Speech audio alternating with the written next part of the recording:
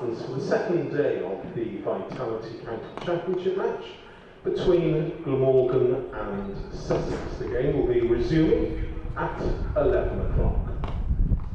Glamorgan Cricket would like to thank all of their sponsors and partners for their continued support, besides extending a very warm welcome to everyone here today at Sapphire Gardens. A warm welcome as well to the players and officials from Sussex, as well as to our two-match umpires, Chris Watts and Surrey Shanmugam, as well as match referee Phil Wickets.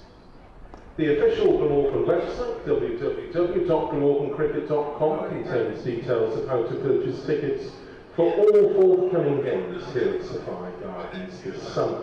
That includes the international matches here on the 28th of May, when England play Pakistan, as well as the contest on the 13th of September, when England meet Australia.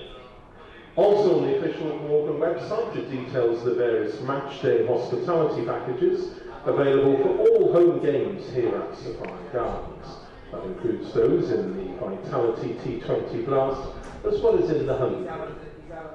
If you're seeking a score sheet for today's game, they're available free of charge from reception. Reception is on the ground floor of the Thatcher's Pavilion.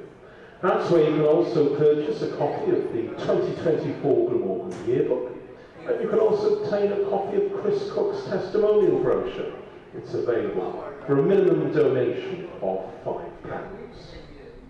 The Glamorgan Club shop, run by Missouri Sports, is also open today, situated opposite Gate 2, and will be open until the close of play. It's also selling a wide range of cricket equipment and other items, including replica Glamorgan kit, plus a range of recently published cricket books. As far as refreshments are concerned, a full range of food and drink can be purchased in the Pyramid Lounge, which is situated on the ground floor of the Thatcher's Pavilion. This is a brand new initiative for 2024, and as a result, the Lewis Lounge on the top floor of the National Cricket Centre is now just a viewing area for members only, without any bar facilities. Snacks, though, can be obtained from the vending machines situated at the rear of the indoor school. Finally, a reminder that the CC4 Museum of Welsh Cricket is also open today. The museum is situated on the first floor of the National Cricket Centre, and it contains a number of displays celebrating the long and very proud heritage of cricket here in Wales. There's a brand new display celebrating the magnificent career of the late Don Shepherd, the legendary Glamorgan bowler who took 2,218 wickets during a wonderful career for the Welsh county. We're very grateful to Don's family for making these items available. There's also a special film which you can watch, celebrating some of the highlights of Don's career from 1950 through to 1972. The museum also has a number of second-hand cricket books, as well as old Glamorgan yearbooks, which are also on sale. The money raised from the sale of these items will assist with the running of the museum.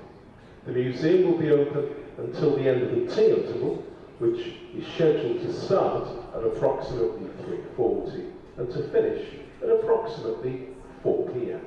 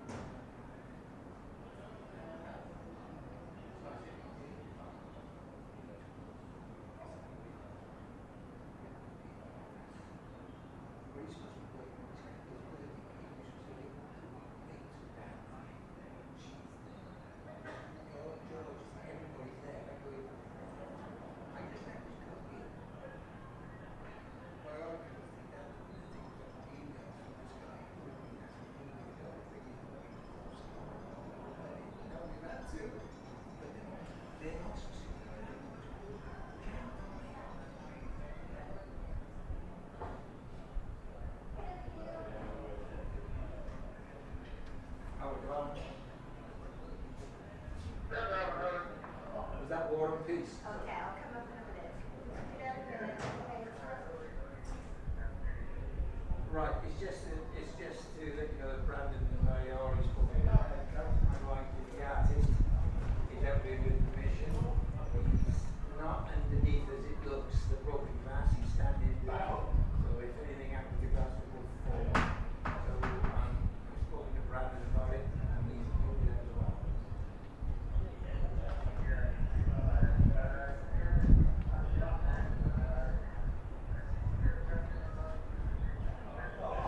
Yes, ma'am. Sophie actually brought them up. She just left now, so Sophie was with us when we positioned it.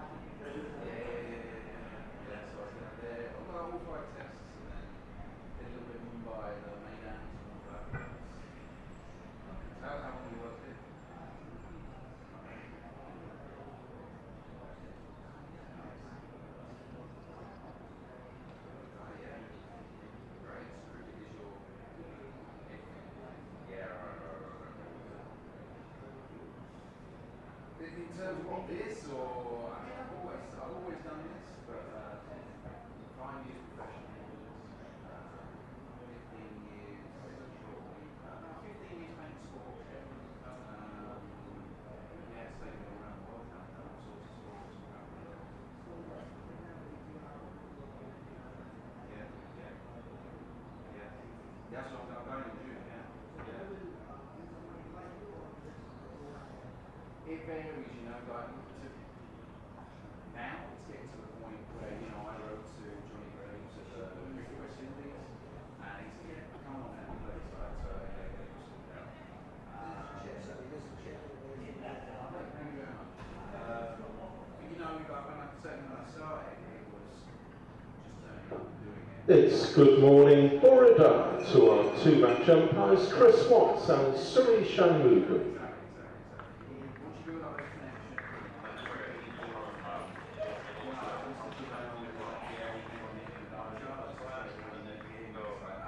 And it's good morning, Borida, as well, to the Sussex side, led into the field by Captain John Simpson.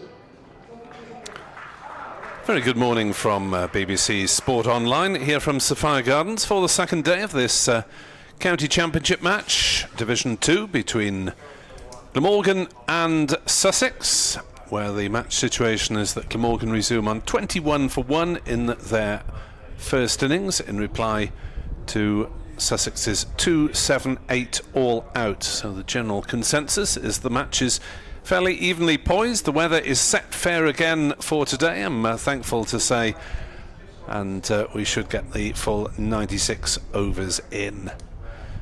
Crowd at the moment is rather fewer than I expected. Hopefully there'll be a few more along in this glorious conditions. And best of luck to everyone who's starting their club season today. I know it's not the official start of leagues, but I know many clubs around the country were suffering under the weather still last weekend. So it's the first clear week they've had really to prepare pitches in a lot of cases. So good luck to everyone who's participating or watching club cricket this afternoon. I'm Nick Webb, alongside me Adrian Harms of BBC Sussex Sport, and with ball in hand, ready to go, is the imposing figure of Jaden Seals, the muscular West Indian pace bowler, who'll be bowling to Billy Root on 1 not out. Only faced 6 deliveries last night, as Seals is in to bowl and Root is defending that one out on the offside. The other batter is Mason Crane, the night watchman. Man out, Eddie Byram leg before to Carvelis for 12. Adrian Harms of BBC Sussex Sport. Yeah, morning, Nick, as you say. Lovely morning as well. Good to see Jack Carlson out on the field. In fact, no, he isn't on the field. He just said that. I can see Ollie Carter's out there. I saw Jack was here before the start of play. Let's have a quick scan around. See if it's still Carlson who's off. As Seals around the wicket bowls. Good delivery, Root plays it well. In swinging Yorker, threatening off stump, Root firmly down on it. Yeah, he's not on the field. So when he was batting yesterday, he seemed to be brought out some medication, Jack Carlson. But I saw he was on the ground this morning, so I presumed he was okay. So perhaps we'll make some inquiries and find out exactly what's going on there. Belated birthday wishes, by the way, to Andy Gorvin, who was 27 yesterday. As that is another decent delivery, but slightly a half volley, and it's driven up through mid-on, and that one will run away up to the screens for 4 runs. First runs of the morning go to a Billy Root boundary. The straight boundaries, which are always fairly short here at Sapphire Gardens, are a few metres shorter than usual because they've had to use a physical screen to cover part of the seats and make sure it's a fully white background. 25 for 1. Seals in to bowl, and that's a very good ball, and it's through Billy Root and through to keeper Simpson. That was a cracker, wasn't it? I have to say, the one person I didn't want to be last night was Mason Crane, because he was bowling at the speed of light last night, Jaden Sills, and even Eric Havelis, who was down at fine man, commented on how quick it was, and he was at fine leg. But it's just a great sight, isn't it, to see a genuinely quick bowler, and he is genuinely quick. Seals in again, bowls to Billy Root, leaves it, and he's bowled. Well, self-inflicted damage for Billy Root. I've no idea why he left that one. And his off stump was left leaning back. Seals had produced a previous in-darting Yorker in this over. That one did come back a long way, to be fair. It was a very fine delivery. And, well, that shot off like a leg break almost, albeit one delivered at 80 miles an hour plus. 25 for 2, Root goes for 5. Yeah, that did come back a long way. And Jaden Sills always celebrates in the same way, runs in a long curve away from the stumps, but a terrific delivery by Jaden Sills, who bowled beautifully last night. And, well, he's the leading wicket taker in Division 2 of the Championship, and you can kind of see why. I was talking to some Sussex supporters outside this morning, actually, and we were saying, oh, wouldn't it be great if we had Jaden Seals and Jofra and Ollie Robinson first change? But I think that's pretty unlikely to happen. Actually, talking about league cricket, Nick, the first Central Sussex Cricket League returns this weekend. 370 teams across 39 divisions taking part in the world's largest adult league. 6 new clubs, 11 new teams joining the league. So as Nick was saying, for everybody down here, everybody in Sussex and around the country, good luck as the season gets on. It's been really tough. I mean, bear in mind, most groundsmen are volunteers at clubs, so it's been a dickens of a job really the last few weeks. So the night watchman remains there. Glamorgan have lost both openers now, Byram for 12 and Root for 5. And Sam Northeast is the new man at the wicket, batting 3 this season, having moved himself up from 4. And Colin Ingram batting at 5 at the moment. Whether Marnus Labuschagne bats 3 next week, we shall see. And whether Glamorgan can leave out Colin Ingram, who's been in fine form. Seals switches back to over the wicket for the right-hander.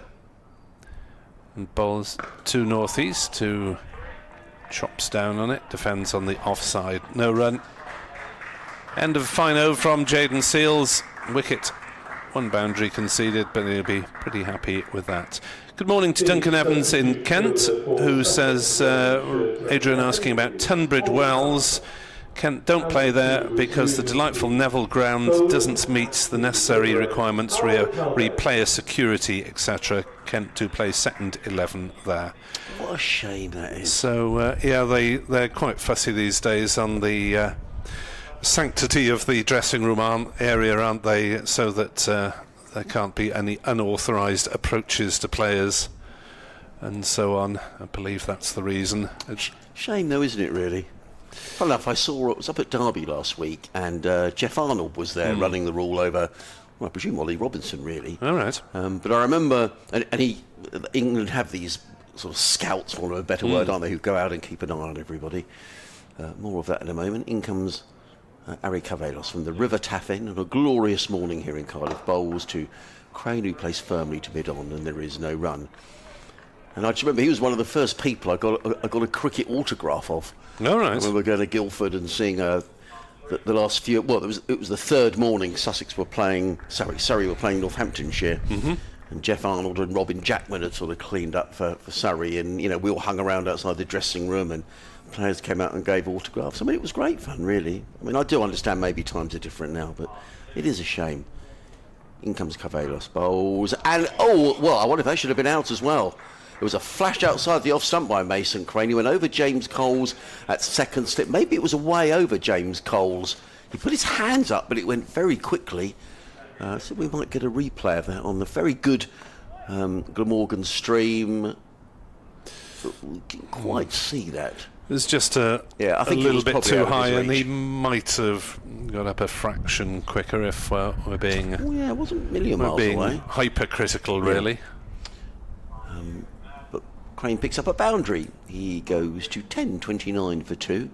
In comes Carvelos bowls and driven into the covers, fielded by Ollie Carter, who's on the field for Jack Carlson. We'll try and find out what's going on with Jack throughout the morning. The other good news this morning, Nick, is that yesterday I was wearing the glasses I just picked up from the optician. And when I looked at the scoreboard over there, I couldn't see it clearly at all. Right. So I put on my former glasses today, and it's as clear as a bell. I think you'd better be going back to those opticians then. That'll be for the third time I'm going back, because I've already done it once.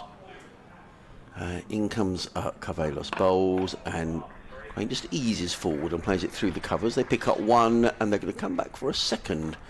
A very energetic dive there by Finn Hudson-Prentice. I hope he hasn't hurt his knee, Finn. No, he's okay.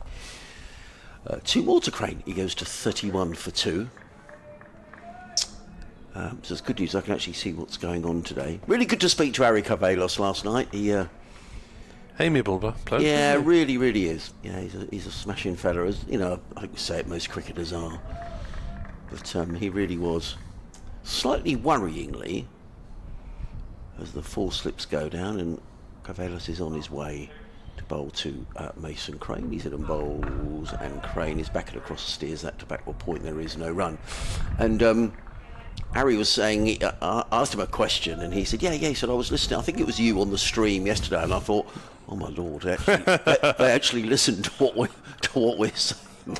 Yeah, I don't necessarily want that, do we? Because obviously, we try and be understanding, but from time to time we have to be critical of people. Yes, we do. Yeah, and we can only call it as we see. So we did have a bit of a joke about that. Ingram Carvelos over the wicket bowls and driven by Crane, only as far as backward point, fielded by Hudson-Prentice. That's the end of the second over of the morning. If you're just joining us, a wicket has already gone down. That of Billy Root, who left a ball from Jaden Seales that cut back into him and took his off stump. Root out for 5, and Glamorgan are 31 for 2. So yes, a fine morning here at Sapphire Gardens on BBC Sport Online. If you want to contact us, nickweb2017@gmail.com or nickweb27 on X/Twitter. And Adrian will give his details after this delivery from Seales, who is keen to be at him and bowling to northeast to his off the mark, working one down to backward square for a single, 32 for 2.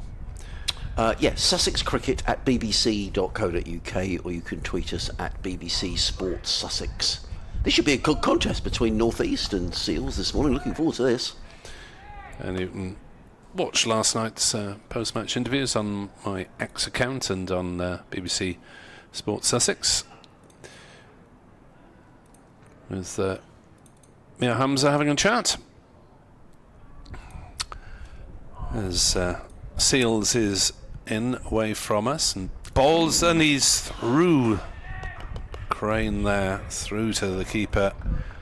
Crane rather beaten for pace there. How long does he keep it up, Jaden Seales? All day.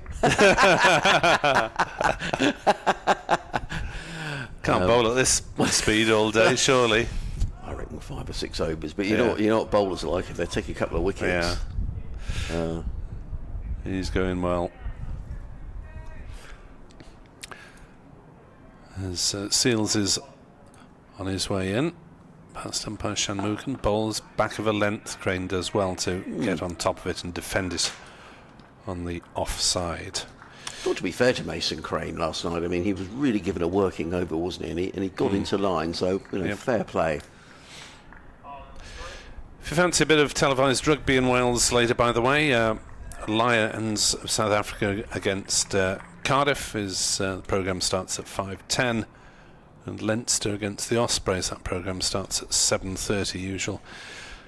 Extensive sports offerings from S4C today, as that is caught by the keeper. Crane couldn't do much about that one. It was short, it was too fast for him, and he just spooned it up in the air, and it was a simple catch, and Sussex have their first bonus point, and Glamorgan are in early difficulty at 32 for 3.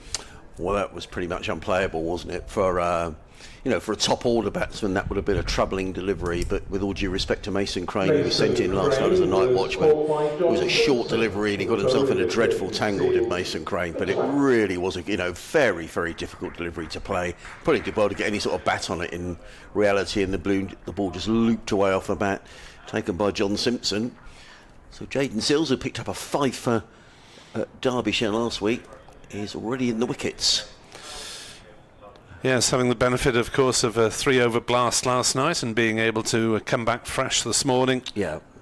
And, Glamorgan have got a troubling few overs to try and survive now off Jaden Seales.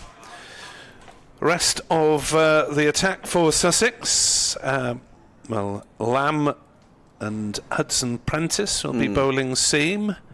The incoming batter for Glamorgan is Kieran Carlson. Possibly Haynes, I suppose, if they need him. Yeah. And spin from Carlson, if available, and Coles. Yes. And some very useful bowling averages around in the Sussex ranks as Kieran Carlson comes in at 5. Glamorgan still have Colin Ingram and Chris Cook to come, but they need substantial innings from probably 2 out of those 4. And Sussex at the moment looking as though they could potentially grab a first innings lead. But there's a long way to go. Seales tossing the ball from one hand to another impatiently. So short leg and 4 slips now as he comes in to bowl to Kieran Carlson, and that's on leg stump and turned away neatly for 4 by Carlson, with Seales for once not putting pressure on the batter, and Carlson taking full advantage, whipping it down to the fine leg ropes. Kieran Carlson, well, a steady start to the season, I suppose you'd describe it as. A couple of innings of 70 in the first 2 matches, but a couple of low scores in the last couple. So he's coming into today with 200 runs at an average of 33. Seales bowled outside, off stump, lost his radar a little bit in those last 2 deliveries. Carlson has nothing to do with it. And at the end of another successful over for Jaden Seales, Glamorgan are 36 for 3 in reply to Sussex's 278. Not such good news from the Sussex camp is the news that Jack Carlson is unlikely to take the field today. He has a lower back injury. Which sounds nasty. So we wish Jack all the best. But Sussex will be without Jack Carlson, or unlikely to be have Jack Carlson available today. So that will affect the bowling options. They've still got James Coles, who will bowl spin. But that's a big loss for Sussex. Eric Carvelos is running in from the River Taff end, comes in and bowls to northeast, who lets that go outside the off stump taken by Simpson, and there is no run. So there's a picture there of somebody doing a painting. There was a similar thing that, I don't know if it's the same guy, I don't think it is. There was someone up at Derby last week. We had an artist at Northants against Glamorgan. Right. See if I can find him. In fact, he gave me his card last week. All right. And he came from, I think it was Wiltshire, but I may be mistaken. Carvelos in and bowls northeast, drives slightly uppishly through the covers, eludes the dive of Ollie Carter, and he'll come back for a second run. Will North East, but it was in the air for just a moment or two. The score goes to 38 for 3. I mean, Ari Cavalos bowls at a decent enough pace, is it? But he almost looks sort of military medium compared to Jayden Seales, who's bowling very fast this morning. I know we do have the speed gun, so perhaps we'll be able to see how fast Jayden is bowling. I should have looked at that a bit earlier on. 3 slips go down.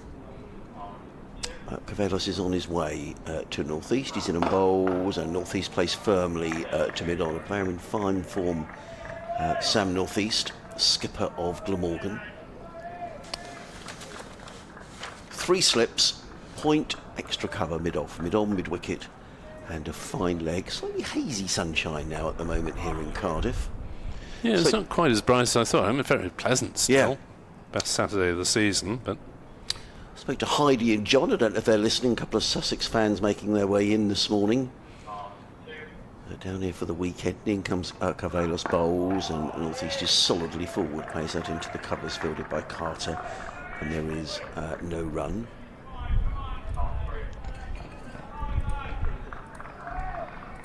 Quite fancy that one day, Nick, sort of trotting around as all the various grounds in the country, as a couple of days here, a couple of days there. Absolutely. Let's just hope that county cricket is still in one piece by the time we hang up our microphones. Well, let's hope so. In comes Cavalos, bowls, North East is forward, plays to mid-on, nice and tidy from Ari Cavalos. A few emails have come in. Duncan's been in touch. Now, this must be Welsh, Nick. B-O-R-E, second word, dar, Nick. Yeah. Is that good morning? That is good morning. How would you pronounce that? Borodar. Borodar. Borodar to you, Duncan. He says, Borodar, Nick, and good morning, Adrian. Oh, yes, and that was the message about the... yes, the Tunbridge. Yes, I'm sorry, about Tunbridge Wells. Steve Oxford's been in touch. Morning, Steve. He says, I'm watching the great coverage provided by the Glamorgan tech team. In comes Cavalos bowls. Good delivery, let go by North East, taken by Simpson. And there is no run. Nice tidy over from Ari Cavalos, who's bowled 5 overs, 1 maiden, 1 for 14. The other good thing about the Glamorgan tech team is that one of the fellas, Jack, his mum supplies him with all sorts of cakes. And when he wasn't in the commentary box, I did ask for permission to take one of the lemon cakes. I think they're lemon.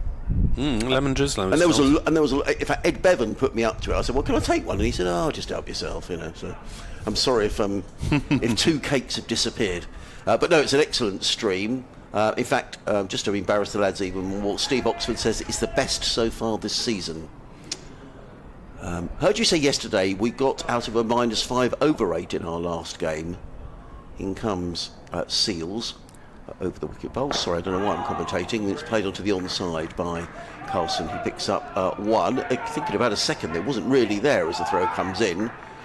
And he gets back in his ground. Sorry, Nick, I pinched a ball then. Don't worry at all. I was just researching the artist and I found him. Oh, what's his name? Andy Brown. And it is the same guy who was at Northamptonshire against Glamorgan in recent weeks. I think that's a different guy that was at Derbyshire last week. And actually, thank you for your email, Steve, because I clearly need to do my homework a bit more. I'll tell you why in a moment. Seales is on his way at 39 for 3 to bowl to Sam North East. And North East squirts that one away slightly involuntarily between slips and gully. It was all along the ground, so it was perfectly safe, and he's picked up a couple of runs, 41 for 3. In fact, our colleague Dave Fletcher is listening. Morning, Dave. And he is going to tell me, let me just have a look. What did you say the guy's name was? Andy Brown. Same one? Yeah. It's the same one? Okay. Yeah, same artist. Thank you, Fletch. I can't remember what happened yesterday, yet alone a week ago. Yeah, but it was a terrific picture he painted. Seales in.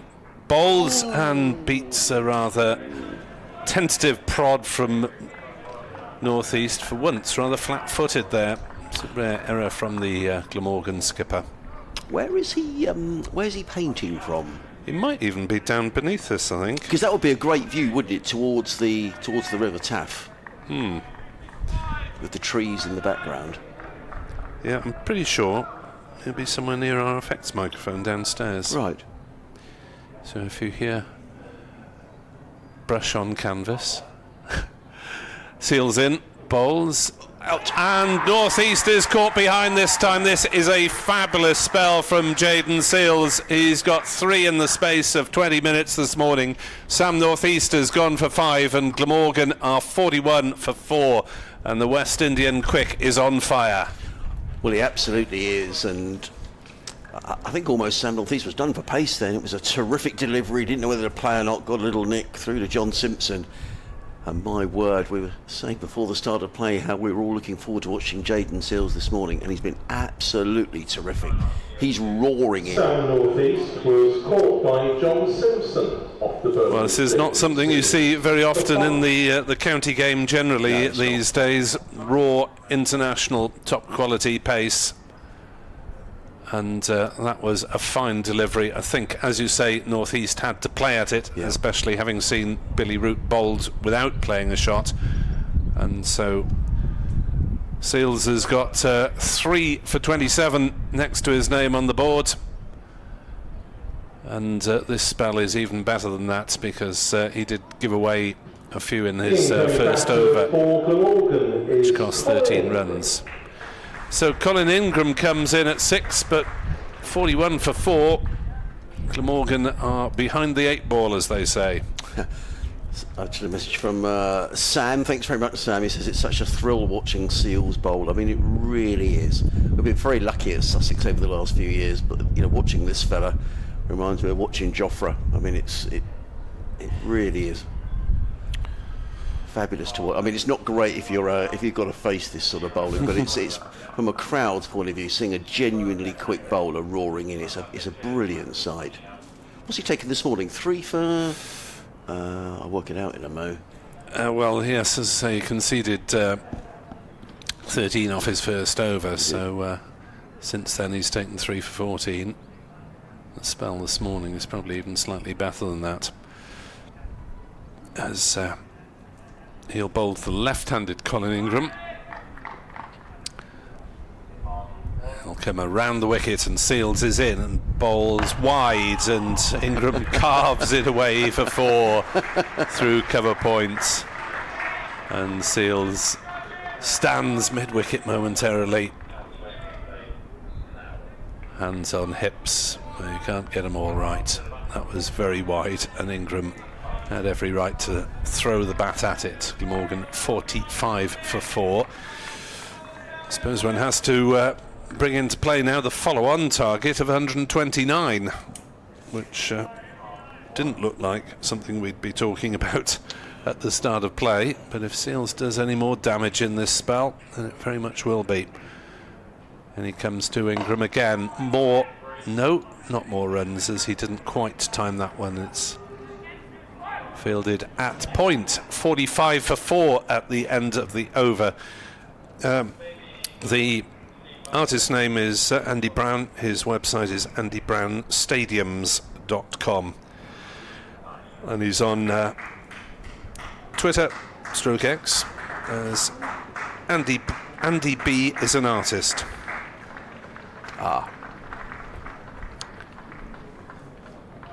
So look forward to seeing what he comes up with. And at least he's seen Sapphire Gardens in the sunshine. He was absolutely nobbling at Northampton. Harry Carvelis coming in from the River Taffen, bowls to Carlson, who's 4, plays that to backward point. So if you just joined us this morning, you've missed quite a bit of action in the 25 minutes that we've had. Glamorgan have added 24 runs, but they've lost 3 wickets, and all of those taken by Jayden Seales.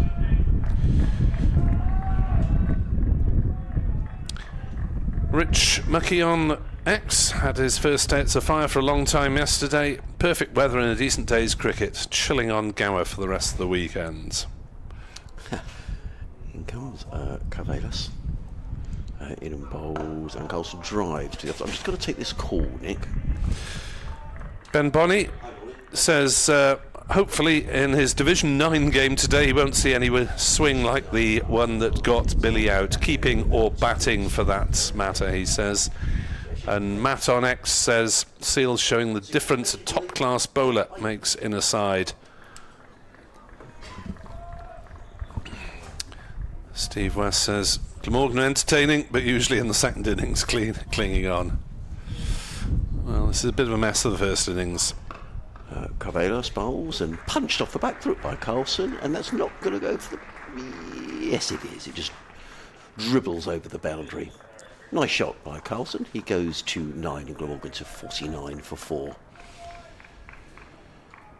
Apologies for that. I had a phone call from the studio just to make sure we were on the ball and ready to go at 11:30. So the joys of production staff who don't realise that we spend most of our time actually on air during a match. It's not just much special staffing here, I can tell you that. It's not. Carvelos, the sun has got a bit sort of milky again as Carvelos is in, bowls, and Carlson leans forward, plays it to backward point, and there is no run. As I drove to the ground this morning, Nick, I went through Llanduff, is that what they call it? Approximately. Right, okay, yeah, sorry, I mean my Welsh is... But is that where, when the Queen died, is that where Charles went afterwards? He went somewhere in Cardiff to a cathedral. I think it was that cathedral. If he went to a cathedral, that would have been it, I think. Right, okay. Yes. So I remember thinking, wow, where in Cardiff is that? Carvelos in bowls, let go by Carlson, taken by Simpson. There is no run. Yes, if you walk directly north from Sapphire Gardens for about 20 minutes, you'll hit it. Next to the Cathedral School, not surprisingly, and past Llanduff Rugby Club. Right, okay. The Cathedral School looked rather nice. That's presumably a private school, is it? It is, yes. I got out for a duck there. My first game at prep school. Here comes Carvelos bowls. Forward comes Carlson, plays down the offside of the track. There is no run. Right, I better disappear for a few minutes because we've got to do an update, and I will return in 5 minutes or so. Adrian Harms will be back to accompany Edward Bevan, who will be coming in alongside me. 49 for 4 then Glamorgan on this beautiful day here in the centre of Cardiff. Umpire Shanmugam going for a wander. He's got someone's extra hat on top of his own, or no, he's tucking in it at his side instead. And the bad news for Glamorgan is that Jayden Seales is going to bowl another over. That's certainly fine news for Sussex, if he can keep going as long as possible. That's outside off stump, and Ingram has a go at it. Misses through to Simpson.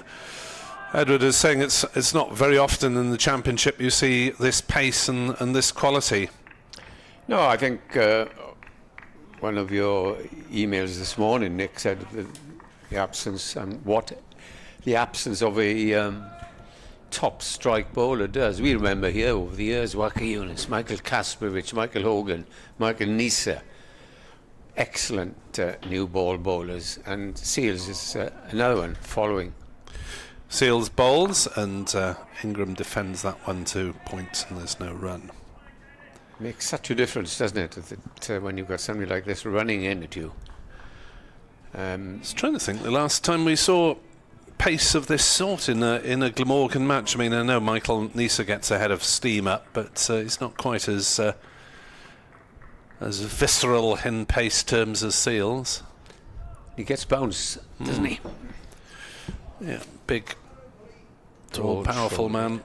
Yeah, traditional fast bowlers build, as that's through outside off stump, and Ingram for once plays no shot. Yeah, when you look at the dismissals, Billy Root completely misjudged nip back or delivery. Did come back a long way, didn't it?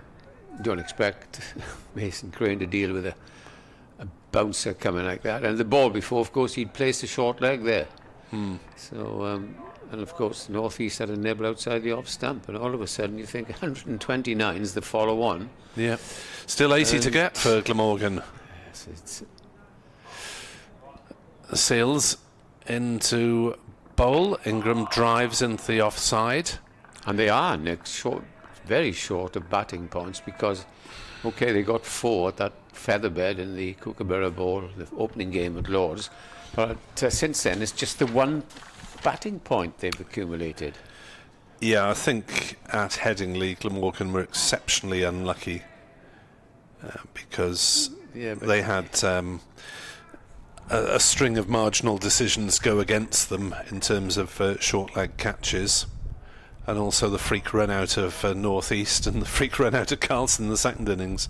That's through outside off stump from Seals and into the gloves of Simpson. I think he, in his interview, said to you, North East, we've got to get first innings runs, and they haven't been doing it. It has been a theme last season as well, when you look at the fabulous efforts to save the games at Hove and at Durham.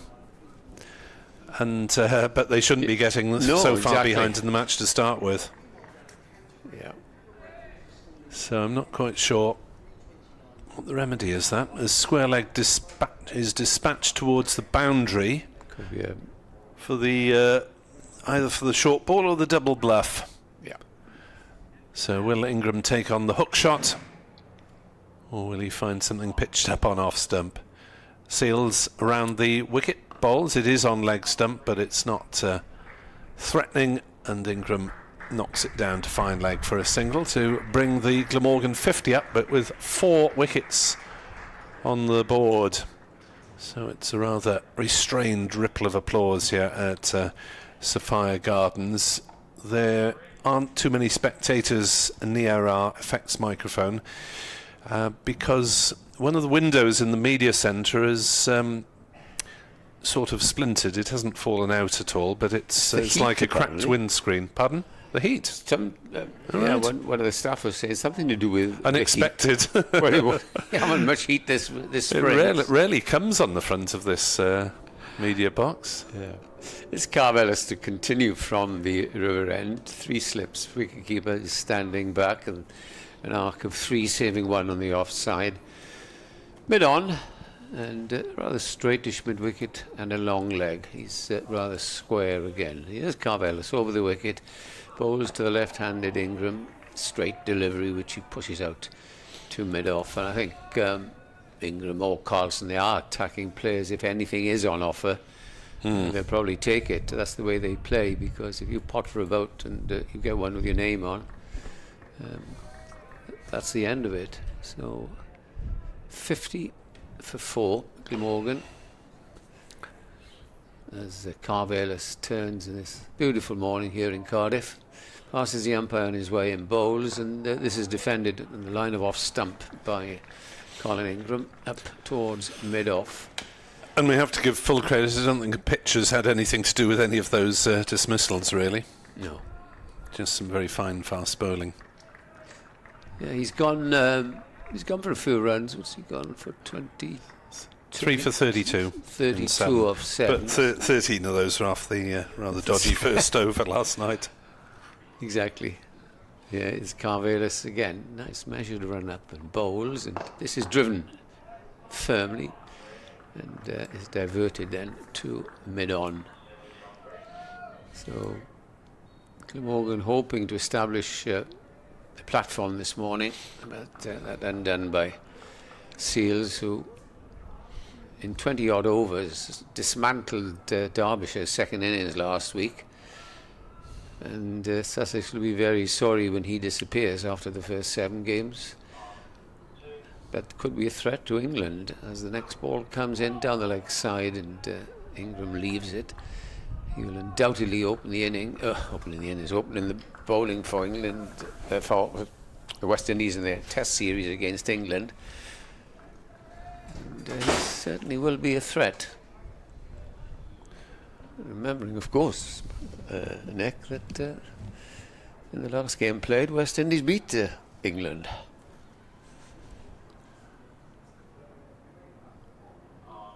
Carvellis, no runners off the over so far. Bowls to Ingram, and Ingram drives again, and then beats a diving Carvellis, goes up to the boundary, and that's 4 runs. Lovely shot there. And Ingram, who does play that shot extremely well, gets another boundary. His second boundary. Glamorgan move on tentatively, 54 for 4, but that was a lovely shot as we see it again. Gun barrel straight, got the feet in the right place, and After North East's run out last week by Fisher at the non-striker's end, I'm getting a bit twitchy on straight drives. Yeah, it's a terrible way to go, isn't it? Yeah, it's Carvelis is in and bowls again, and this time appeal for LBW, not out, says the umpire. High possibly from here, and this excellent service we have by the stream shows it was also drifting down the leg side. Edward, do you mind if we change positions? Not at all, not at all.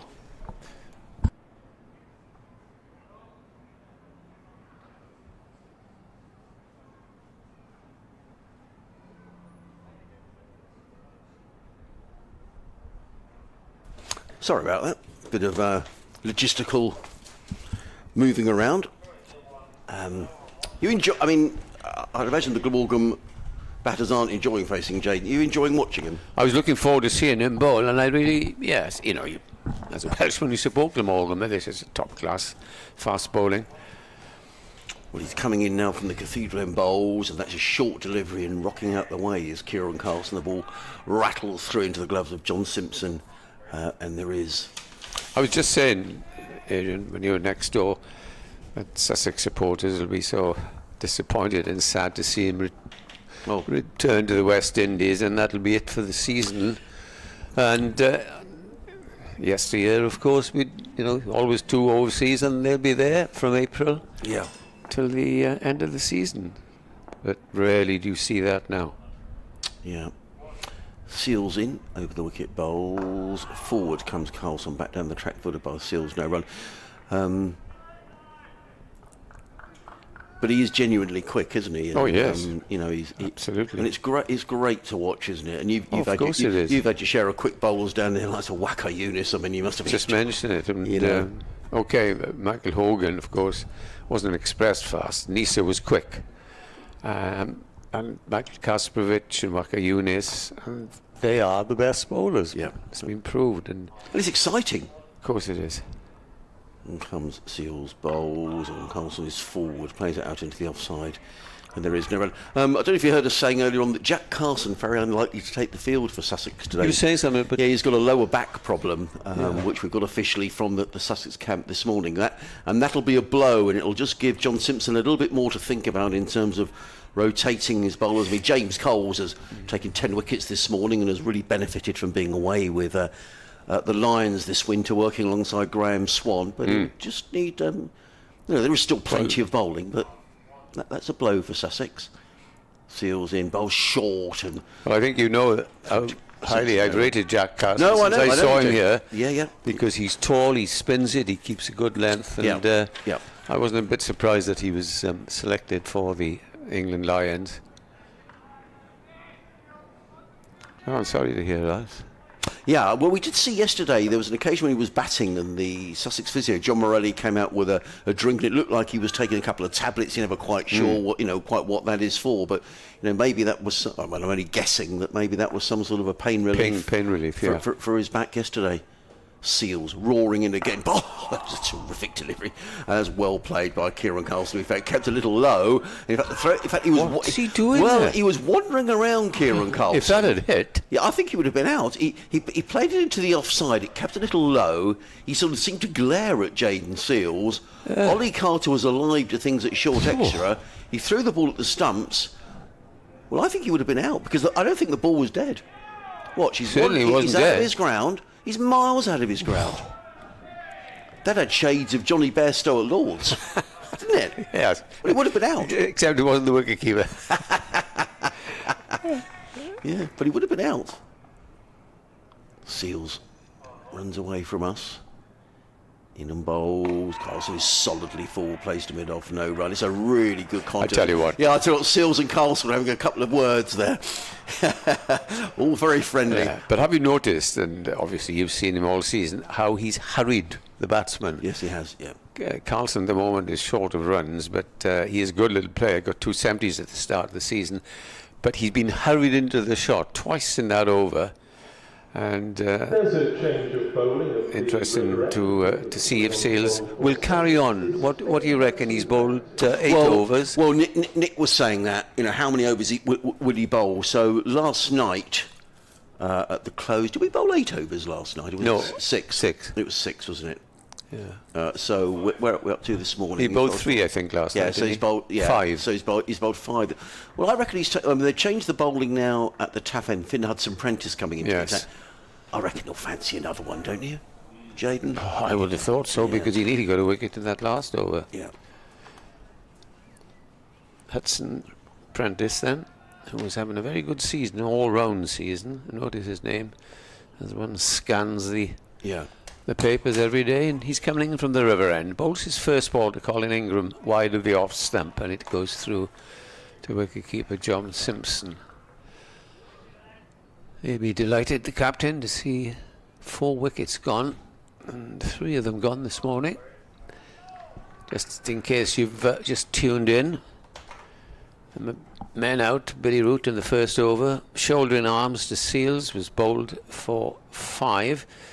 Mason Crane then had a bouncer which he can only guide into short legs hands, as in comes the next delivery, and that's driven nicely, and it's a tumbling stop there by Pujara. Just dived away to his right at mid-off, and there's no run. And north-east to Glamorgan, who banking on the country's leading scorer, was just poking at one from Seals, a quick delivery which moved away from him, and he was caught by wicketkeeper Simpson. He was out for 5. A lot depends on these two now, as the next ball is good length ball pushed away up towards mid-on. A few emails have come in. Teddy Walmsley has been in touch. Hi Teddy, he says, morning guys, game nicely poised, loving watching our bowling attack as it's the best quality we've had for a number of seasons. On the county cricket schedule, I think the diary is to the favour of 2020, but to hear Joe Root... sorry, I'll read that again in a minute. Quite makes sense. In comes the next delivery. Slow ball, and it's watched very carefully by Colin Ingram and pushed away. He's on 9, and the other batsman, Kieran Carlson, also on 9. Sorry, Yeah, I think what the point Teddy's making here, he says in T20 maybe there should be less games. He's also saying they should bin the 100, but I think, to be honest, Teddy, that's not going to happen. I think the 100 is here to stay, and it's all. I think. Well, it's lost so much money, but I think it is here to stay. I think it's the way that the county game is going to adapt around it. Here's the next ball, and again, Ingram is forward, watchfully playing it out into the covers. Can you carry on a competition that's constantly losing money? No, but I think, I was no great lover when it came in, Edward, but I just think the way that it's going and the direction of travel, it's difficult. It's difficult to see that's. In fact, I noticed that Nick was saying there's a meeting here next week. I just had a note to say there's a meeting down at Sussex next week of members as well. I'll need to find out more about that. Hudson Prentice in, bowls to Ingram, who hurries him, pushes it up towards mid-on. That's the end of the over, and it's 54 for 4. Glamorgan in reply to Sussex's first innings total of 278, and that really was a commendable effort, because they at one stage 140 for 7. Good rear guard action. Carlson and Carvelis both 39. Carvelis unbeaten. Useful little innings by Seals, who struck 17. Got a bonus point, and they really put pressure on Glamorgan, and Seals is saying, yes, I'm going to have another one or 2. He is. Go back to a few emails we've had. Steve Oxford, and I apologise, Steve, I should have done my homework before I came down here, and I didn't do it thoroughly enough, as in comes Seals, roaring away from us. Ingham bowls it all when he beats Carlson outside the off stump, taken by Simpson, no run. I said, I heard you say we got out of a -5 over 8 in our last game. Well, we didn't. We had a point deducted again, a habit we need to get out of for sure. Great start this morning, hoping for a good first innings lead. Best wishes, Steve Oxford. Steve, thank you for that. In fact, I wasn't at the game last Sunday, so I'm not making excuses. I should have picked up on that. But on the website, the BBC website, it said Sussex 24 points, and I thought, oh, good, they must have made up those overs. But clearly they didn't. In comes Seals, bowls, and Carlson turns out a little uncomfortably down to find leg and picks up a single. He'll be very pleased to be off strike. I think Jaden Seals is just having a little word there to Kieran Carlson. Yeah, there they go. And Sussex lost points last season for slow over 8s, and that didn't please Fall Farbrace. So I'm sure that now, Sussex have had a great start to the season. It's hard enough to get points, isn't it, without throwing them away on slow over 8s. But Steve, thank you for bringing that to my attention. Much appreciated. Tim Worley has been in touch on Sussex Cricket at bbc.co.uk. I'll read your email in a minute, Tim, as the sun is back in all its glory and Jayden Seales running away from us, coming into bowl to Colin Ingram, who lets that go outside the half stump, taken low down in front of first slip by John Simpson, and there is no run. Tim says, I got out of St Richard's Hospital on Thursday after 8 days on IV antibiotics for cellulitis and sepsis. Ow, that's not good. Watching my great Sussex team on the feed has been a blessing and is definitely helping my recovery. Oh, that's good. My first experience was seeing Sussex v Somerset at the Saffrons in Eastbourne under Mike Griffiths in 1967. I've loved them ever since. I now live in Warningcamp near Arundel, and I'm a member at Arundel, so it's great to see Sussex back there this year. As in comes Seales and Bowles. That's wide outside the off stump, taken by Simpson, and there is no run. And hopefully the County Championship Festival can return there soon. Best wishes to you and your colleagues. Thank you, Tim. I'm sorry to hear you've been in hospital, Tim, but I hope you're enjoying the live stream. And we've had lots of compliments about the stream here this week from Sussex supporters who have been getting in touch. So it's been very high quality, so great news. Well, that is good news for Arundel, that beautiful ground. I remember being there a couple of years ago with Nick and I in a Sunday League match. Yeah, I remember that. In comes... that's a good delivery, but no, what happened there? Did they hit him on the backside? Just hit him on the back. I mean, he seemed to duck, and then the ball ballooned towards John Simpson. Let's see this again. Yeah, hit his top of the shoulder. Hit him on the shoulder. He'll have a bruise there. He will. Martin Mahoney in High Wycombe says he's enjoying the stream as well, but he says surely it should be the stream team. I think he's making a reference there's a dream team. Don't know about Jack, just because Jack's mum's giving him cakes. Yes. In comes Seales. Away from us, in and bowls and covering up his Ingram, plays into the covers. There is no run. It's the end. Let's have a look now at John Simpson. He's trotting down the pitch. I wonder what he's saying. Do you want another one? Yeah, Jay? I mean, he's tapped it. I think he's having a rest. That's it. I think that's it for the timing. I just wonder as well whether you feel with the bowler you just want to keep on bowling, but whether he's only 22, Jayden Seales. I wonder whether your keenness, it needs the experience of a Simpson to say, actually, just have a rest. Yeah, have a rest. Have a rest. Although he Come will back be before lunch. Used to this sort of heat, living out in the West Indies, so they do keep going of out course. there. And David Sharp's been in touch at Edward. He says, "Good morning from Marbella." I'm glad I switched lovely. on for the first ball. How about that? Hudson Prentice to bowl his second over. Bowled the first one was a maiden. Bowled to Carlson. He pushes it back. Something that always irritates me is when I read or somebody says, but it's only second division cricket. Perhaps you look at an England side. Now you look at when Ollie Robinson plays. You got Robinson and Swales. You tell me a better opening attack than that. Yeah. First or second division. Yeah, for sure. But people, tend to forget. Yes. Hudson Prentice bowls forward, comes Carlson, very correct, then pushes it out into the covers. Yeah, absolutely. And I remember here, before Ollie Robinson actually got his first England cap, and he took 9 for 78 here. He took 14 in the match. And he Sussex won the game, but Ollie Robinson won the game in truth. Yeah. And I think we all said then, that was the start of it. And it was quite a flat track, wasn't it, Ed? Yeah, it was. It was, yeah. Hudson Prentice in, bowls, tucked around the corner. It might just run away for 4 up towards the pavilion. Yes, it is. It's fielded there by the Sussex 12th man. A nice timed shot there by Kieran Carlson, who gets a boundary. He moves into double figures, 14 to him, 59 for 4. And it's quite ironical that we're saying now there's 70 for the follow-on, and these two will have to try and rebuild the innings here. As Hudson Prentice comes in and bowls again, and that's a good length ball which brings the batsman forward and pushes it back down the pitch. You are the font of all knowledge, Edward. This morning you came in and you were talking to me about an old Sussex wicketkeeper who appeared in 4 Weddings and a Funeral. So I've got all that information up. So I didn't know about this. Rupert Webb. Rupert Webb, yeah. Sadly no longer with us. No, he was the longest living. He died at 96, some 6 or 7 years ago, apparently.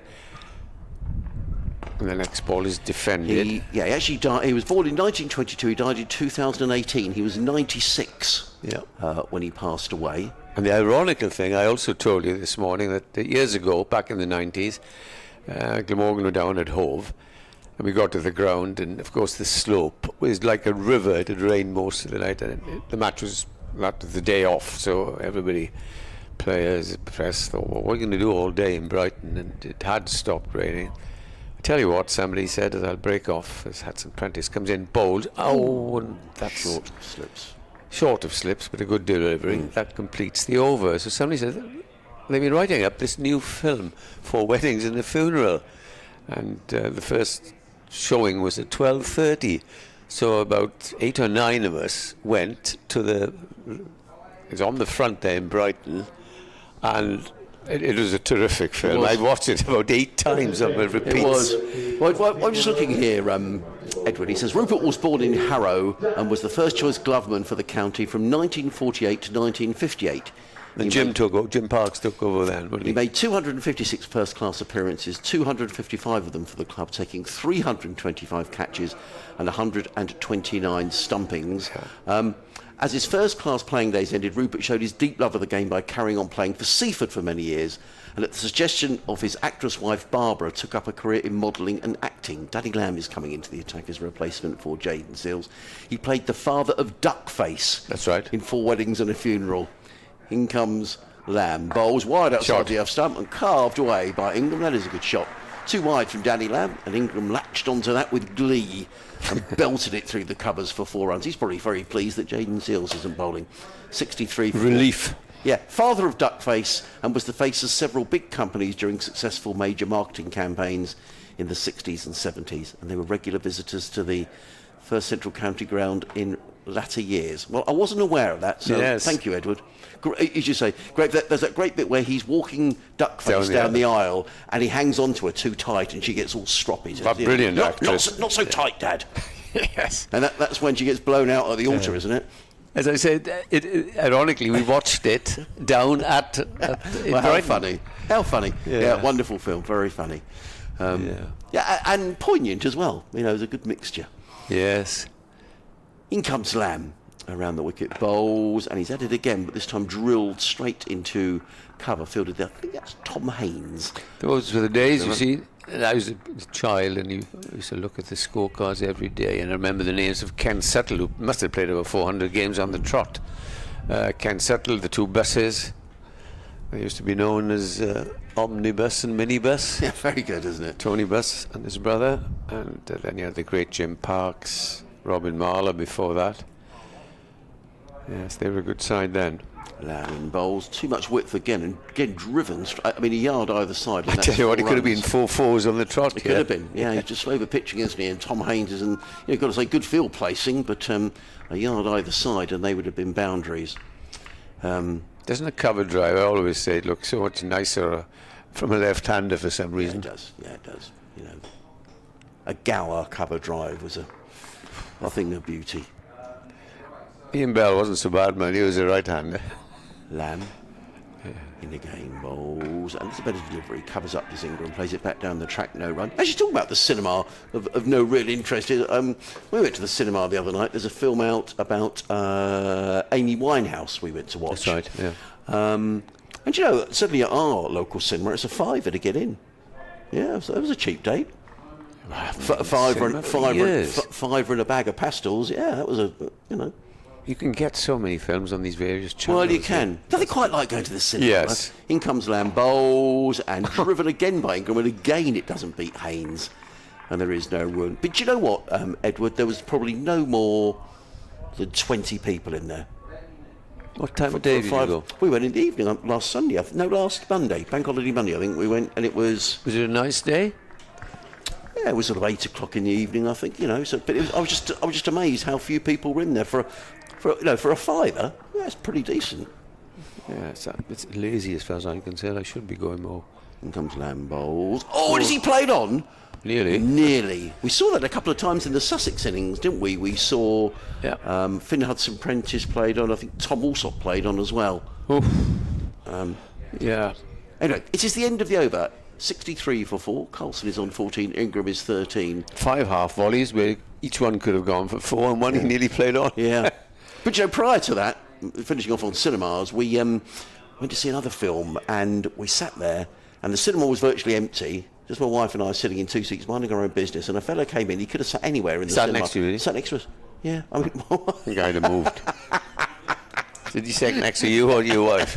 I think, in fairness, there was a seat between us, but I thought, why are you sitting so close? 1,000 places. Isn't it? Yeah. Anyway. I'd go and sit by that nice man. I listened to him on the radio. I don't know. He's asking for his autograph. I don't think so. Hudson-Prentice with the score on 63 for 4. Comes into about his third over. Bowling to the right-handed Carlson. Carlson's forward. Calls for a run and thinks about it, but then decides, no, I don't think Colin and I would get halfway. And they stay where they are. He's an impetuous little player, is Kieran Carlson. He likes to get on with it. And really is a delight when he's on the go. But he's had a few low innings recently, and he wants to get a biggie, and this would be the ideal time to get it. I mean, probably put the kiss of death on him now. He is on 14 as Hudson-Prentice bowls. He's forward again. There is a members' forum. Thank you very much to the Sussex press office. There's a members' forum on Friday in the long room at 9:30, where the chair, the new chief exec. Is this to discuss this investment thing? Well, I would imagine so. I don't know. I'd imagine that's what it's about. It's a members' forum, 9:30 in the long room. In comes the next ball. Short down the leg side. That'll be 4. And he picked on it very, very quickly, did Carlson. It had there been a leg slip there, it would have been straight at him, but rather quick. Yeah. But a welcome boundary for Carlson and Glamorgan as the score now moves on. 67 for 4. A very still, sunny morning here at Sapphire Gardens. The flags away to our right, the Sussex flag, the Glamorgan flag and the Welsh flag, just very, very limp. Perfect for watching cricket as the slips and the keeper go down, as in comes Hudson-Prentice and bowls, and forward comes Carlson, pushes it back down the pitch. Well, if you remember the last members' forums around the country, when Strauss had these wonderful ideas and were quickly defeated out of hand. And it's up to the members to decide. It's members' club, Sussex and Glamorgan. And I've got my opinions on that, which nobody probably wants to hear. But I think Hudson-Prentice comes in and bowls, and this is nudged away, thinking of a single, the busy Carlson, but they don't. But a good line here, isn't he, Finn Hudson-Prentice? Yes. Keeping it very tight. Well, that shows a good sort of shock bowling attack with the Seals, and then you've got your medium paces, and on a sort of slowish pitch as this, Sidge, if you just pull your length back a little bit, it's very difficult, Adrian, to score. Last ball of the over, and he comes bowls and rather turns him batsman around. Apart from that minor blemish with the boundary down the leg side, that was another good over, and Hudson-Prentice now has bowled 3 overs for just 8 runs. Yes, that members' forum, 9:30 on Friday morning. It's the first day of the Yorkshire game. The chair, John Philby, Pete Fitzboyden, who's the new chief executive, and Paul, who I'm presuming they mean Paul Farbrace. So perhaps there's a range of things to be discussed. I think the main thing will be the investment. Yeah, I'm sure it will be. And rather cheekily, a message says, Jaden's pace reminds me of you, i.e. me, when you hear the cake arrive at the press box in Sussex. Because I generally race up to get the cake before the... Did you get a bit of cake yesterday? I did, actually. It was nice. Yeah, thank you for that, Jamie. In comes Danny Lamb, bowls wide outside the off stump and driven again. That must be the 5th time that Danny Lamb has bowled a half volley outside the off stump, and Ingram has smacked the ball to Tom Haynes. He's probably got sore hands in there at cover. So a yard either side, and every one of those would be boundaries. And they're coming right up the middle of the bat, you know. They are, yes. Right out the middle. There is no run. Lamb. In again, bowls, and this time lets it go outside. There's no run. You know my thoughts, and I was quite pleased to hear your chairman say the other day when Mrs. Root and Keir said you're playing too much cricket and all that. We're not playing too much cricket, he said. No, he did, and the point he was making was the lack of cricket at Hove in the prime summer months of July and August. Exactly. That's the point John was making. You know, when you know the schools are out, there's people on holiday. In comes Lamb, bowls, taken by Simpson, no run. When our children, you tell me this, when our children are going to watch county cricket where they can develop, having been coached properly how to play forward and play back, well, they don't see any county cricket. Yeah. Because you haven't got it in, you've got the odd game, but most kids don't break up, end of July? Yeah. Sort of third week in July, something like that, isn't it? Lamb. 3 slips go down into bowl to Colin Ingram, and Ingram drives, and this time he does meet the fielder. That's a nice shot. No chance of Tom Haynes stopping that. He's just over pitching a bit here, Danny Lamb, and that was drilled through the covers by Colin Ingram. Lovely shot. And Glamorgan go to 71 for 4. Ingram to 17. Something a recovery here from Glamorgan, who at one stage of the day were 41 for 4. And just going back to this, I see now that next year or whatever, the Pakistan competition is going to coincide with the 20 overs, and these players in England, like you've got, for instance, Jason Roy, and also the Nottinghamshire opener. Alex Hales. He goes all over the world. Lamb is in bowls, and that's 4 ball. He's just giving too much width here. He could have had about 8 fours. Yeah, driven away. This time it was square of the wicket. He's not quite got his line right here. And 2 people converge on him, one at mid-on, one at mid-off, and as if to say, Jaden Sales, come on, just put your length back a little bit, but some beautiful shots. No, they are beautiful shots. I mean, he's over-pitching, but he's being drilled away. Funny enough, last week we had a case of Lamb, LBW Lamb. That was Matt Lamb of Derbyshire, was LBW to Danny Lamb. Can I just ask you something? Of course you can, as long as it's not too personal. I wouldn't tell you anyway. Would you be considered if some of these players who say, yes, I'm going to play around the world, you say to the county, say, look, you go and play, but don't expect to play here. In comes Lamb around the wicket, bowls. That's better. Ingram forward, plays into the offside. There is no run. Ended over 75 for 4. Carlson 18. Ingram is on 25. I think I'm right in saying that Alex Stewart had something to say about that, didn't he? I think so, about players who do go around the world but then come back to their counties and want to enjoy the facilities at the counties. Yeah. So the physios, the medical teams, the strength and conditioning coach. And I think Alex was. I have to find the answer. I think he was kind of questioning quite whether that should be happening. So I think. Well, you're listening to one of the most sensible men in cricket, Alex Stewart. Totally. Yeah, totally. Yeah. You've got to say, do you want to play county cricket? Do you want? Yeah, or are you going abroad to play? Yeah. If you want to, fine, you go, but don't expect to come back here. Yeah. Hudson Prentice is bowled accurately, starting another over, and bowls to Carlson. Carlson is forward, plays up to mid-on, and there's no run. And I think I mentioned yesterday a very good podcast, which is worth a listen. It's called Hitman for Hire. You were saying, all about David Visa. And it's now David, to be fair, had finished county cricket and made the decision to be a freelance cricketer. Literally going from tournament to tournament. I mean, you've got the, you've got to perform, because otherwise, you're not going to get contracts. But exactly. that's David, I think it's fair to say, is towards the end of his career, and fair dues. In comes Hudson Prentice. Bowled, played on the onside. Very watchful is Carlson, and he needed to be, because these have put on 34. Mainly Ingram with some glorious shots through the cover boundary. He's on 21, and Carlson is on 18. So that's my feeling on it. Yes. I don't know, what do you feel?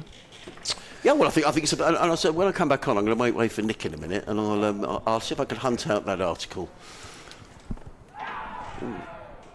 Strikes Carlson on the pad there, trickles onto the. Whenever Nick comes back in, I always think of the name Webb, and I think of two things. We've been talking about Rupert Webb, and now it's Nick Webb. Yeah, Rupert Webb, but also wasn't the first guy who swam the Channel, was he called Webb? Yes. Matthew. Any relation? No. Yeah. Just wait until this over completes, and Nick will be back in the chair, resplendent in shorts and a baseball cap or whatever you call it. You two are very colourful today. You've got a bright yellow polo shirt on. Yes, for the sun. Hudson Prentice bowls to Ingram, who drives through the offside, and it's a good one-handed stop there. That might well have reached the boundary. Yeah, you're all in yellow. Nick has got his country's colours on today, hasn't he? Yes, he has. Yeah. He's on the bench, the red shirt. 76 for 4, mini recovery.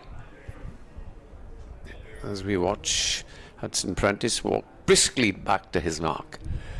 And he passes the umpire here and bowls. And this time he has to go back on his stumps and play it defensively up to mid-off.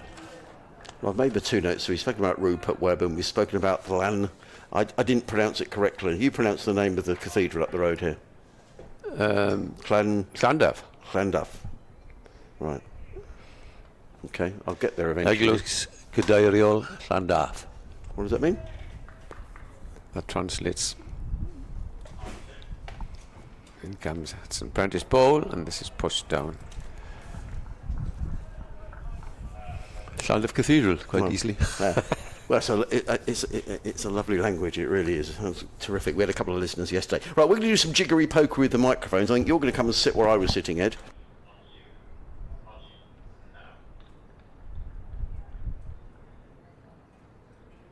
And Nick is alongside me, having been. What have you been doing? Sitting out in the sun, have you? Briefly, I was also having a chat with the artist Andy Brown underneath us, All right. whose work is taking shape as he looks to eventually get round all the principal county grounds. Is he doing a Jack Russell? He is producing a view of the day's play, although presumably not any specific moment. He's said I'd go down and have a look later, see how he's getting on, and invited him to drop in if he has finished his work in time in the closing session. Why not? As we're going to see Danny Lamb then, wearing 10. To say, Nick, I don't know if you've been watching, but Danny Lamb could have gone for 6 or 7 fours. Ingram 4 times hit it hard straight at cover and hit him 3 times to the boundary. Yes, I saw there's a couple of beautiful cover drives as Lamb is into bowl and Carlson on drives but doesn't quite time it, and it rolls to mid wicket and there is no run. I was just trying to scroll through to get the details of Seals's spell wicket to wicket, but unfortunately the Wi-Fi started buffering a little bit outside. I have to do that in here. So Glamorgan, who were 21 for 1 overnight and then 41 for 4, now 76 for 4. As Lamb bowls on leg stump, worked away by Carlson down to fine leg for a single. So Sussex at the moment just finding the same issue that Glamorgan did, that they can't quite back up their opening 2 bowlers in the same style. Sussex have got the spin option of Coles, but not, it appears, today of Carlson, who's got a back problem, which is unfortunate, really. I suppose he had a. Not quite sure how he induced it during his innings, as that's outside off stump from Lamb and allowed to go through by Ingram. No run. There wasn't any particular moment when he appeared to pull up in pain, but he was taking painkillers at one point during his knock yesterday. Yeah, he's a big lad, isn't he? 6'3", 6'4". Might have just twinged it. It's a nasty business, that back issue. 77 for 4, Glamorgan, as Lamb bowls, and that's driven off an edge, not off an edge, off the thick outer part of the bat from Ingram. Didn't quite go, I think, where he was aiming, but safely down to point for a single. 78 for 4, a further 51 runs needed to avoid the follow-on, and I didn't think we'd be talking about that. No. But with Seals in business... And at that stage, I was thinking, well, if Glamorgan don't get to the follow-on target, and the weather dreadful for Monday, would they think perhaps... Anyway, we shall see. In comes Lamb. And it's driven firmly by Carlson to mid-off, no run.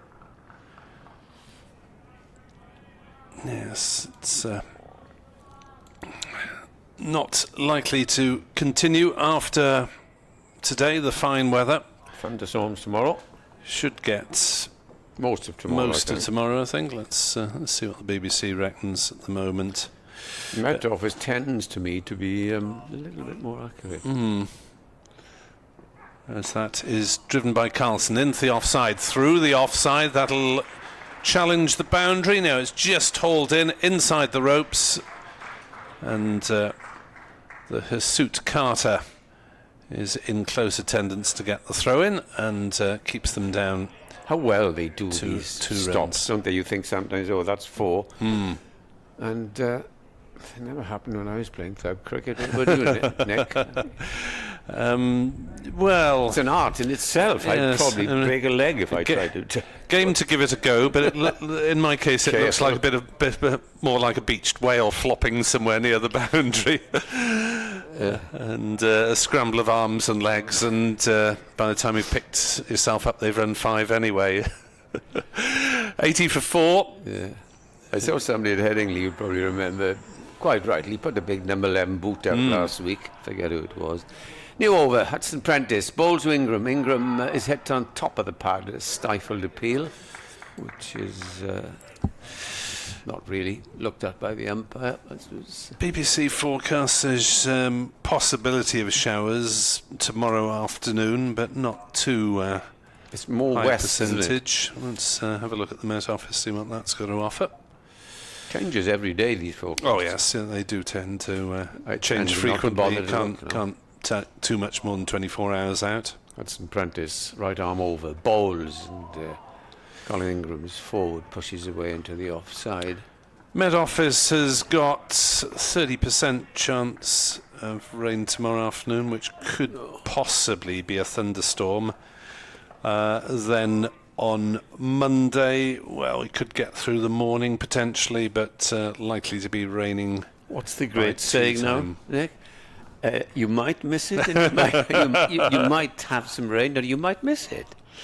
That's an Prentice over the wicket, close to the stumps. Bowes, lovely shot off the back foot, 4 runs. Colin Ingram. I was going to extol his virtues. He's played beautifully this season, and perhaps I shouldn't have said that, being a Welshman, but he really has. And Labuschagne coming back next week. What are you going to do? Give him a few games in the seconds, Labuschagne? Because word has it he's in Paris at the moment. I don't think he'll have a net out there, will he? No. It's going to be a difficult beyond. As in comes Hudson Prentice. Bowls to Ingram, who plays back down to mid-on, no run. Yes, and Hamza, having just had his best spell of the season, complicates it further. Just a reminder, you can only play 2 players designated as overseas. 84 for 4, and Colin knew that, but he might feel a bit peeved. He was averaging, was he, for 100? 90 coming into the game, 93. Hudson Prentice comes in, medium fast, bowls to Ingram, who gets a bat on it, but not timed it to any perfection, and it just rehearses the shot again. He has moved on to 27. 26 rather, and Carlson's on 21. This partnership now has saved Glamorgan somewhat. He's put on 53 with that boundary. Hudson Prentice, medium fast. Bowling from the river end, coming in towards us. And the bowls to Ingram, and Ingram plays that round the corner down to fine leg, and we'll get 4 more. Hudson Prentice kicks the ground in anger and says, why do I have to do that? 2 fours in that over, and Glamorgan have moved on to 88 for 4. In pursuit, first of 129, the follow on, and then in pursuit of 278, which was the total Sussex made in their first innings. Yeah, 278 didn't look a particularly imposing score at the time, but well, Seals had his way, and Glamorgan were 41 for 4. It looked a very long way off. And do you think we'll see another spell from him before lunch? I wouldn't be surprised to see him given another 3 or 4 overs. Big, broad-shouldered, fit young 22-year-old. Why not?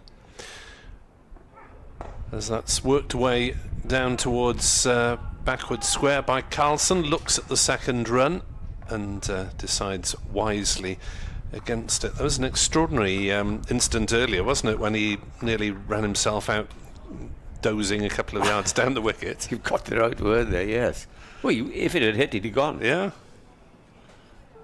He's found some ways of getting out, Kieran.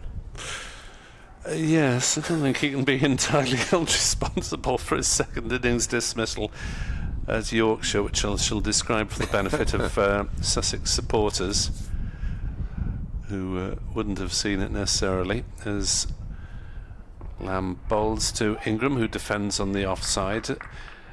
Carlson was batting against one of the spinners with Joe Root at Silly Point. Carlson came down the wicket, drove the ball. It cannoned against Root's shin pads while he was trying to take evasive action. Bounced back straight away to the wicketkeeper. Tattersall, quick thinking, whipped the bails off. Ingram had turned and dived back, but was judged to be a fraction too late. As Lamb bowls, Ingram drives to mid-off, and there is no run. A very unfortunate dismissal, with absolutely no element of skill from Root at all, apart from getting his leg in the way accidentally. Trying to take evasive action. Yes, trying to get out the way. Nice warm day here, and it's a joy. I'd love to be out there playing now. Not to this standard, but do you know what I mean?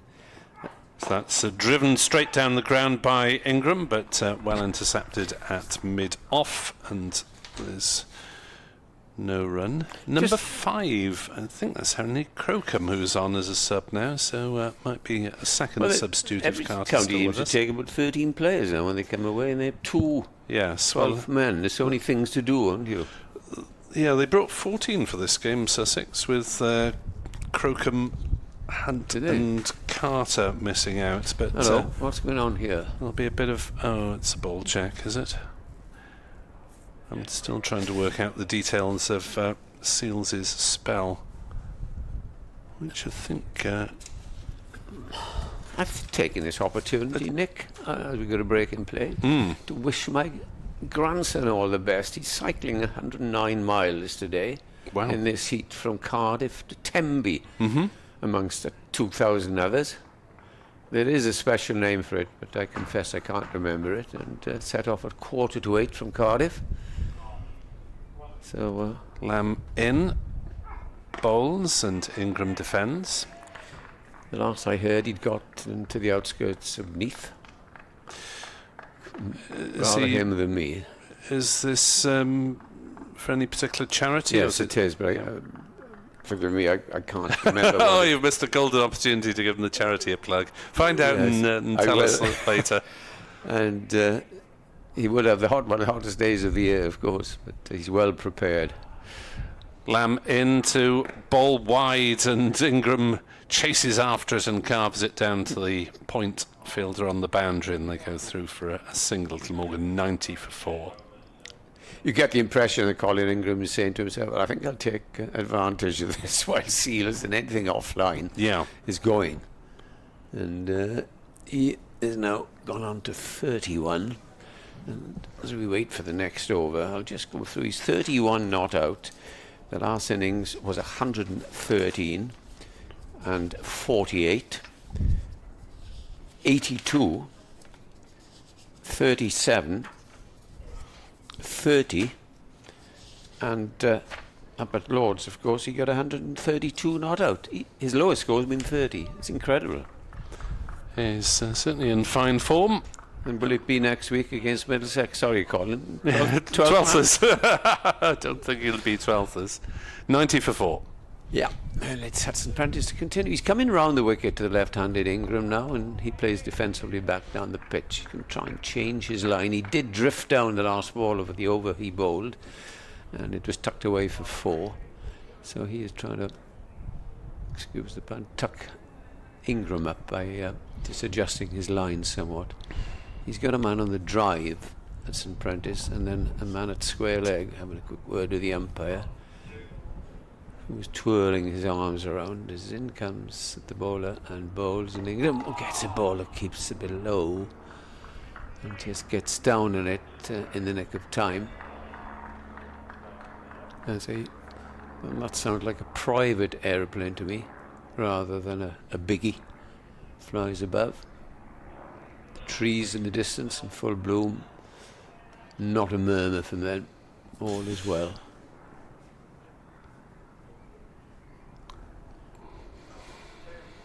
In comes Hudson Prentice, in and bowls again. This is played past the bowler and intercepted at mid-off. Yeah, I've finally managed to scroll back on one of the websites and work out the wicket-to-wicket spell from Jayden Seales. Just 8 runs conceded this morning between, well, more than that, slightly more than that overall, but 8 runs between the 3 wickets, if you like. Yeah.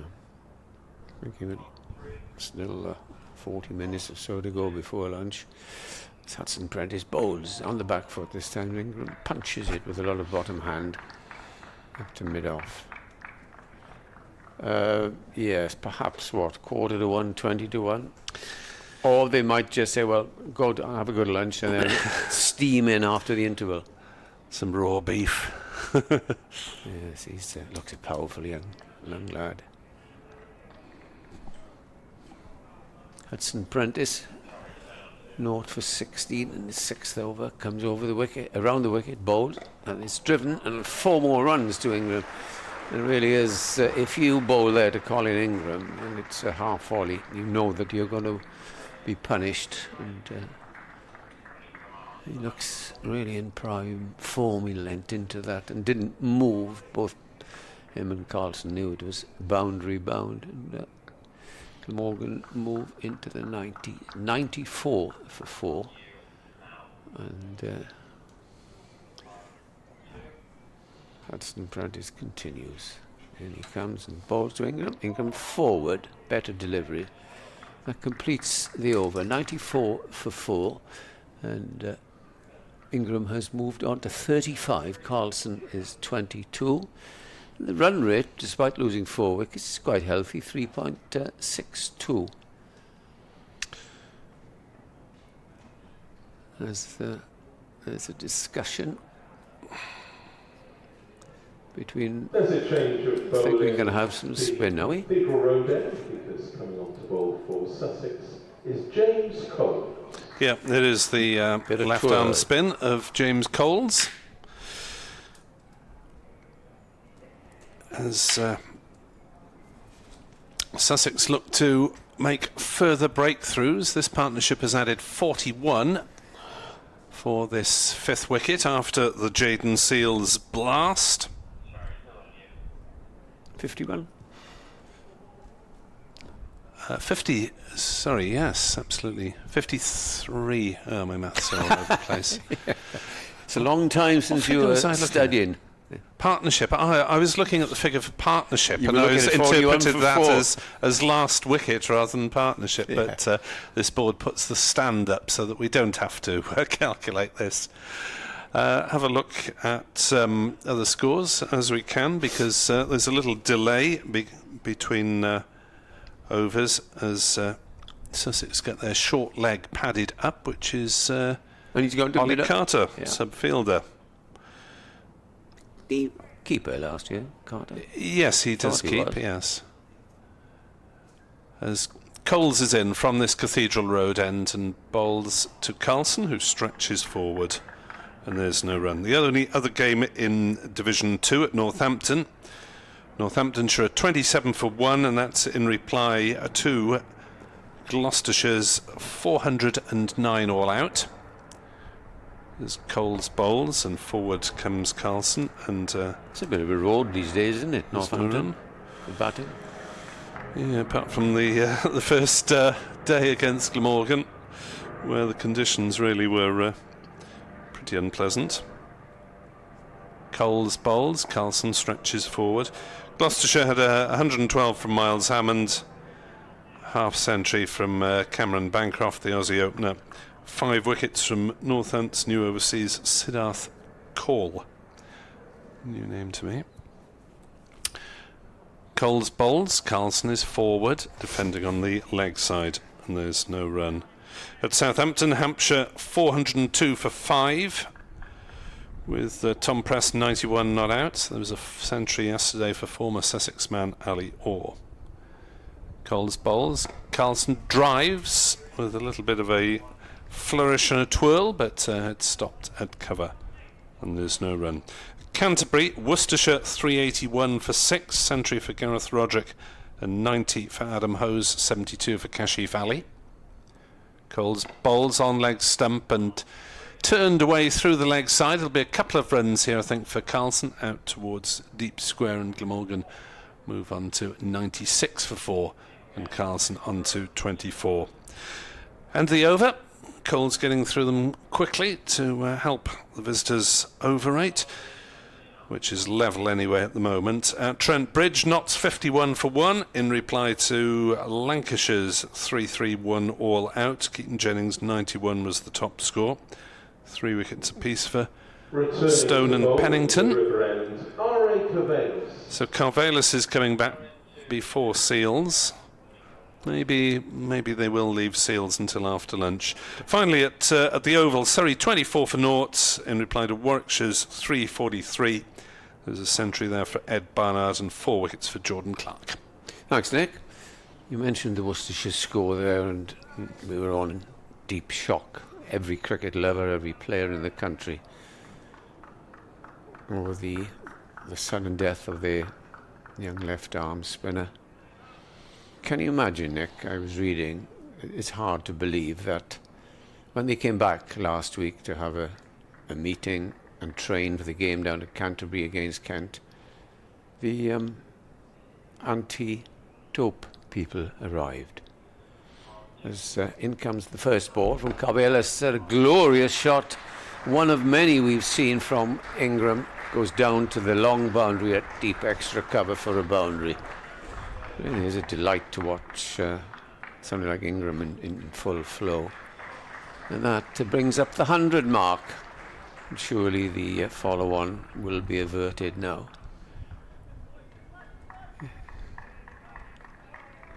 Yeah, 129 is the figure Glamorgan have to get to.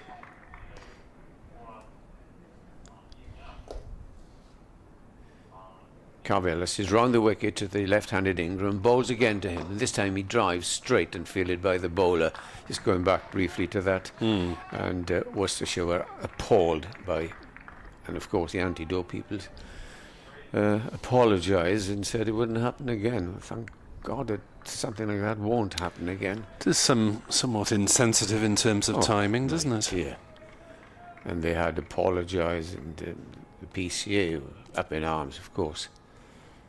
And all sympathy with Worcestershire, that dreadful episode. Then comes Carvelis, bowls 4 more. Oof, my word. Must find out from our pals next door how many boundaries he's hit. I can only remember one down to fine leg for 4. The others have all been through extra cover.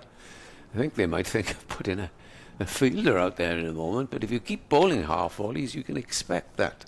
I suppose they want to provide the temptation. Now they are filling that very gap with He's been Clark hitting it trotting round from slip into the covers. straighter than that. So 2 4s in this over. He's Colin Ingram, and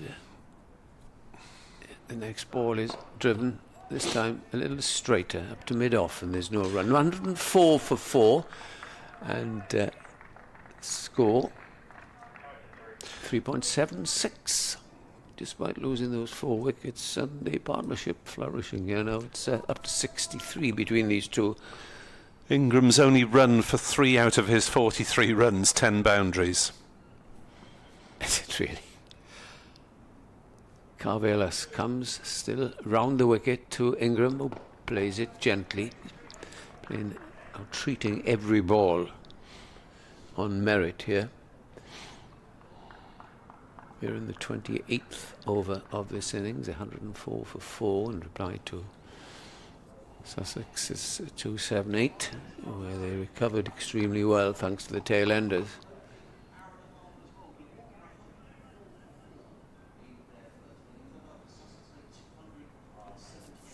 Here's Carvelas again in the bowls. Ingram tucks this round the corner.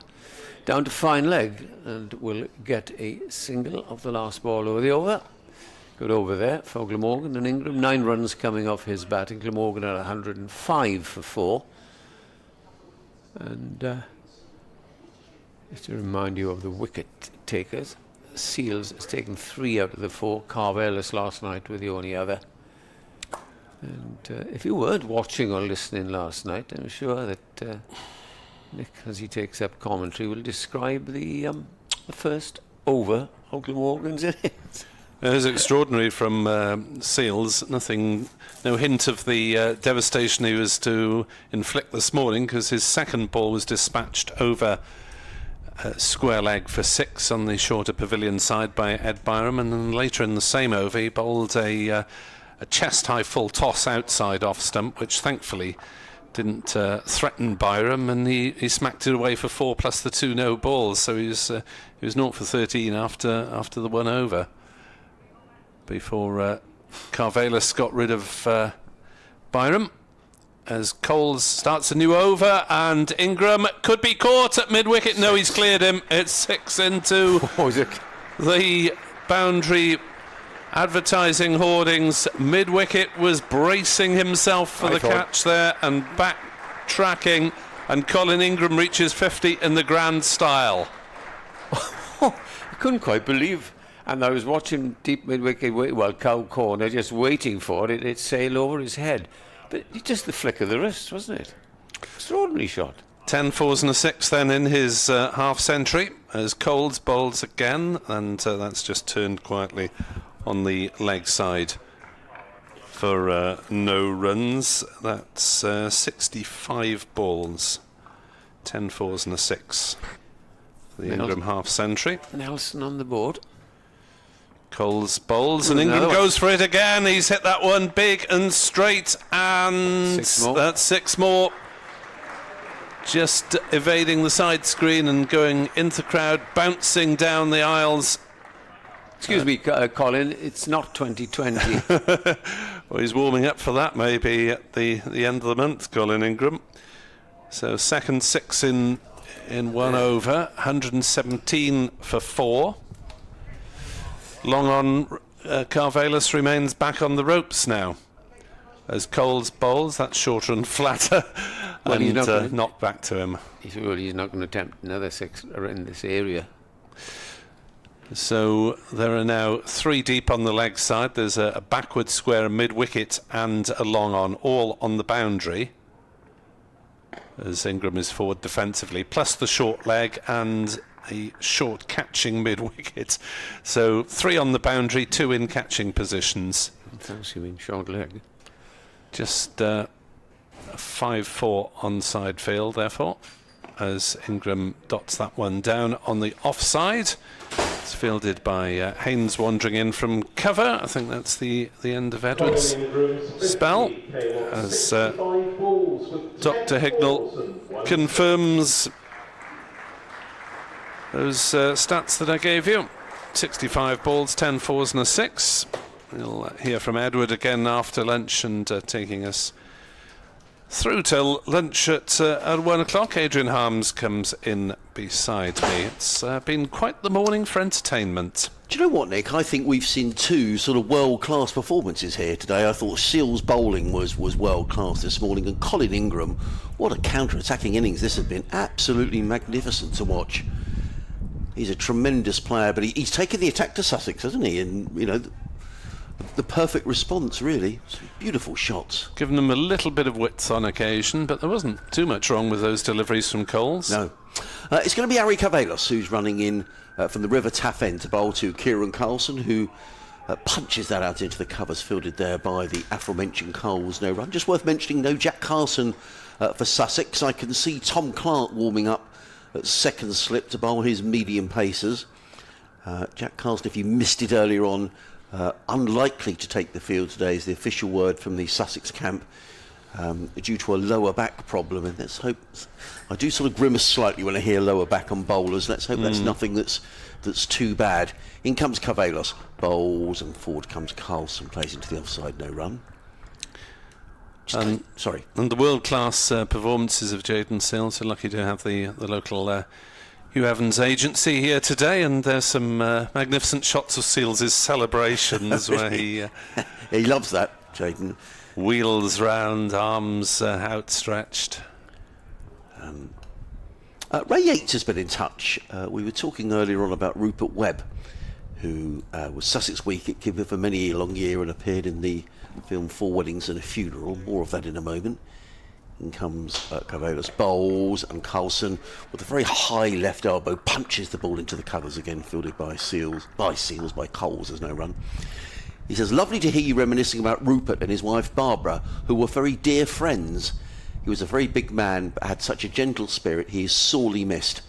Many thanks for the coverage, says Ray. And come on, how lovely to hear from you. He's listening up in Aberdeen, where he says it's a very... No, he's not. Come on, Adrian. He's in Inverness. I'm sorry, 22 degrees, which he said is most unusual. In comes Carvelos, bowls. Oh, if there'd been a third slip, he'd have gone. But by the same token, if there was a third slip, maybe Kieran Carlson wouldn't have played that shot. He sort of glided the ball down to third man. It wasn't far out of the clutches of Tom Clark at second slip. Nonetheless, the ball races away for another boundary. And Glamorgan have gone very quickly here to 121 for 4, having at one stage been 41 for 4. So this partnership now worth 80. Yeah, it's been a bright morning, hasn't it? Glamorgan have really already got exactly 100 runs on the board today now. Yep. And we've got 22 minutes until luncheon.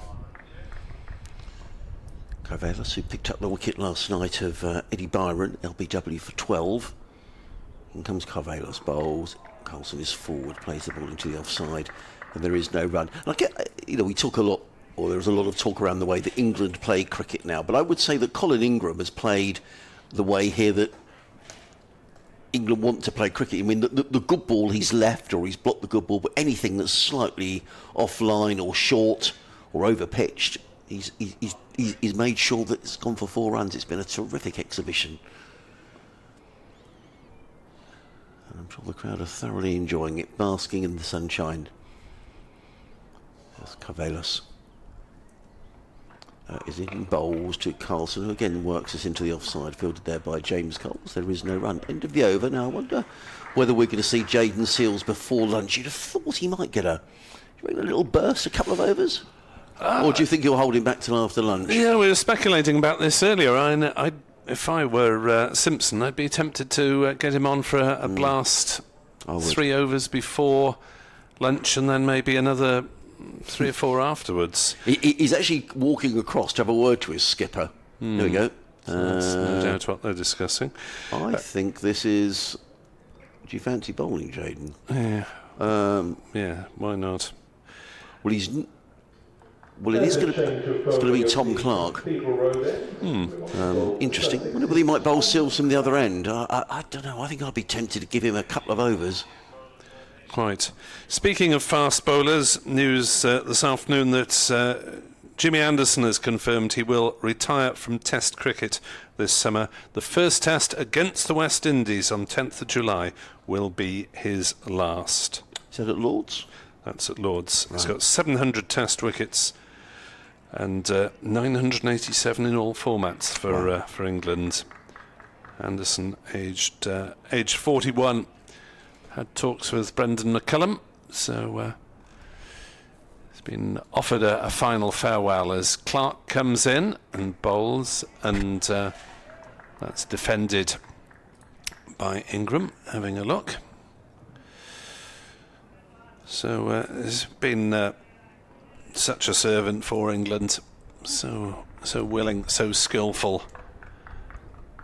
Oh, absolutely. And we actually saw him in county action about 3 years ago against Glamorgan,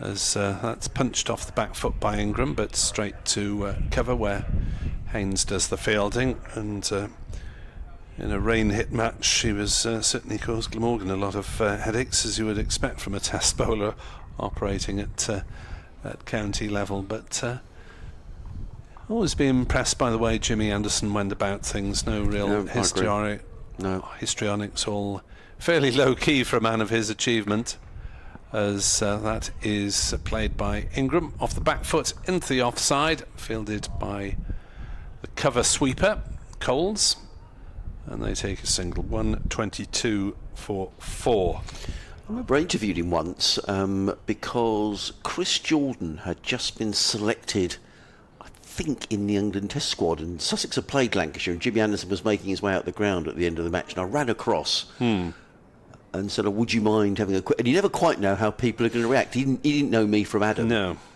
And he said, oh, yeah, delighted to. So you think, oh, that's nice.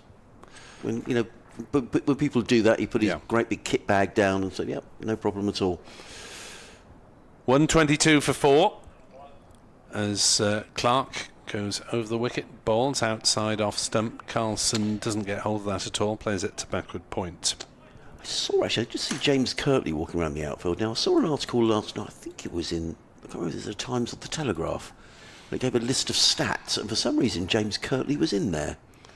So I have to see why that was, see if I can find it. As in comes the next delivery. It was graceful. Floated and driven by Carlson into the offside, but for no run. Speaking of stats, I shouldn't be surprised to have read, but I was, that Chitwashwa Pujara, before yesterday's 41, had scored 9 runs in 4 innings against Glamorgan. That is a good stat. As, well, not a good stat for Chitwashwa. No. Carlson blocks it out on the leg side, so a relatively small sample, but before that knock yesterday, his average against Glamorgan was lower than against any other opponent. So he's got a few, but not as many as he would have wanted, no doubt. End of the over, 122 for 4. You're listening to BBC Sport Online. Adrian Harms, Nick Webb and Edward Bevan, your commentary team for the remainder of this game. And good to have your company wherever and however you're listening and viewing. Absolutely. It's going to be Ari Cavalos who's going to carry on. So I suspect maybe we're not going to see Jaden Seals before lunch. He's falling at backward points at the moment. But it's been a really good recovery by Glamorgan, who are wobbling and some at 41 for 4. In comes Cavalos, bowls. Ingram is forward, plays it down the track, no run. I can see Paul Farbrace and James Kirtley down below us. Just watching from behind John Simpson. Farbrace just making a point there to James Kirtley. Sussex, look at all the Sussex lads in their very smart new blue tops. Farbrace is just making a point, maybe about a fielding change or... Glamorgan have fought their way back into this, and it's been a terrific counter-attacking innings, particularly by Colin Ingram, who's on 57. He faces now as Cavalos is in and bowls. Oh, and he beats Ingram outside the off-stump, and we can't say that's happened too much this morning.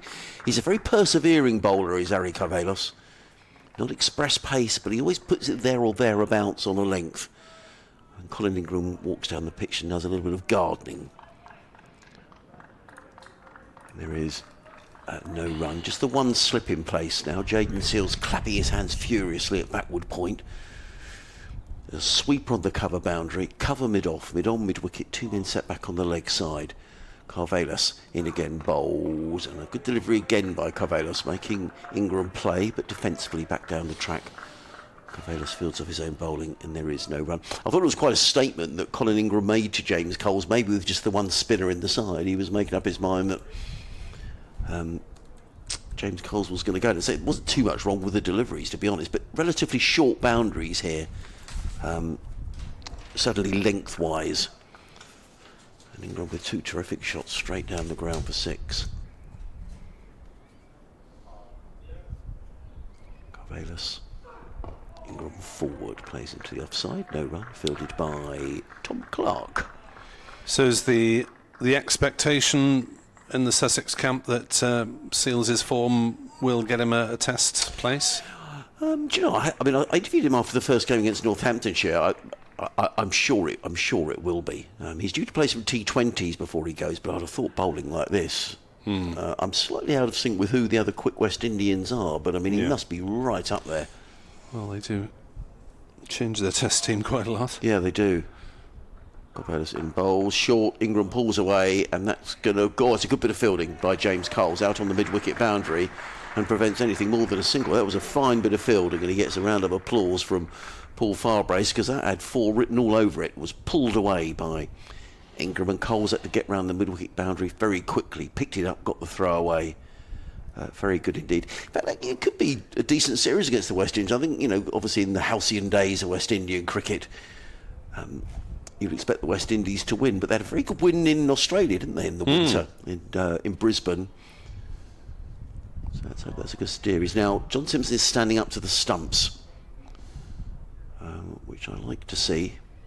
2 slips go down, 2 slips in place for Kieran Carlson. Carvelos in bowls. Carlson drives into the covers. A long chase here again for James Coles, who's been kept very busy. He overhauls the ball probably 5 or 6 yards inside the boundary rope and gets in the throw. And Sussex slightly unable to stem the flow of runs here. Carlson goes to 30, Glamorgan to 125. Being taken today at 1 o'clock into the interval. You're very welcome to go out to look at the pitch. Go and enjoy the sun. Have a look at the wicket. Not to take any food. Don't take your lunch with you. That's the message. Well, the ground does look magnificent. Now, who's that warming up? It's like Danny Lamb warming up down in front of us. I wonder if there's going to be a change at the River Taff end. John Simpson just juggling his bowlers here. He's since those early breakthrough from Seals. I have to say, very much Ingram and Carlson have dominated a partnership now of 84.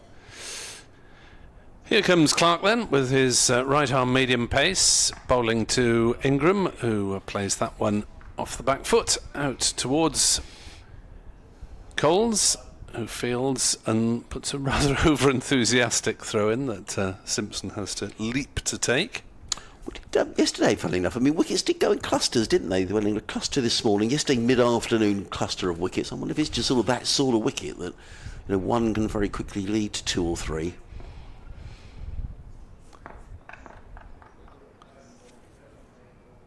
As Clark is on his way, but then pulls out as Carlson pulls away. No, nothing obvious as to why he did so. No one moving beside the screen that we can see as next delivery is played by Carlson down to backward point. No run. It's got all the makings, this, Nick, of a really good 4-day game of cricket. It's just a shame, isn't it, that looking, I mean, often the weather forecast can be wrong, but Monday really does look pretty horrible, doesn't it, across the country. And the possibility of a bit of rain. I think the forecast for tomorrow is not too bad. I mean, the odd shower they're talking about. I don't know whether you've seen anything different to that. Next delivery pulled away by Carlson down towards backward square. Initial excitement from Sussex, but No short leg, and the fielder is back close to the ropes, Coles, so comfortable single, 127 for 4.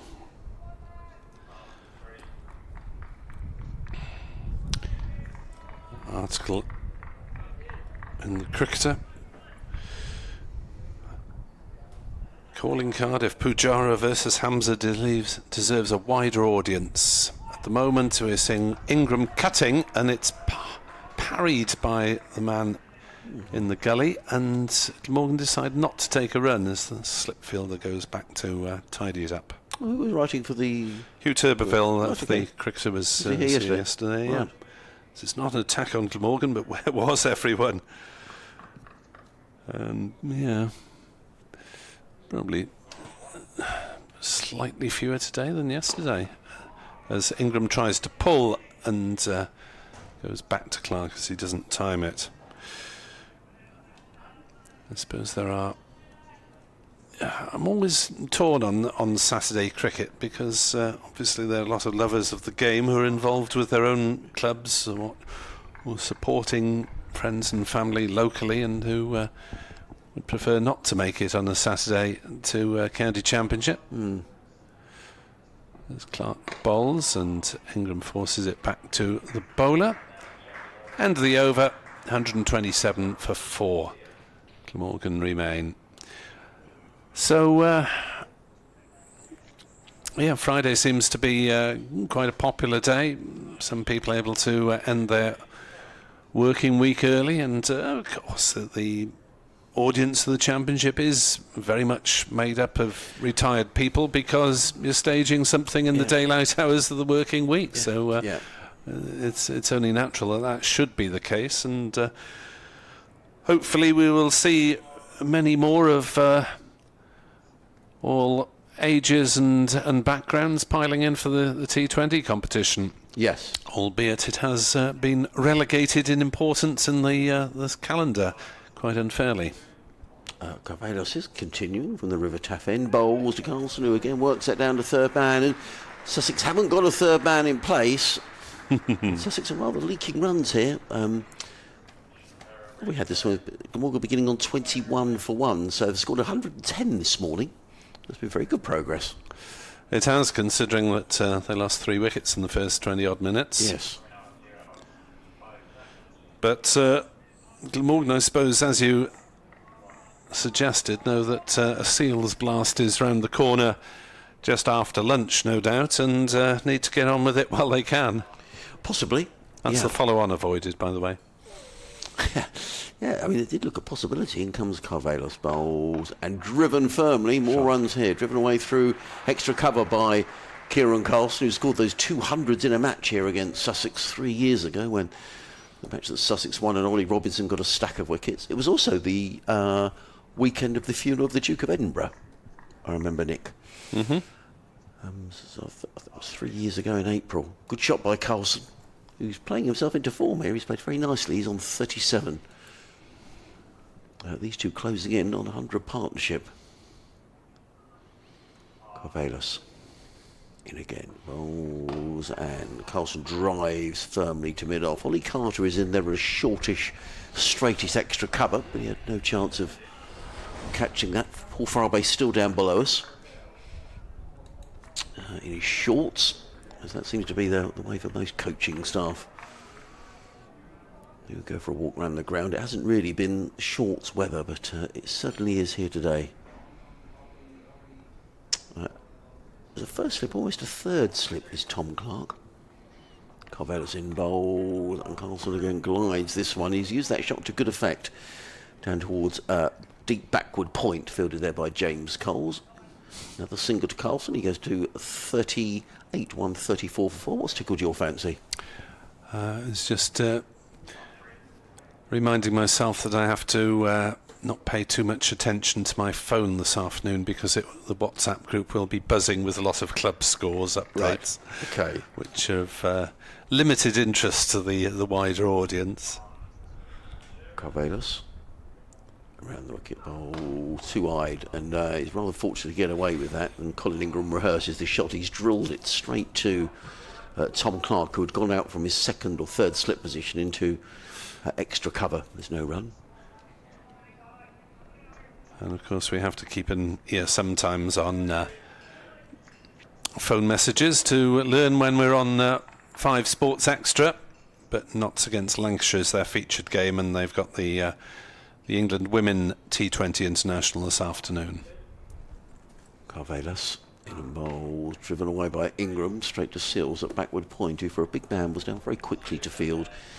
And there is no run. So end of the over, 134 for 4 are Glamorgan. We're certainly going to get one more, may get 2 more in before lunch.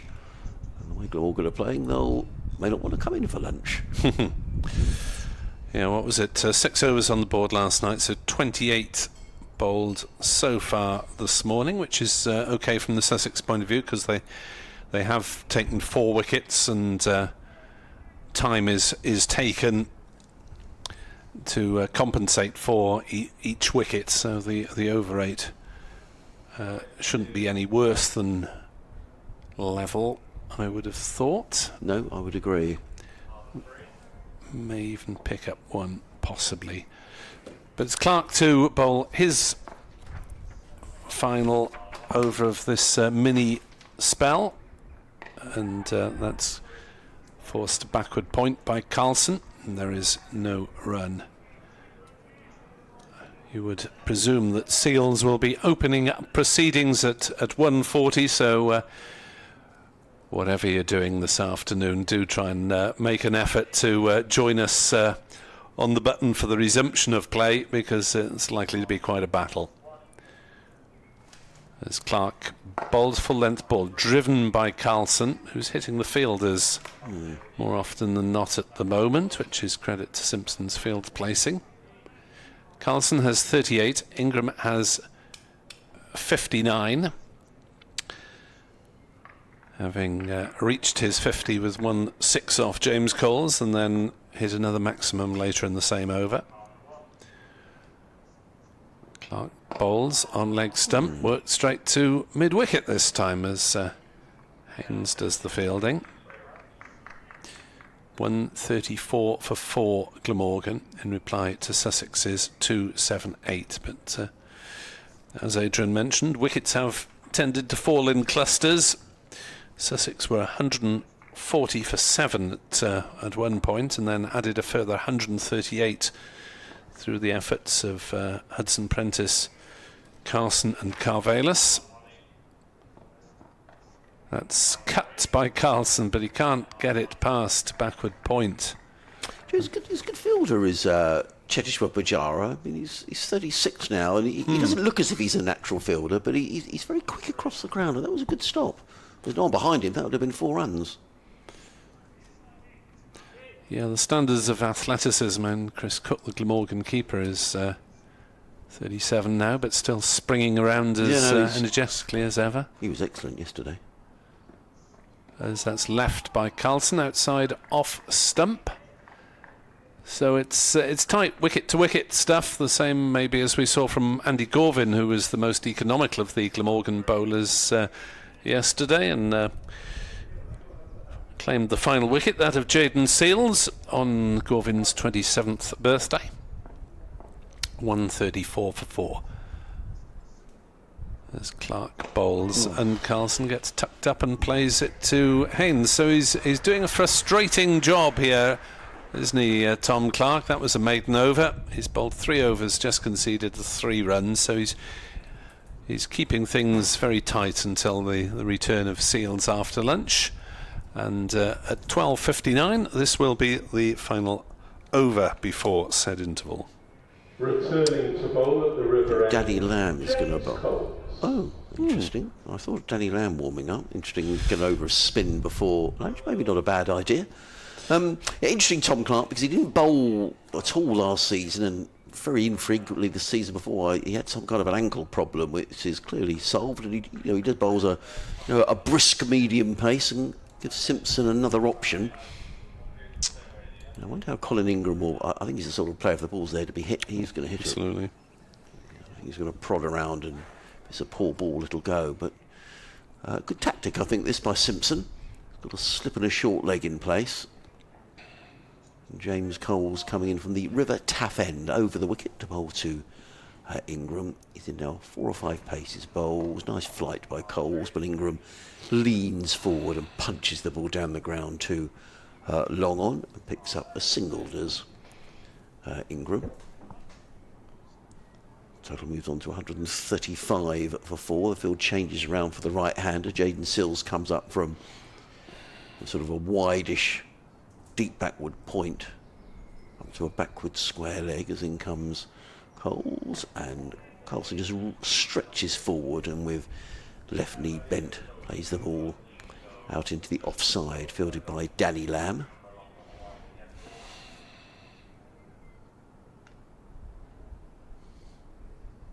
Coles, and again, and driven by, oh, it's a very good stop in there, a sort of shortish extra cover. I think that was Danny Lamb, 10 out of 10 for enthusiasm. That was a really good stop, and he sprung up once he'd fielded the ball. Prevented any runs at all. Coles in again, and this time it's rather easier for Lamb, who just comes forward to a defensive shot and picks the ball up as it rolls out towards extra cover. James Coles does rattle through his overs. He's already bowled 4 balls. In he comes, bowls, cut away by Carlson to backward point, fielded by Eric Avelas, no run. Yeah, Carlson's going to have to keep his head here because he's getting into a run of hitting fielders with his attacking shots. 1 more ball to go until the interview. James Coles is in, bowls to Kieran Carlson, who works that between cover and backward point and picks up a single, and that is going to be lunch, and a thoroughly entertaining morning's cricket we've had here. Glamorgan going to lunch on 136 for 4, at one stage 41 for 4, but a tremendous recovery led by Conlon Ingram, who's batted beautifully for his 60 not out, ably supported by Kieran Carlson. Prior to that, we saw a thrilling spell of fast bowling from Jaden Sills, who was roaring in from the Cathedral Road end of the ground, picked up 3 wickets. The delivery got Mason Crane out, virtually unplayable. But Glamorgan have fought back, and this game is evenly poised at lunch. Thank you, Adrian. What a brilliant session that was. Really enjoyed that. We'll be back in 40.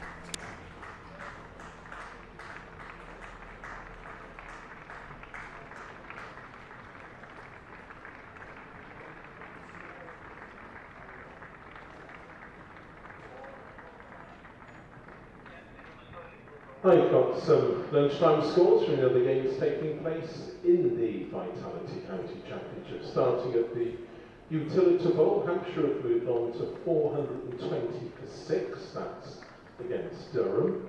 At Northamptonshire 56 for 1. That's after they had for 409. At Trent Bridge, Nottinghamshire 63 for 2. That's after Lancashire were dismissed for 331.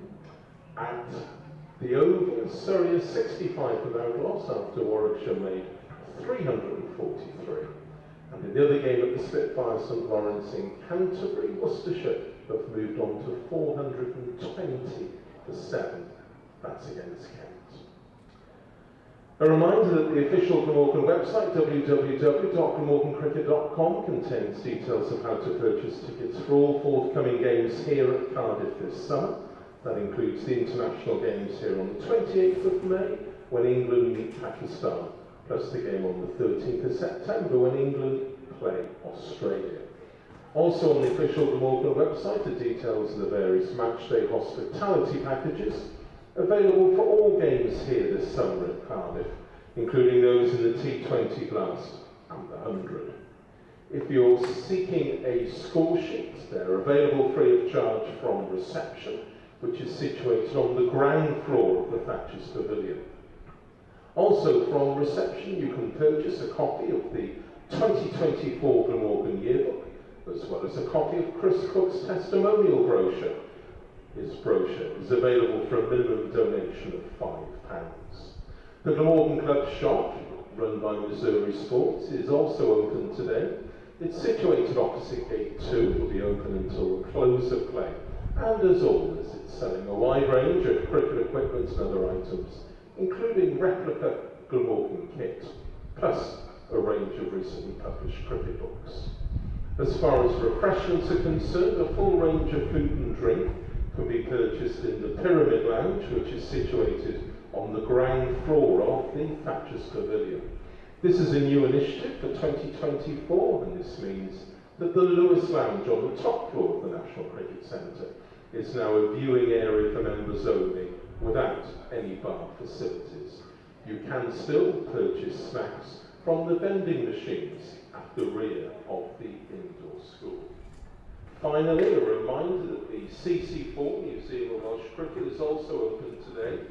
It's situated on the first floor of the National Cricket Centre, and there's a brand new display celebrating the magnificent career of the late Don Shepherd, the legendary Glamorgan bowler who took over 2,000 wickets during a career with Glamorgan from 1950 until 1972. We are extremely grateful to Don's family for making these wonderful items available. There's also a special film containing some of the highlights of Don's career. The museum also has a selection of second-hand cricket books and many old Glamorgan yearbooks which are also on sale to raise funds for the running of the museum. The museum will be open until the close of the tea interval, which will be at approximately 4 o'clock.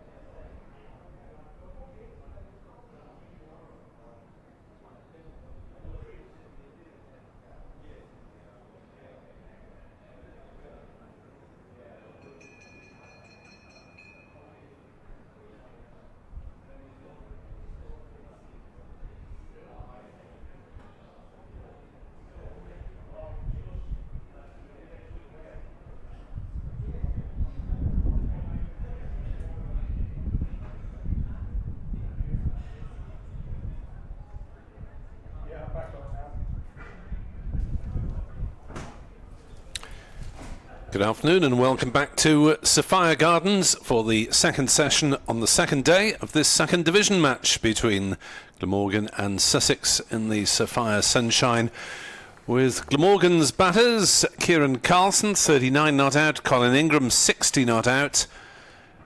Striding out towards the middle, Glamorgan 136 for 4, so they are still not quite halfway to Sussex's 278 all out. And I suspect we're going to see another blast of the West Indies quick Jaden Seals, whose first spell was quite something, Adrian. It really was. It was a terrific spell. I mean, you just wouldn't have wanted to be facing that. And the delivery that got poor Mason Crane out, who's clearly a tail ender, but I think that would have got many a top order batter out as well. It was short and it was fast. And he had to fend the ball away. So it was exciting to watch him. It looks like he's not going to open the bowling after lunch, which is quite interesting. Looks like Finn Hudson-Prentice. But it was a great morning's cricket. It was everything county championship cricket should be. A quick bowler roaring in, and then a really good counter-attack by Colin Ingram and Kieran Carlson. I thought they were terrific, particularly Ingram, who was savage on anything over-pitched. Haney looked in prime form. So I can see Jaden Seals is warming up. I just wonder whether he's going to bowl from the top end, which would be interesting. Yeah, not quite sure why they'd switch ends, but Hudson-Prentice, 6 overs 0 for 20, is into bowl outside off stump, and Carlson has a waft at it. He did, didn't he? No concentration there from Kieran Carlson. I'm not sure what the batter's equivalent of a loosener is, but that was a poor shot. It really was. He didn't move his feet at all, did he? He'd be furious, wouldn't he, having battled through the morning to give it away the first ball after lunch. He's scoring more slowly than Colin Ingram. As Hudson-Prentice bowls edged and past slip, it flies for 4 runs. Flew away past Tom Alsop, didn't get a hand to it. And, Sussex might have wished they had 2 slips in there, because that might, I think, just have carried to a second slip, maybe low down. Yeah, it was definitely a chance, wasn't it? And Finn Hudson-Prentice, hands on heads, he's probably, who knows whether he wanted a second slip in there, or Sussex are quite defensive here, aren't they? Just the one slip in place. Yes, 5 saving the single and 3 out. As Hudson-Prentice bowls and Carlson on the back foot defends to cover. And there's no run. They've put square leg out. Not sure that needs to be the case for Carlson, who's been, he's hit 7 boundaries, but he's been decidedly less dominating than Ingram. I suppose yesterday that Sam Northey sort of dried up the runs, didn't he, with some defensive fields. Maybe Sussex are thinking similar, but... Hudson-Prentice in to bowl. Carlson is forward defensively, playing correctly, and there's no run. Ingram has hit 10 4s and 2 6s in his 60, so that is 52 out of his 60 runs have come in boundaries. Listening to BBC Sport Online, Adrian Harms, myself, Nick Webb, and Edward Bevan back with us in about 25 minutes. As Hudson-Prentice bowls, and forward comes Carlson. What's Seals up to? Does he look as though he's going to be bowling the next over? I don't know. I just saw Danny Lamb warming up at mid-wicket. I would be very surprised if Seals... I thought he might have a little burst before lunch, just a couple of overs. Well, clearly John Simpson knows better than I, but it's just an observation. 9 overs, 3 for 33, his figures. As that is driven into the offside by Carlson. Nice shot. That brings up the 100 partnership between these two batters. Carlson has 44, Ingram has 60, and Glamorgan past the halfway mark, if you like, to Sussex's 278. They're 1-4-1 for 4. I'm really very surprised at that. I mean, maybe there is some sort of, but just, it's not a criticism, because what do I know sitting up here, but I thought Seals might bowl before lunch. When you've got a guy who's roared in at the speed of light, and I'd have thought After lunch, batsmen are just settling back in. Get Seals hurtling in. So I'm very surprised. There must be some sort of rationale or thinking behind it, but I'm not quite sure what that is. Indeed, we confidently predicted that Seals would be taking the ball at 140, didn't we? I was looking forward to it as well. Yeah. Well, we're not going to see it. So it's going to be Danny Lamb who's going to come in from the River Tough end to bowl to Kieran Carlson. He's in and bowls, and Carlson is steadfastly forward, placed to mid-on, and there is no run. It does seem like a slightly strange decision. It's been the pattern of the match, hasn't it, that the two strike bowlers on either side have caused the damage. Yeah, definitely. Others have struggled to make an impact. Yeah, and I mean, Hamza bowled pretty much exclusively from the tough end, I think. As in comes Lamb, bowls, and Carlson has time to take a step down the track and drives the ball out into the covers, and there is no run. So the field, there's just a slip, a deep backward point. That offside field is quite interesting. There's a sort of an orthodox extra cover, then a short extra cover, a mid-off. So 3 fielders there in a triangle, then a mid-on, a straightish mid-wicket, a deep mid-wicket, and a fine leg. As in comes Lamb. Bowls cut away by Carlson, and that's 4 runs, and that's not a great delivery, to be honest. It was wide outside the off stump, and Kieran Carlson said thank you very much and belted the ball away through point for 4 runs, and he goes to within 2 of a half century. 145 for 4. Good shot, poor ball.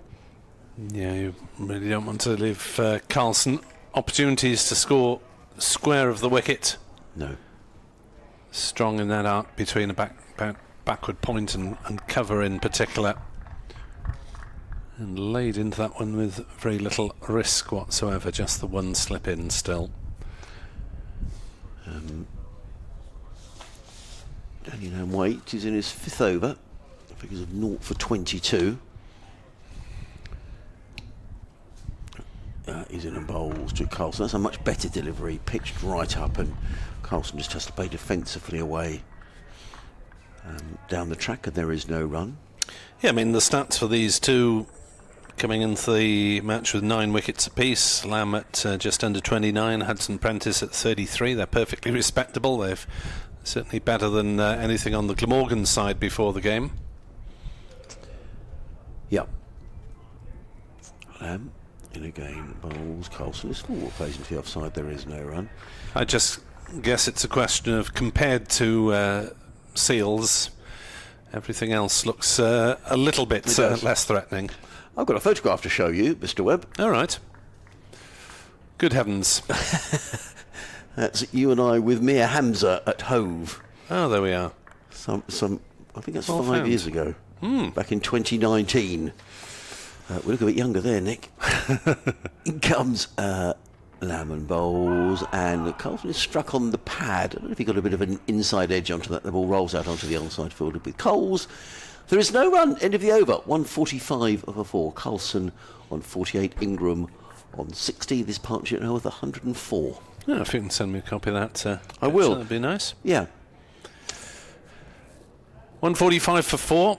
My chair is sagging somewhat. I fear it's the impact of rather too much lasagna at lunchtime, as we're fully carbed up. Thanks the media lunch provision.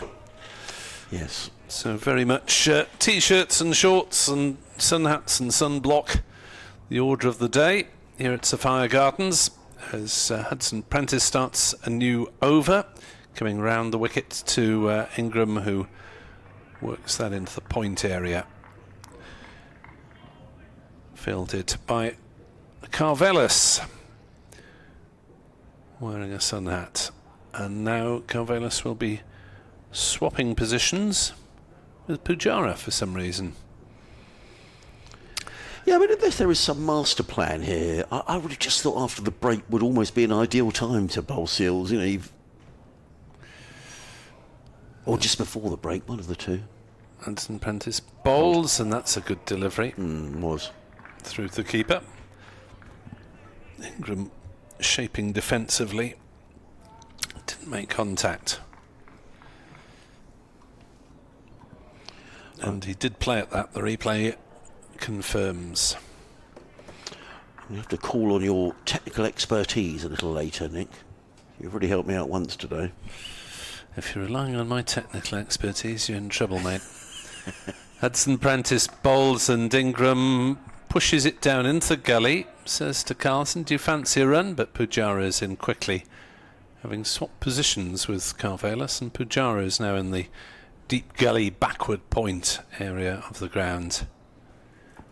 As my standard technical expertise method is to give my younger daughter a ring. So, same here. Hudson Prentice bowls. Ingram lashes that one down towards backward point. It should be picked up. It is well picked up by Coles, patrolling that big boundary away to our right. Miles in front of the empty grandstand. It doesn't particularly matter that the grandstand's not in use for this match, because you'd have to have binoculars to see the wicket from it anyway. It is, good 40 metres or so between the boundary rope and the grandstand.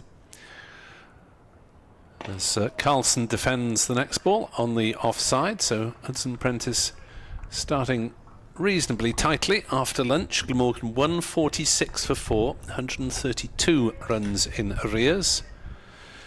Carlson has 48, Ingram has 61. The other one has just kept a little low, hasn't it? I thought that one kept a little low. Yep. Not coming on hugely. As forward comes Carlson. Defends on the offside. No run. 146 for 4. Carlson 48. Ingram 61. And yes, it looks a reasonably suitable pitch for the medium pacers to bowl on, because it isn't coming onto the bat hugely quickly, although that no doubt will change when Seals is bowling. Yes.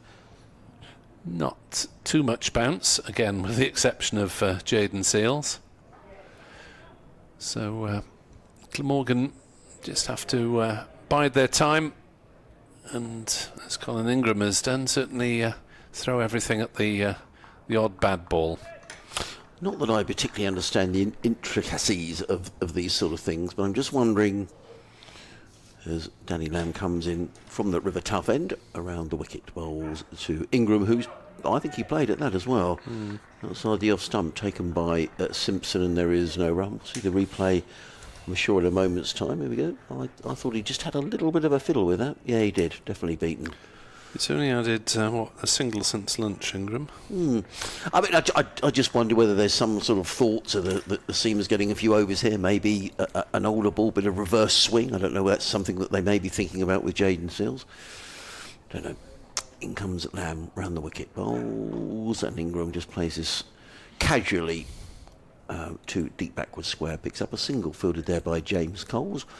He goes to 62, 147 for 4. It is worth mentioning again that Sussex without Jack Carlson so far today, and the official word from the Sussex camp is that he's unlikely to take the field with a lower back issue. So Sussex are a bowler down, and a bowler who I think would probably bowl quite a few overs here, actually.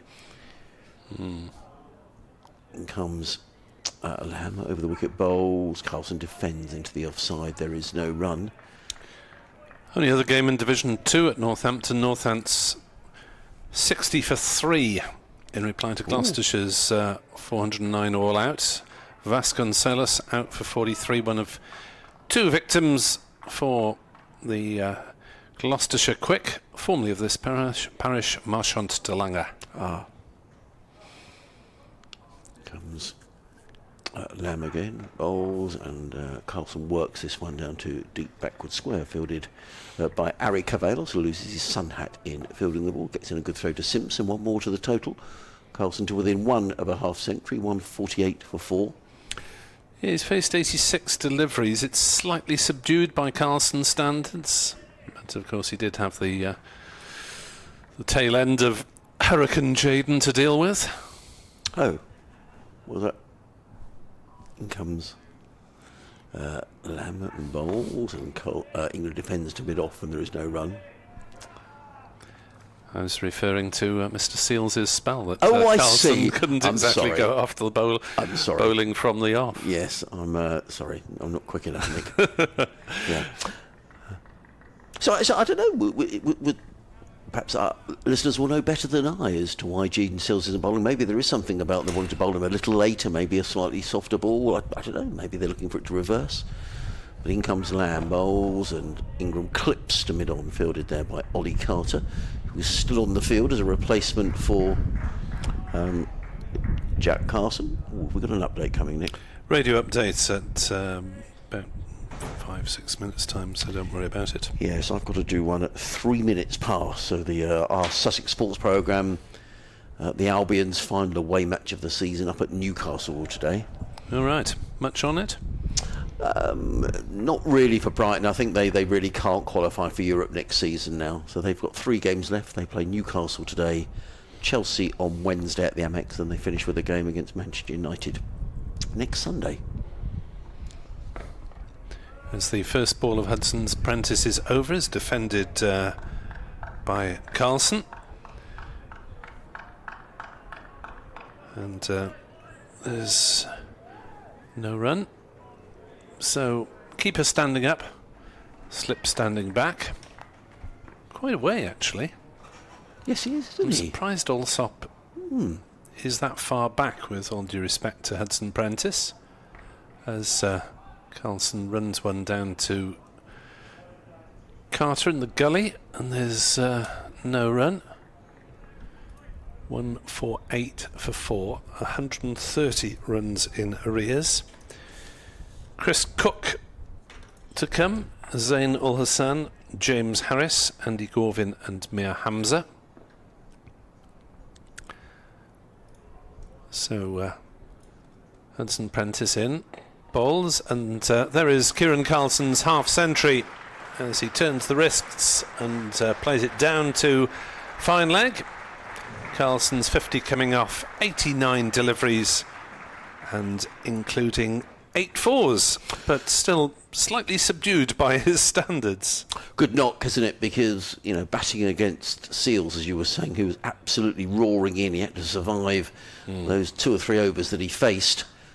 And having survived that onslaught, has gone on to play a very fine innings. As I say, slightly in the shadow of Colin Ingram, but nonetheless a very fine knock. It's Ingram on strike and playing that ball to mid-wicket. No run. I'm going to have to disappear, Nick. I'm sorry. Don't worry. I'm sure I'll do my best to steer the listener through this next few minutes without you. And then Edward Bevan will be joining us at about 10 past here on BBC Sport Online. Available through the 2 county websites as well. As Hudson Prentice bowls and Ingram pushes it into the offside. So Glamorgan going quite cautiously after lunch. They've only added 13 runs in best part of 20 minutes now. And Sussex putting the brakes on, as Glamorgan's backup seamers did. So similar pattern maybe to the 2 innings in some ways, although Sussex got to 131 before their 4th wicket went. That's up in the block hole from Hudson Prentice, looking for the Yorker. Kieran Carlson's 50 came off 89 balls. It included 8 fours.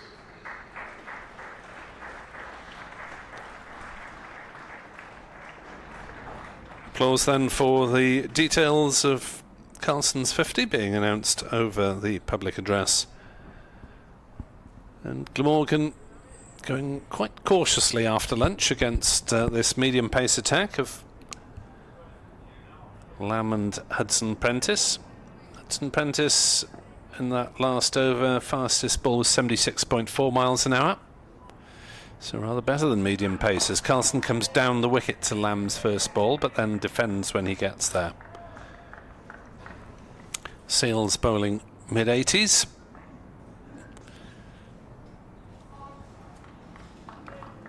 So a bit faster than most encountered at county championship level.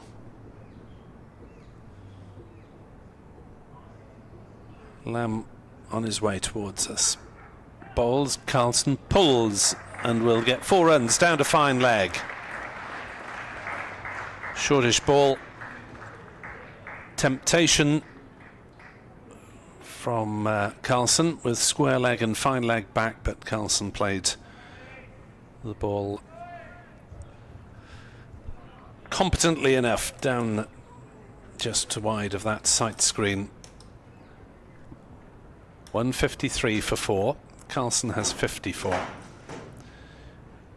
Lamb into bowl. Carlson drives, gets a thick edge. He may get 4 more. He will. The dive this time for once is in vain by Carvallis, chucking himself round the boundary at the Castell Howell stand, or in front of it. And Carlson moves to 58 and Glamorgan to 157 for 4. Vital stand in the context of this match. Glamorgan look to get up to, and if possible past, Sussex's 278 all out. As Lamb is in to bowl. Again short, and Carlson again has a go, tries to pull.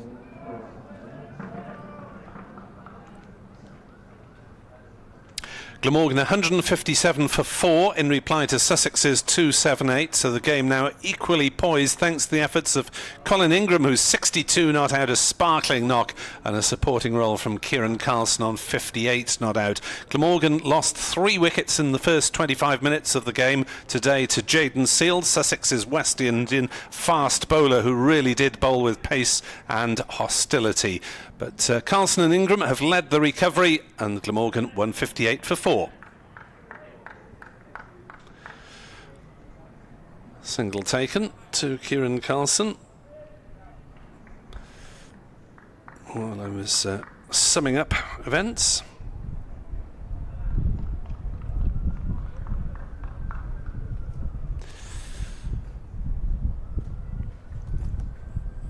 Round the wicket comes Lamb to finish his over, and Ingram plays it away off the back foot down towards Seals at third man.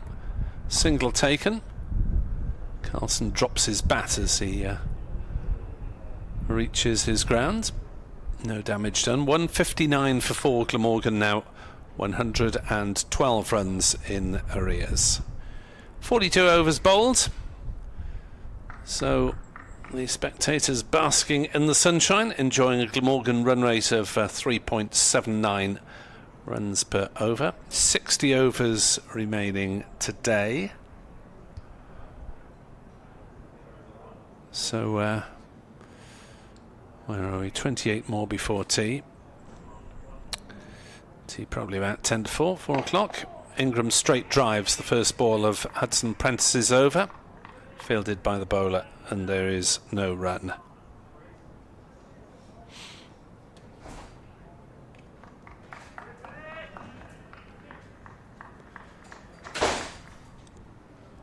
So the ball back with Hudson Prentice. Adrian Harms is back with us, and Hudson Prentice on his way again. Bowl driven firmly by Ingram. Up to Carvallis at mid-off, and there's no run. The game's gone, apart from those little flurry with the 2 boundaries by Carlson, it's been largely stalemate since lunch. Yeah, it just reminds me a little bit of the post-lunch session yesterday when Sussex were 96 for 2 and the runs dried up, and it just seems as if John Simpson's employing very similar tactics to those by Sam North East yesterday. As that's cut away by Ingram, he'll pick up just the single here because Coles is doing valiant service on that boundary, the cover boundary for the left-hander. Good arm, isn't he, James Coles? Yes. Right over the top of the stumps. I missed a tweet earlier on from Steve Bedwell, who said he's all tuned in again over here in Connecticut. All right. Enjoying an excellent morning's play in Cardiff. It looks glorious over there. It is. I don't think it's going to stay like this, Steve. I think the umpire's going to look at the ball now, or are they looking at a fielding change? No, the ball. Yeah, Hudson Prentice doesn't like the look of it, presents it to umpire Shanmugam, who will consult his learned colleague, Mr. Watts. Connecticut, I think nice summers, cold winters, isn't it? Connecticut over on the east coast. You're the sort of person who knows about geography, Edward. I don't think it's that. Is it coastal? Not sure if it is. Connecticut. Perhaps Steve could let us know. I've been there. But, have you? I covered a rugby match at Hartford, Connecticut once between the USA and Wales in 2005, I think it was. How did you wangle that one? Little trip out to the States. I did a couple of those brief summer tours where Wales played one against the USA and one against Canada. Nice. A couple of trips to Argentina. Oh, lovely. Yeah, I've been there. As well. Some of them during British and Irish Lions years when some of the stars were missing, but it's always nice to sample new countries. Yeah. Well, it's just 17... Oh, Hartford, here we are. 10-day weather forecast for Hartford, Connecticut, 17 degrees, partly cloudy today. What is the coldest month in Connecticut? I don't know why I'm bothering looking this up. There's a break. Because there's a ball change, that's why. I'm telling you, it's for a real anorak. The coldest day of the year in Connecticut is in January, the 29th of January, in fact, with an average low of -6. Okay. So that's cold, an average low. That is cold, yeah. It is cold, yeah. That feels like sort of snowy cold. When is the snowiest month in Connecticut? Any time from November until April. No. It picks up 33.3 inches of snow during the winter months. That's a metre of snow, isn't it? Yeah. Actually, it's a lot more coastal than I thought. Hartford's inland, but Connecticut is indeed on the Atlantic coast. You're not missing any of the action while we have our geography lesson. You might be relegated to the bottom of the class, Bevan, not knowing where it is. Extra homework for you. I've been there and I didn't know the state had a coast.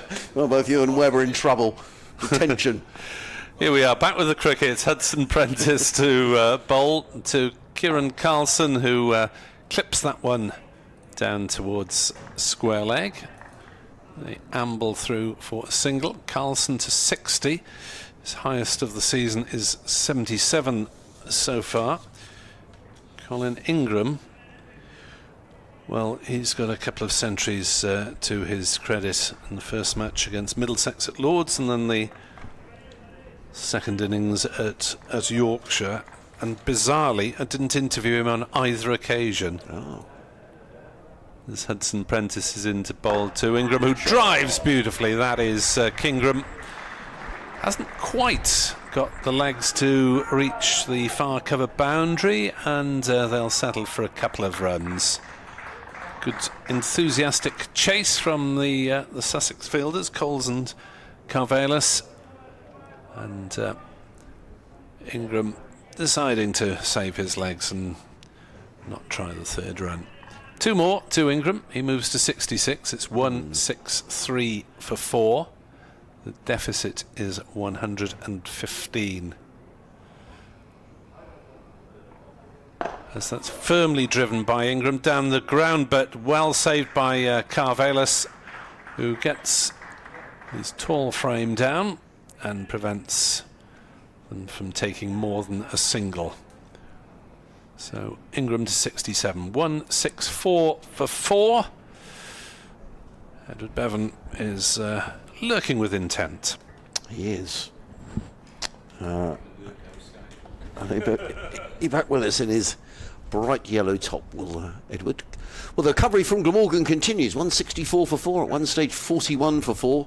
And these two have earned the right, seeing off Seals this morning. And to be fair, outside of Jaden Seals, it hasn't looked overly threatening, if I'm being honest, Edward. Would that be fair? That's absolutely right, yes. I think the words uttered by Nick just before the interval, I thought 100%, saying, well, I really enjoyed that. It was terrific cricket. It was great cricket, and wasn't it continues, because I think as Jaden Seals prepares to bowl from the far end, and I was thinking, why didn't he open after lunch? Well, I am thinking because he devoured Derbyshire last week, and I read it was reverse swing. They've been waiting for the ball to get older, but here he is. Seals bowls the first ball, and that forces Ingram on the back foot. And I thought, the medium pacers didn't bowl too badly. They pulled their length back a bit. I think, I mean, Sussex haven't bowled badly. They've been in the main, they've been tidy, but I don't think they've really looked like taking wickets. Would that be fair? Well, we saw it in the Glamorgan innings, mid-innings. They couldn't get it away. 8th, 9th, 10th and wicket. Yeah. And it's an intriguing game at the moment. And wickets are falling in clusters. This is exactly what happened yesterday afternoon. Here's Seals. He's coming around the wicket to the left-handed Colin Ingram. And bowls. Ingram is back, pushes it back down the pitch. Taking 3 wickets. He had a burst this morning where he bounced Mason Crane out for 12. That was a horrible delivery, wasn't it? I mean, I think to a number 10 batter. Well, I think that would have got many a top order. Got you out. Well, yeah, well, I'd have been standing at square leg head, would I? I'd have been nowhere near. Yeah. And he got Northeast out. One just left him, committed to play. He bowled a lovely spell. And here he is again. Bowls short, cut away by Ingram, but didn't time it at all. We've seen a lot of, not only this game, but the first game of the season against Derbyshire, a lot of mistimed shots because this pitch is just holding a bit. And actually, I mean, it's not an easy. John Simpson, he won't want to over-bowl Jaden Seals. He'll know there's 2 more matches that he can play in the Championship, so the temptation is to just keep letting him run in. He's 22. He is 22. He is 22. I know he's young, but it'll just be, you think... He'll want to bowl. I'm sure he'll, yeah. But he can't bowl him all day. No. Well, he's had a good rest. In he comes, bowls again to Ingram. Ingram is back on his stumps and pushes it back down the pitch. Remember a game that Sussex played at Leicester several years ago, and Chris Nash was skippering Sussex. I think that was after Luke Wright had stood down as skipper, and Jofra was bowling at the speed of light up at Grace Road.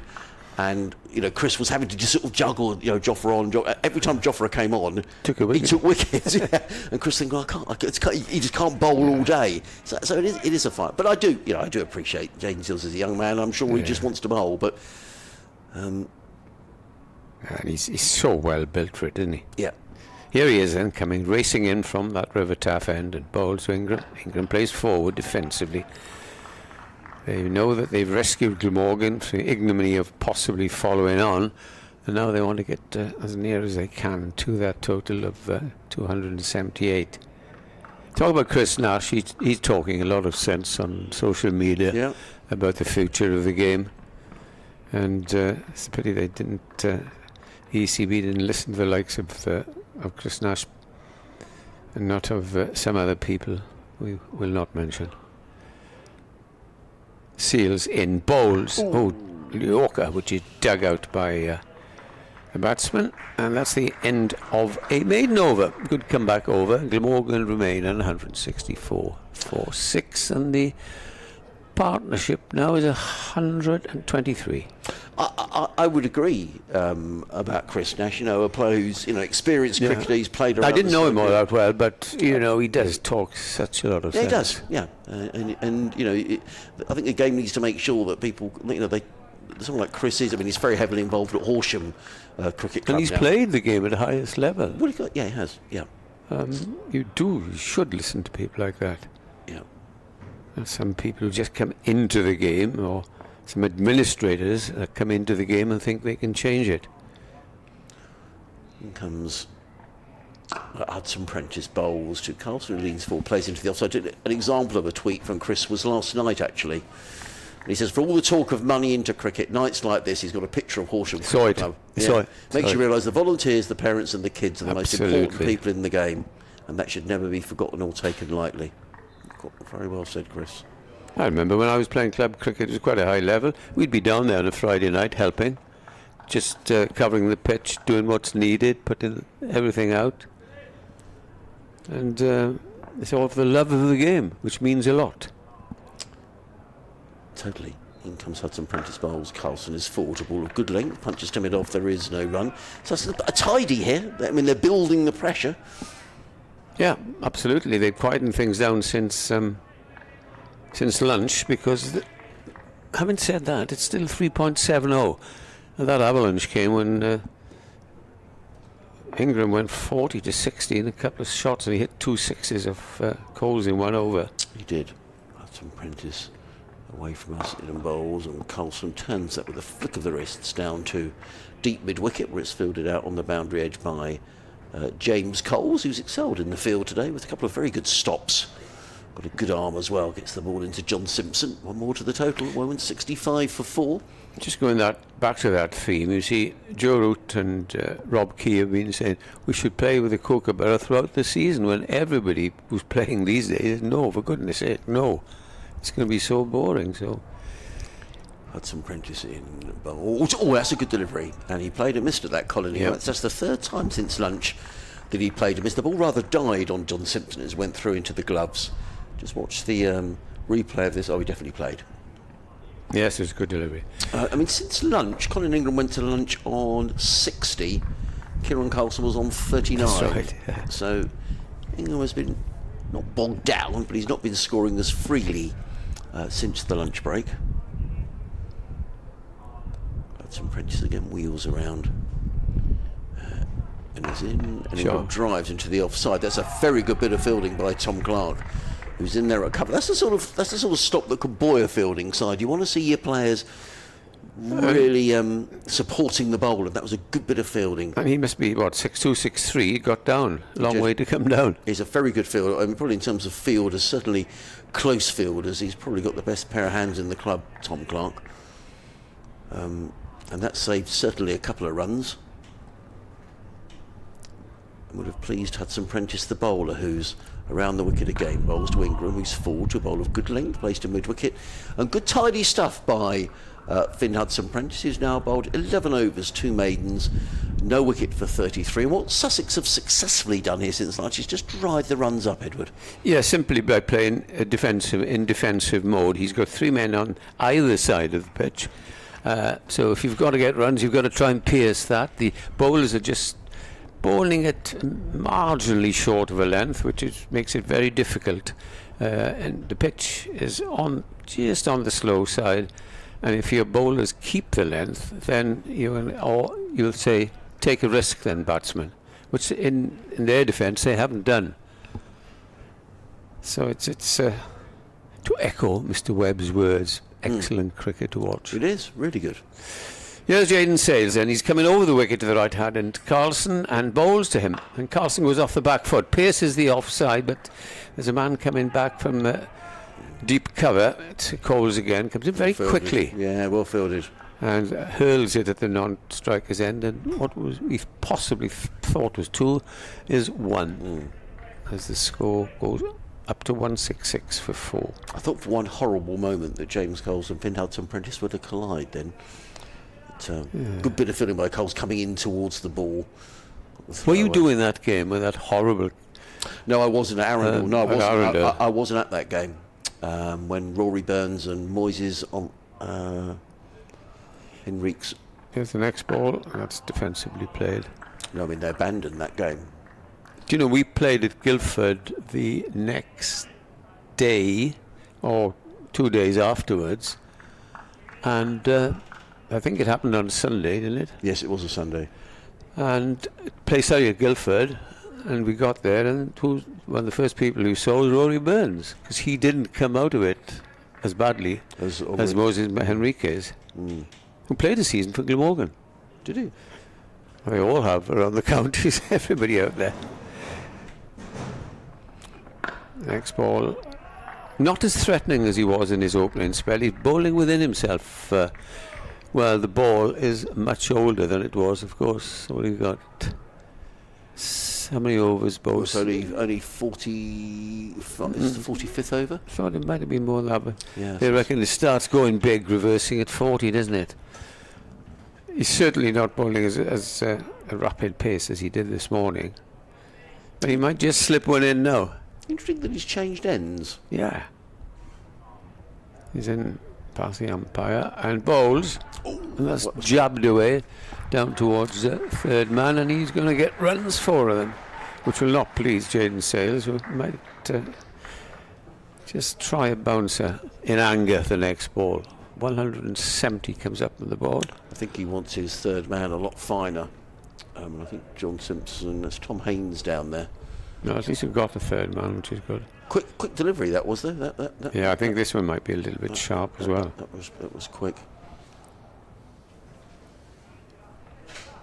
And Ingram, who's having a terrific season with the bat, is 71 not out. 2 slips in attendance, and then those 2 either side, just making sure that they don't pinch a single. In comes Seals. Bowls. Shot. Beautiful shot. Through extra cover, no one moves.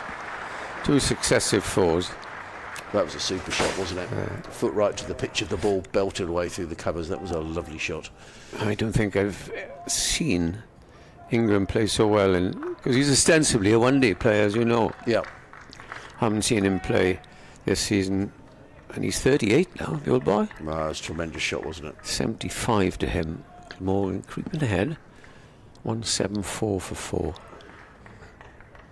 Lovely shot. I'll just reiterate, I cannot see how you can play Mark Labouchere next week. In comes Seals. This is guided away. They go off the very quick single, and he'll have to get Harry. If he's hit, he'd have been out by 2 yards. He would have been hit. Ooh. He would have been hit. Yeah. Ollie Carter, who was round quickly. You know, when he wears the wicket-keeping gloves, Ollie Carter, but that was, say, hits, and he's gone. Oh, yeah. I always make this observation. How often do you see them hit these days? I can't remember when I saw a direct hit.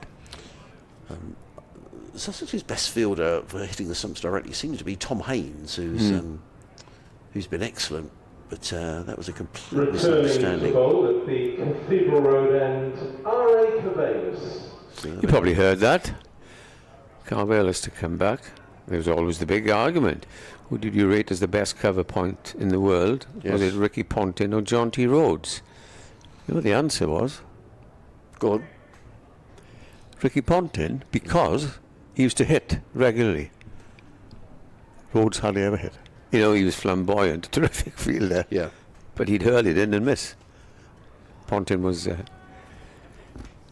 nice to have him at cover with it, and the other one at extra cover. He wouldn't take a run there very quickly.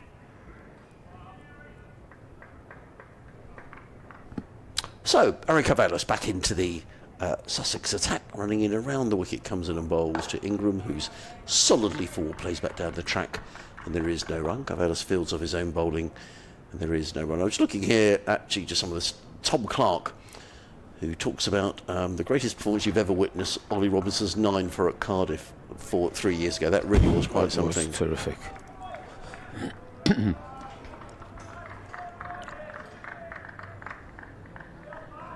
That started his international career off. Yes, it did, most definitely.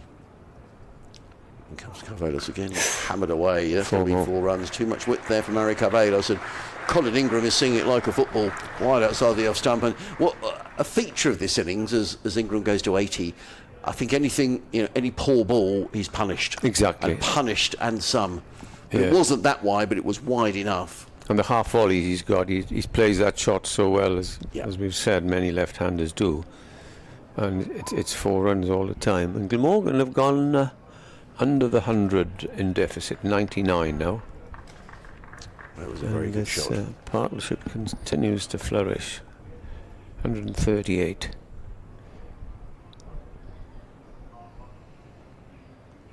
In comes Carvelis again, bowls. Well pitched up by Carvelis, driven by Ingram down the ground, footed by Jaden Sills. There is no run. This partnership now, Edward, is worth 138. Yep. Really good partnership. And it's on the screen. Why don't I just look at the screen?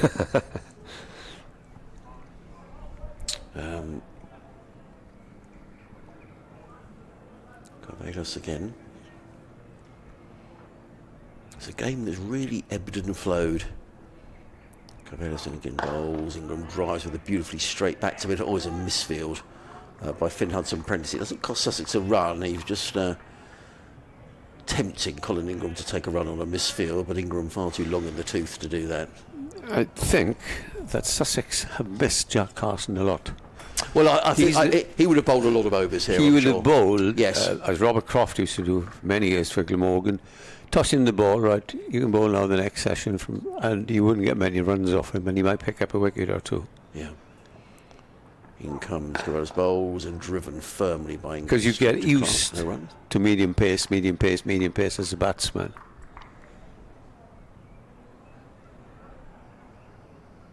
And Carlson would have set his field and said, right, off you come.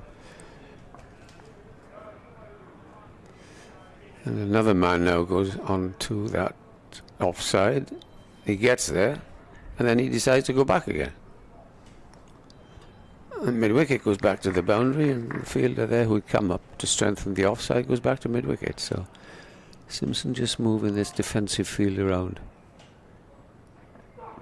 Carlson bowls to Ingram, who plays casually to mid-wicket, and there is no run. So end of the over, 179 for 4. Carlson on 62. Ingram is on 80. Listening to live cricket on BBC Wales, BBC Radio Sussex. Adrian Harms, Ed Bevan, Nick Webb, your commentary team. If you've just joined us, well, it's been a terrific day so far. Glamorgan fighting back after losing 3 early wickets in the opening half hour this morning. As did Sussex yesterday, of course. Yes, they did. All to the pace of Jaden Seals. But since then, Colin Ingram has batted beautifully. He's on 80, ably supported by Kieran Carlson on 62. And Glamorgan batting themselves into a good position in this game. But it could so easily change, couldn't it? It changed for Glamorgan to the good yesterday, and then went back to Sussex. This morning, first half an hour, well, we were talking about following on and things. And now these two have put up a very, very good partnership. Jaden Sales is coming over the wicket to the right-handed Kieran Carlson. He's in and bowls, and Carlson plays. And he has played with a lot of composure, concentration here, Kieran Carlson. He does like to get on with it, but my word, he's played extremely well and dug with Ingram Glamorgan out of a very, very big hole this morning. 179 for 4. Ed Byron went last night for 12. Billy Root for 5. Crane also for 12. Northeast for 5. Seals bowls, and this is driven through the offside. 4 runs. He's been very selective, well, both batsmen have, and that was a lovely looking shot. And the Sussex fielders look a little bit down. You look at Simpson and first slip. Simpson is thinking, what can I do? Yeah, I mean, these two have batted beautifully. Let's take nothing away from the way these two have played. But as I say, Sussex have been hampered here by the fact they haven't got Jack Carlson. Absolutely. But as I say, you know, these things come along in games. It's for others to fill the breach. Here's Seals again, coming in over the wicket. Bowls Carlson. Carlson pushes it rather than drives to short extra cover. 183 for 4. Carlson's move on to 66. Ingram is on 80. I've got to do and give a quick update, Edward. I'm sure they can't wait for you. Not well, I don't know about that. You know, let's the good people of Sussex know what's going on here on this beautiful summer's day. Well, it's spring, I suppose, but it's summer. Summer weather. Seals comes in and bowls. Short, pulled away, up to backward square, and that's going to run away for 4. Valiant effort to try and stop it, but no good. Seals stands there, staring at Carlson. I don't know what quite he wants to say to him, because it was short, it was pulled down, and the perfect shot. And he wasn't very happy there, the quickie. But as I said, what can you say when he executes a shot like that? Nick's back for a few minutes. 187 for 4. Carlson is trying his best to catch Ingram up. He's on 70. Ingram now is on 88. Beg your pardon, also on 80. Just a slip and a gully, and I suspect this one might be slung down with ferocity. Well, he'd taken him on and he hit him down fine leg.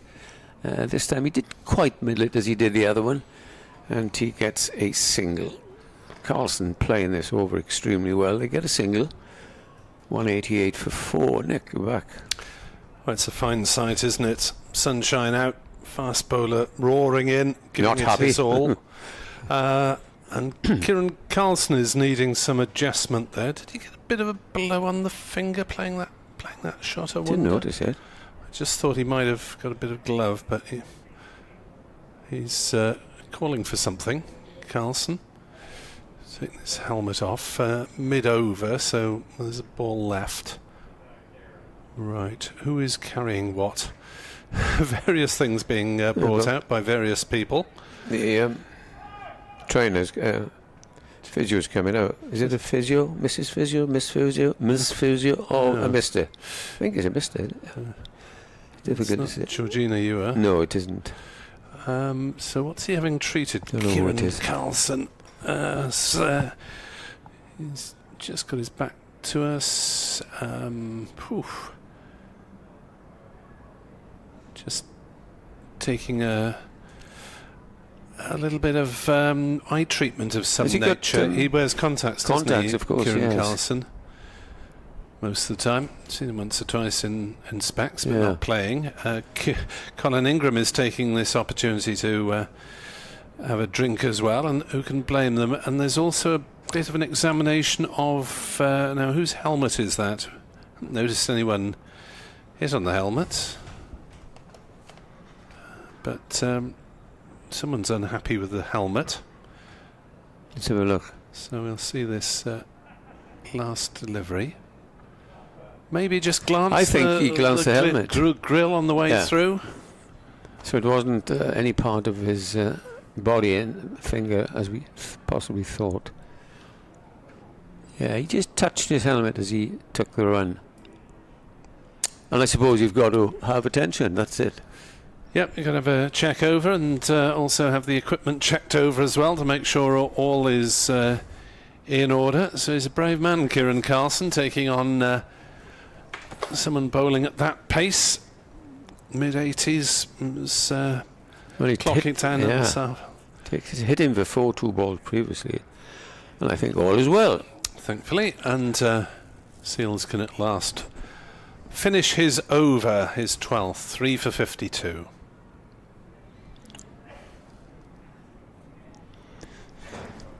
And what an excellent partnership this is turning out to be. The deficit now is 90. I was about to say just 90 because at one stage it was 41 for 4. Threats are following on.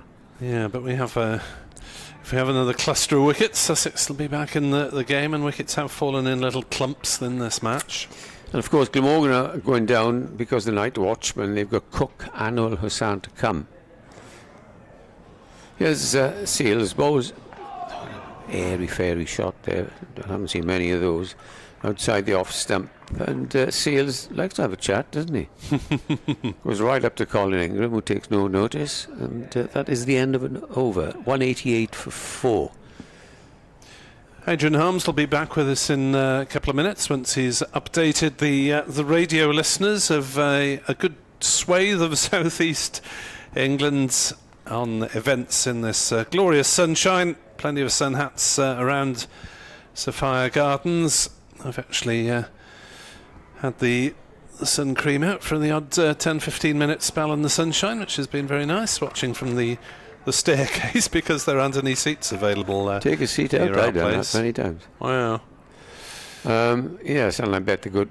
I'll just turn off as we go through this over with Nick. As Carvallis is in to bowl to Carlson on leg stump and turned gently down towards deep square for a single. 189 for 4. The good people of Sussex down in Brighton. Imagine them on the Hove seafront, Nick, with it. Ooh, I bet that seafront's packed today. Listening to our commentary, hopefully, and just enjoying life, as if to say, well, what's better than this? Reading a book or reading the newspaper, whatever, and just listening to the cricket on a beautiful day. As Carvallis bowls and Ingram works it off his legs, there may be a couple of runs here. No, it's hot work out there, and they settled for a single down to fine leg. 190 for 4. These two playing very sensibly. Yeah. They are being beaten occasionally. It's by no means a complete mastery of bat over ball, but there have been the odd plays and misses. seamers have generally bowled reasonably tightly. There's Carvallis in to bowl, and that's off the inside part of Carlson's bat as he looked to play straight, and they'll go through for a single out 150 towards partnership. mid-wicket. 191 for 4 was 41 for 4. And cricket spectators attentive. They are. It helps us out because I looked. it has been known that it's induced some panic in the commentary box when there's a round of applause, what's going on? and they think, well, it's not a particular milestone on the board, but that one was. As that one's turned away on the leg side by Ingram for a single. The biggest round of applause I think we've had this season was when Sam North East beat that Lord's ground record set by Graham Gooch of 333. Not that it sounded particularly loud to us because we were up in the media box, the spaceship at Lord's, which is of course absolutely miles from anyone and anything. Not one of my favourite commentary boxes. Well, it's spectacular to look at.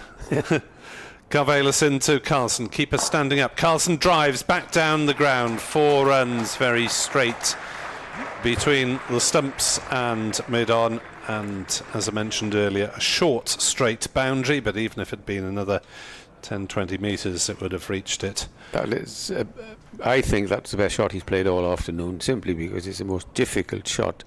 You've got to open your front foot and then the on drive, but it was timed to perfection. Runs coming out 4 and over, 4.01.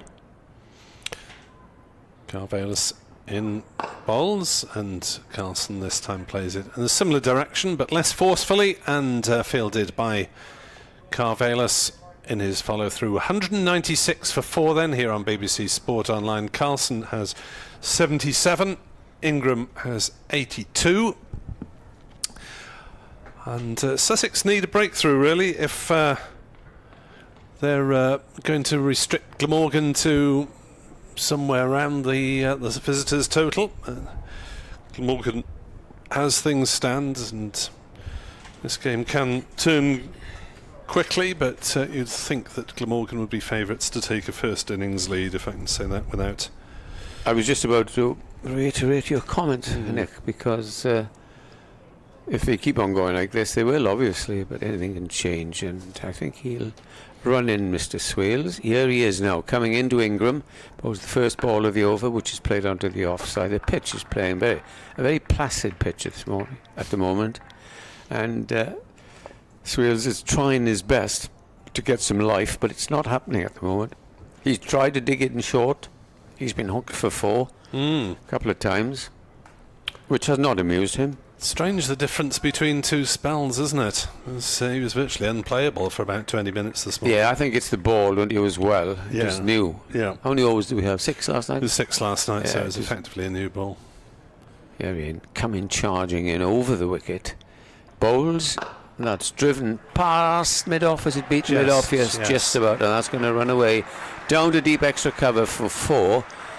And the West Indian fast bowlers coming in for a bit of stick here, as applause for the 200 comes up. 50 runs away from the first batting point then, which used to be 200s, but now with inflation you need to work harder. You wouldn't have said that. A similar lesson to the nation as a whole. Yes. You wouldn't have said that at 41 for 4. No. Glamorgan might have accepted 200 all out at 11:25 this morning. In comes the next ball, dabbed away backward of square for a single, played with ease there by Colin Ingram. 201 for 4. Adrian's theory was that they might be hoping for a bit of reverse swing from this Seals spell, but haven't noticed too much sign of that at the moment on this fairly hot, dry afternoon. I was reading the report on Derbyshire when they were bundled out in about 25 overs last week, and it was something to the journalist said, a terrific combination of fast bowling and especially reverse swing rather. Seals comes in again and bowls this time to Carlson, who hooks it down. Strange looking shot, really, down for a single. 2 men are back there, but he kept it all over the ground and he nearly tumbled over when he was playing that shot. Did you see the field, though, for that first delivery? There were effectively 2 fine legs and a square leg all back. But he's not going to fall for that, surely. No, you'd think he'd either do his ignore best it to pull downwards. Yeah. Or just try and belt it on the full into the cricket centre if he's feeling really courageous. Seals comes in again and bowled a bouncer. And Colin Ingram just ducks and goes through to the wicketkeeper. I was telling Adrian now when you were outside, don't think I've seen Colin Ingram this season play as well as he's done in 4-day cricket in the time he's been here. Quite. He did start with 100, didn't he, 2 years ago when Nabashane was late coming. But he's everything you could ask for a middle order batsman. Probably quick the kiss of death on him, and another bouncer coming in as that completes the over, and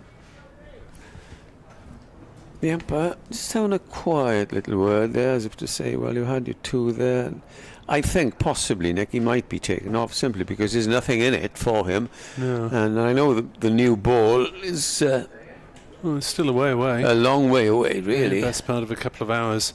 What's he bowled in this spell? 4 overs, I believe, so 1 more, I would have thought. He's going for 4.5 and over, which is quite expensive. There's a change of bowling at the Cathedral Road end. Spin back. For Sussex is James Coles. And in his first over, he hit his 2nd ball for 6 and the 5th ball for 6, did Ingram. I suspect he probably will have men back here. Carlson's not averse to attacking spin either. Adrian is back with us, having fiddled with his equipment, so to speak, and he'll join Edward. Beg your pardon. Gracious me, Mr. Webb.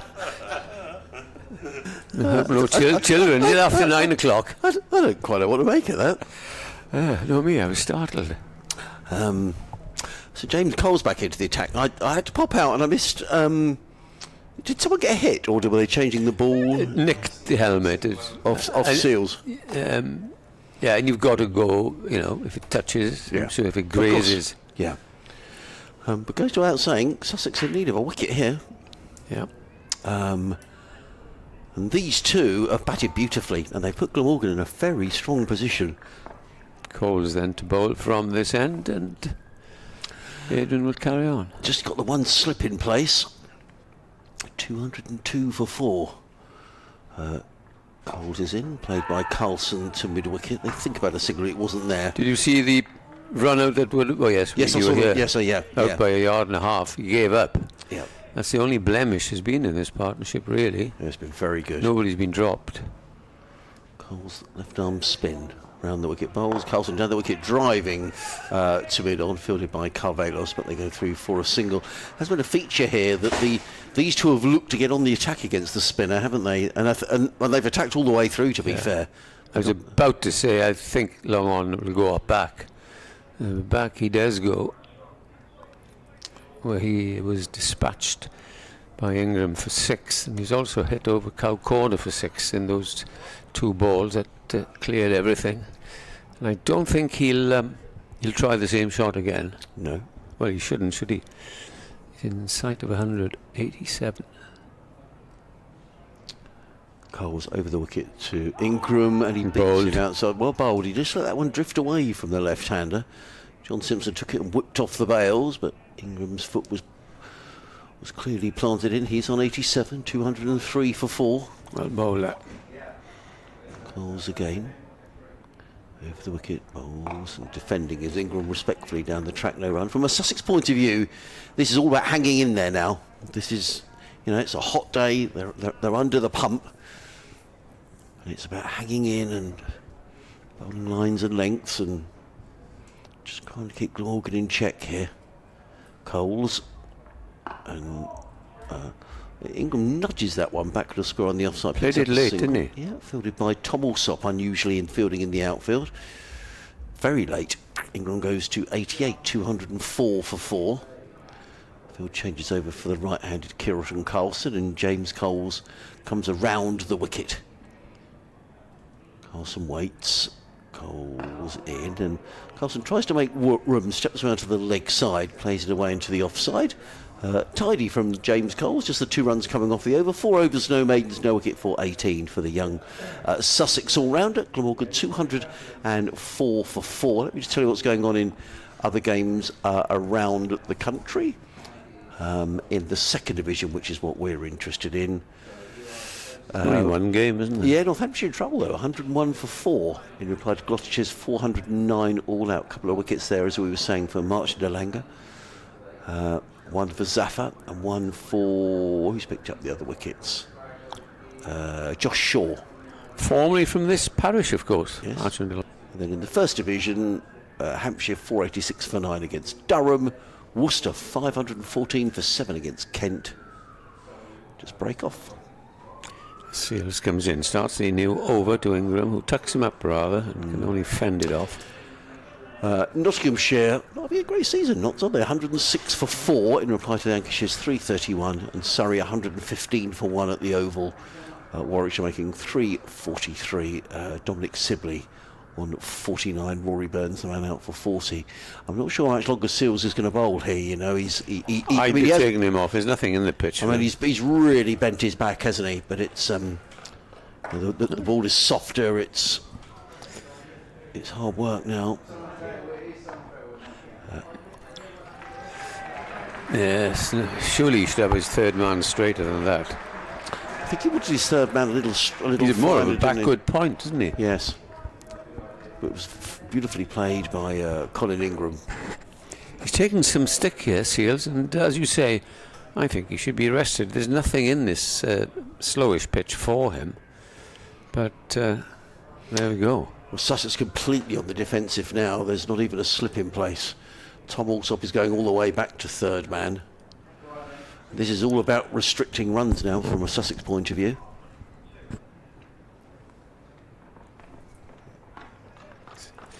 And would you believe it, he started off with 4 slips, and now in mid-afternoon he hasn't got a slip in attendance. It's a case of keeping the runs down, and the Glamorgan are going at over 4 and over. No, they are. Absolutely. So they've got to try and stem the flow. Well, still 50 overs left today. There's a lot of cricket to be played. And the new ball is a long, long way away. That, when it comes, it'll be one way or the other.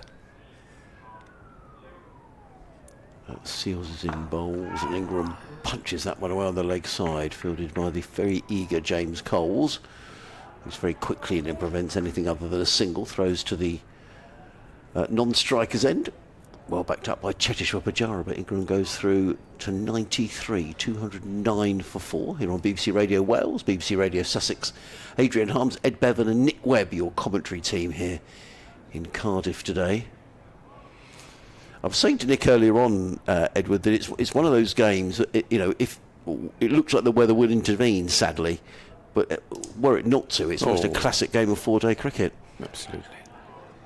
Seals around the wicket, bowls, and Carlson is back and pulling that one backward a square, picks up a single, that rather sat up, and it's another one to Carlson. He goes to 81. Walker to 210 for 4. I mean, you can never judge what the weather's going to do. I mean, it looks like tomorrow just don't know. Just a few showers. I mean, you know, they said could be hit and miss, so we don't know.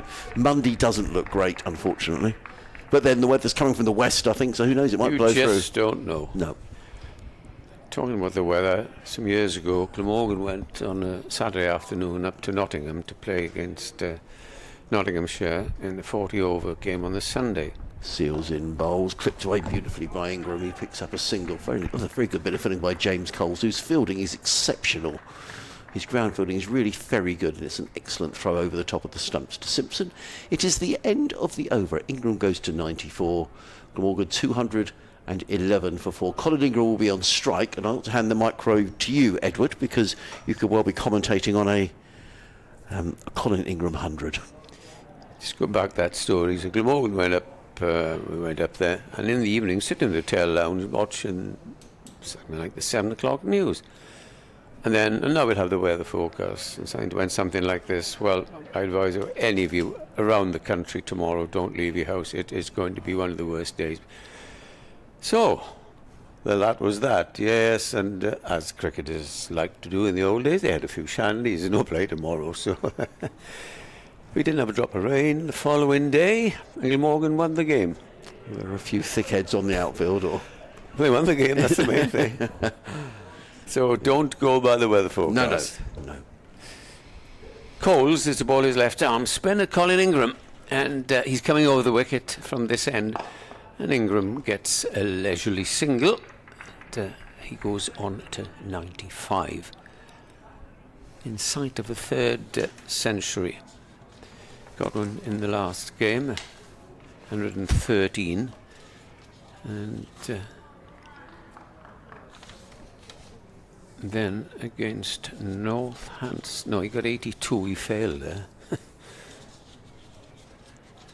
It is at Lords as the next ball is forced away up to the covers for a single, this time by Carlson. Glamorgan trail now, but just 65. Yeah, and you wouldn't have thought that when it was 41 for 4. It's been a really excellent partnership. James Coles bowling his left arm spin. Bowls, rather flat delivery. Ingram wants to run. Don't quite know why. Because he went about 4 yards away to his left. He's on 95, looking to guide his way to 100.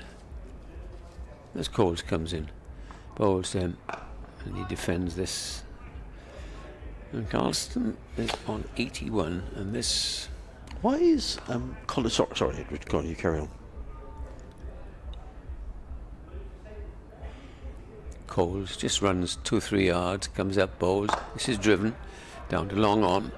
Get another single, moves on to 96. That's it.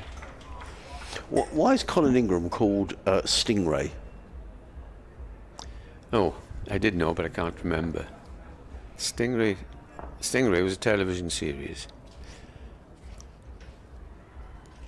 The next ball down the pitch comes Carlson, and it is fielded smartly by the bowler. That's the end of the over, 214 for 4. He's got very, very strong forearms because his father had a farm out in the Eastern Cape in South Africa, and you know these lorries he had on the farm. And when the lorries or the tyres had gone, where you couldn't use them, the tread had gone, he used to go, Colin, with a huge hammer. And hammer is, you can imagine, can't you? Yeah. Hard work. And that's how he strengthened his forearms. Terrific. This does surprise me just a shade, Adrian, that Seals is going to bowl again. It's difficult here, isn't it, for John Simpson, because he's probably thinking Sussex desperately need a wicket to get themselves back in the game, and Carlson's the one that's missing. Yeah, and the most likely wicket taker is most definitely Jaden Seals, but he's giving him another over. Seals is in, bowled, short ball through to the keeper. He's bending his back, isn't he? Yeah, and obviously they're trying their best to deny this 100. He's only 4 runs short. Run rate remains just marginally over 4, 214 for 4.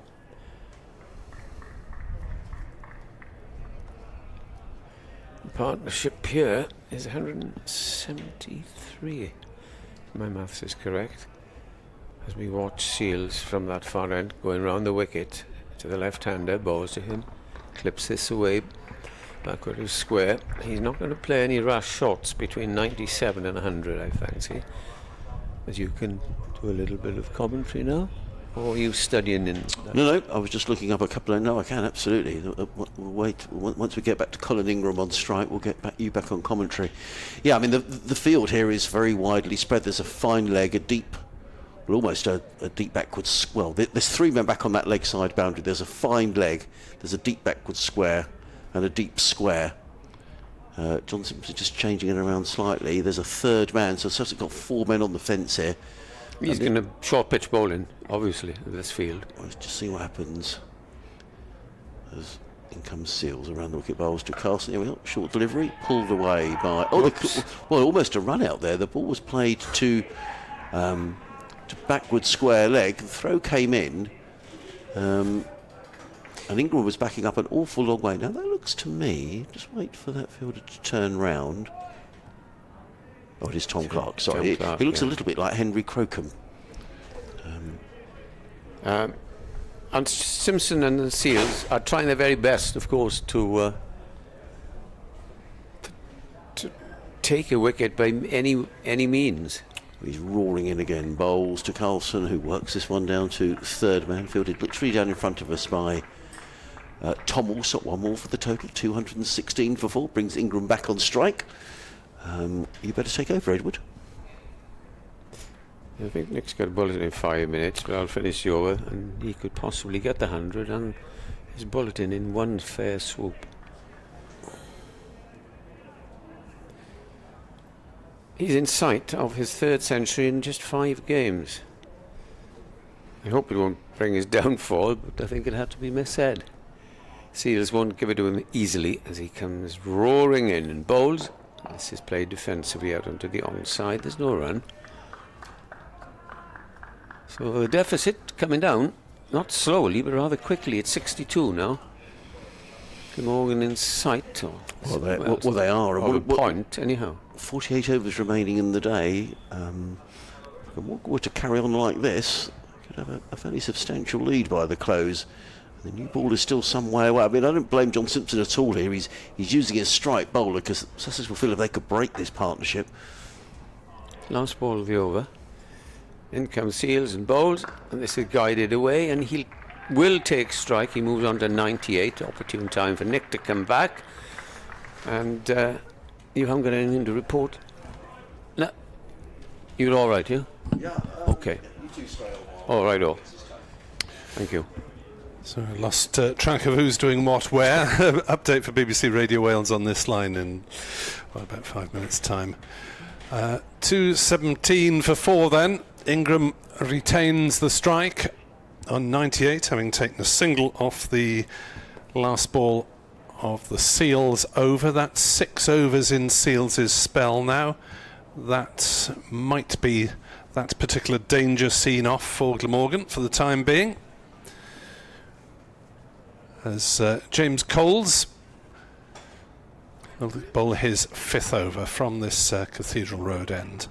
He's bowling to Colin Ingram on 98 not out. In comes Coles, and Ingram drives into the offside. Will they look for a second run here? Down towards third man. They come back for 2, and it is Colin Ingram's 3rd century in 5 matches. An incredible performance from the experienced South African. He's hit 15 fours and 2 sixes, and it's come off just 147 balls as he embraces his fellow batter Kieran Carlson. Colin Ingram gets to 3 figures once more. And you couldn't have wished to see a better 100 coming in when Glamorgan were 32 for 3, then very quickly 41 for 4, and he's played superbly. 219 for 4.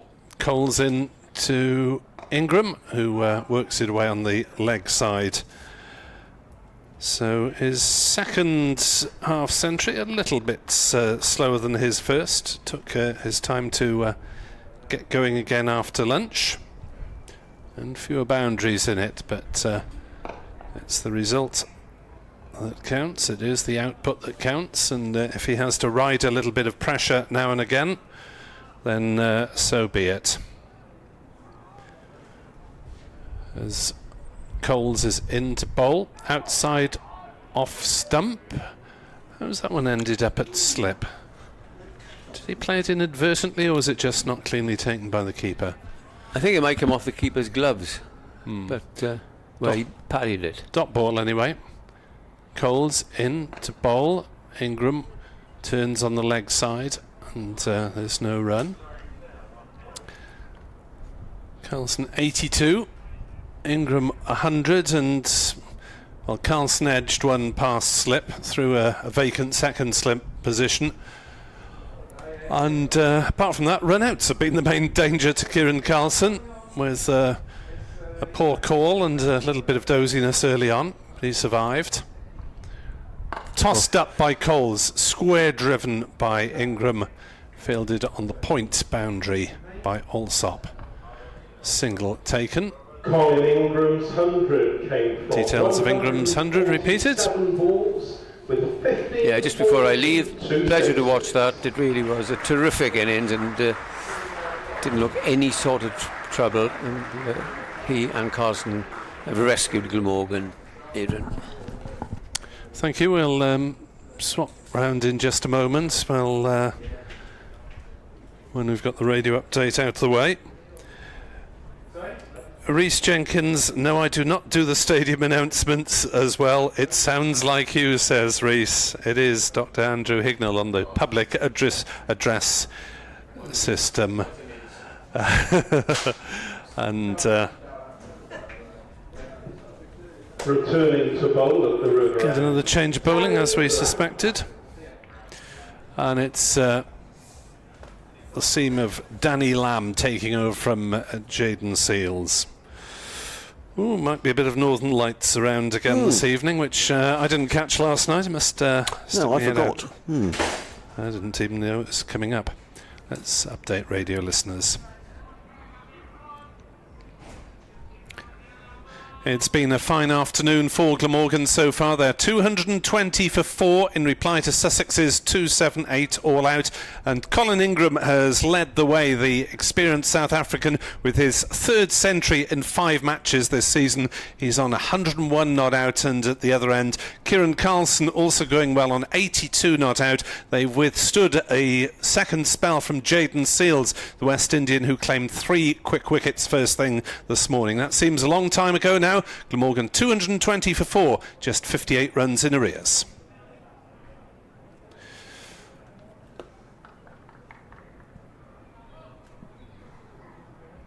Lamb for Adrian.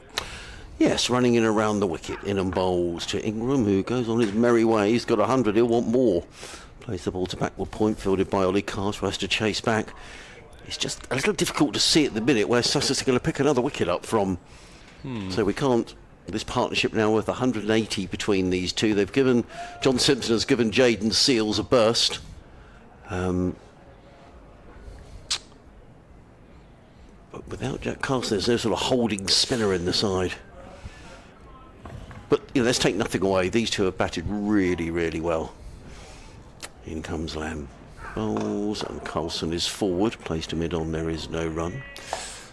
Yeah, interesting that they've got men on the drive now on the leg side, which we've seen several times here at Sapphire Gardens this evening, with these wickets with not a huge degree of pace in them on some occasions. Well, it's only the second championship game we've had, but the first one it turned sharply for 2 days and then flattened out.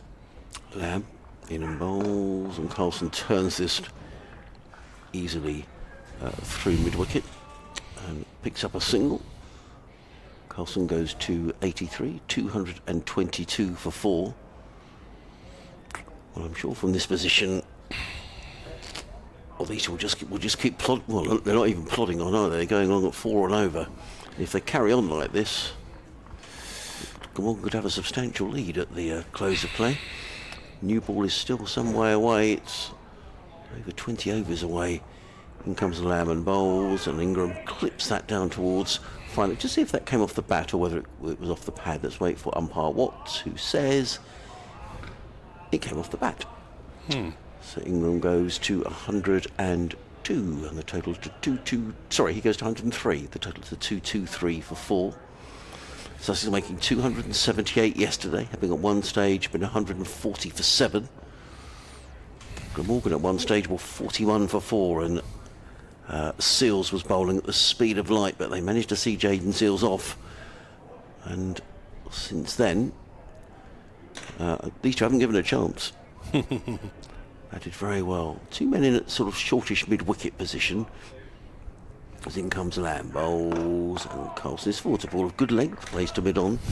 There is no run. Sussex just need to keep the pressure on, to keep trying to dry the runs up, maybe create a bit of pressure and a chance. But this is what defines good sides. And when you're up against it, you've got to keep going. It's a test of character here for Sussex. They've had a good season so far, but today they're under the pump. Laming bowls. Oh, taken by Simpson. I thought for a moment Carlson got a little nick on that. Good take by Simpson down the leg side. It is the end of the over. 223 for 4. Carlson 83. Ingram 103. The partnership between this pair now worth 182. Yeah, Steve West says excellent cricket. He's trying to teach Mel, who's new to the sport, the rules. One of her difficulties is wondering why both teams wear the same colour kit. Don't, of course, in limited overs cricket very often, but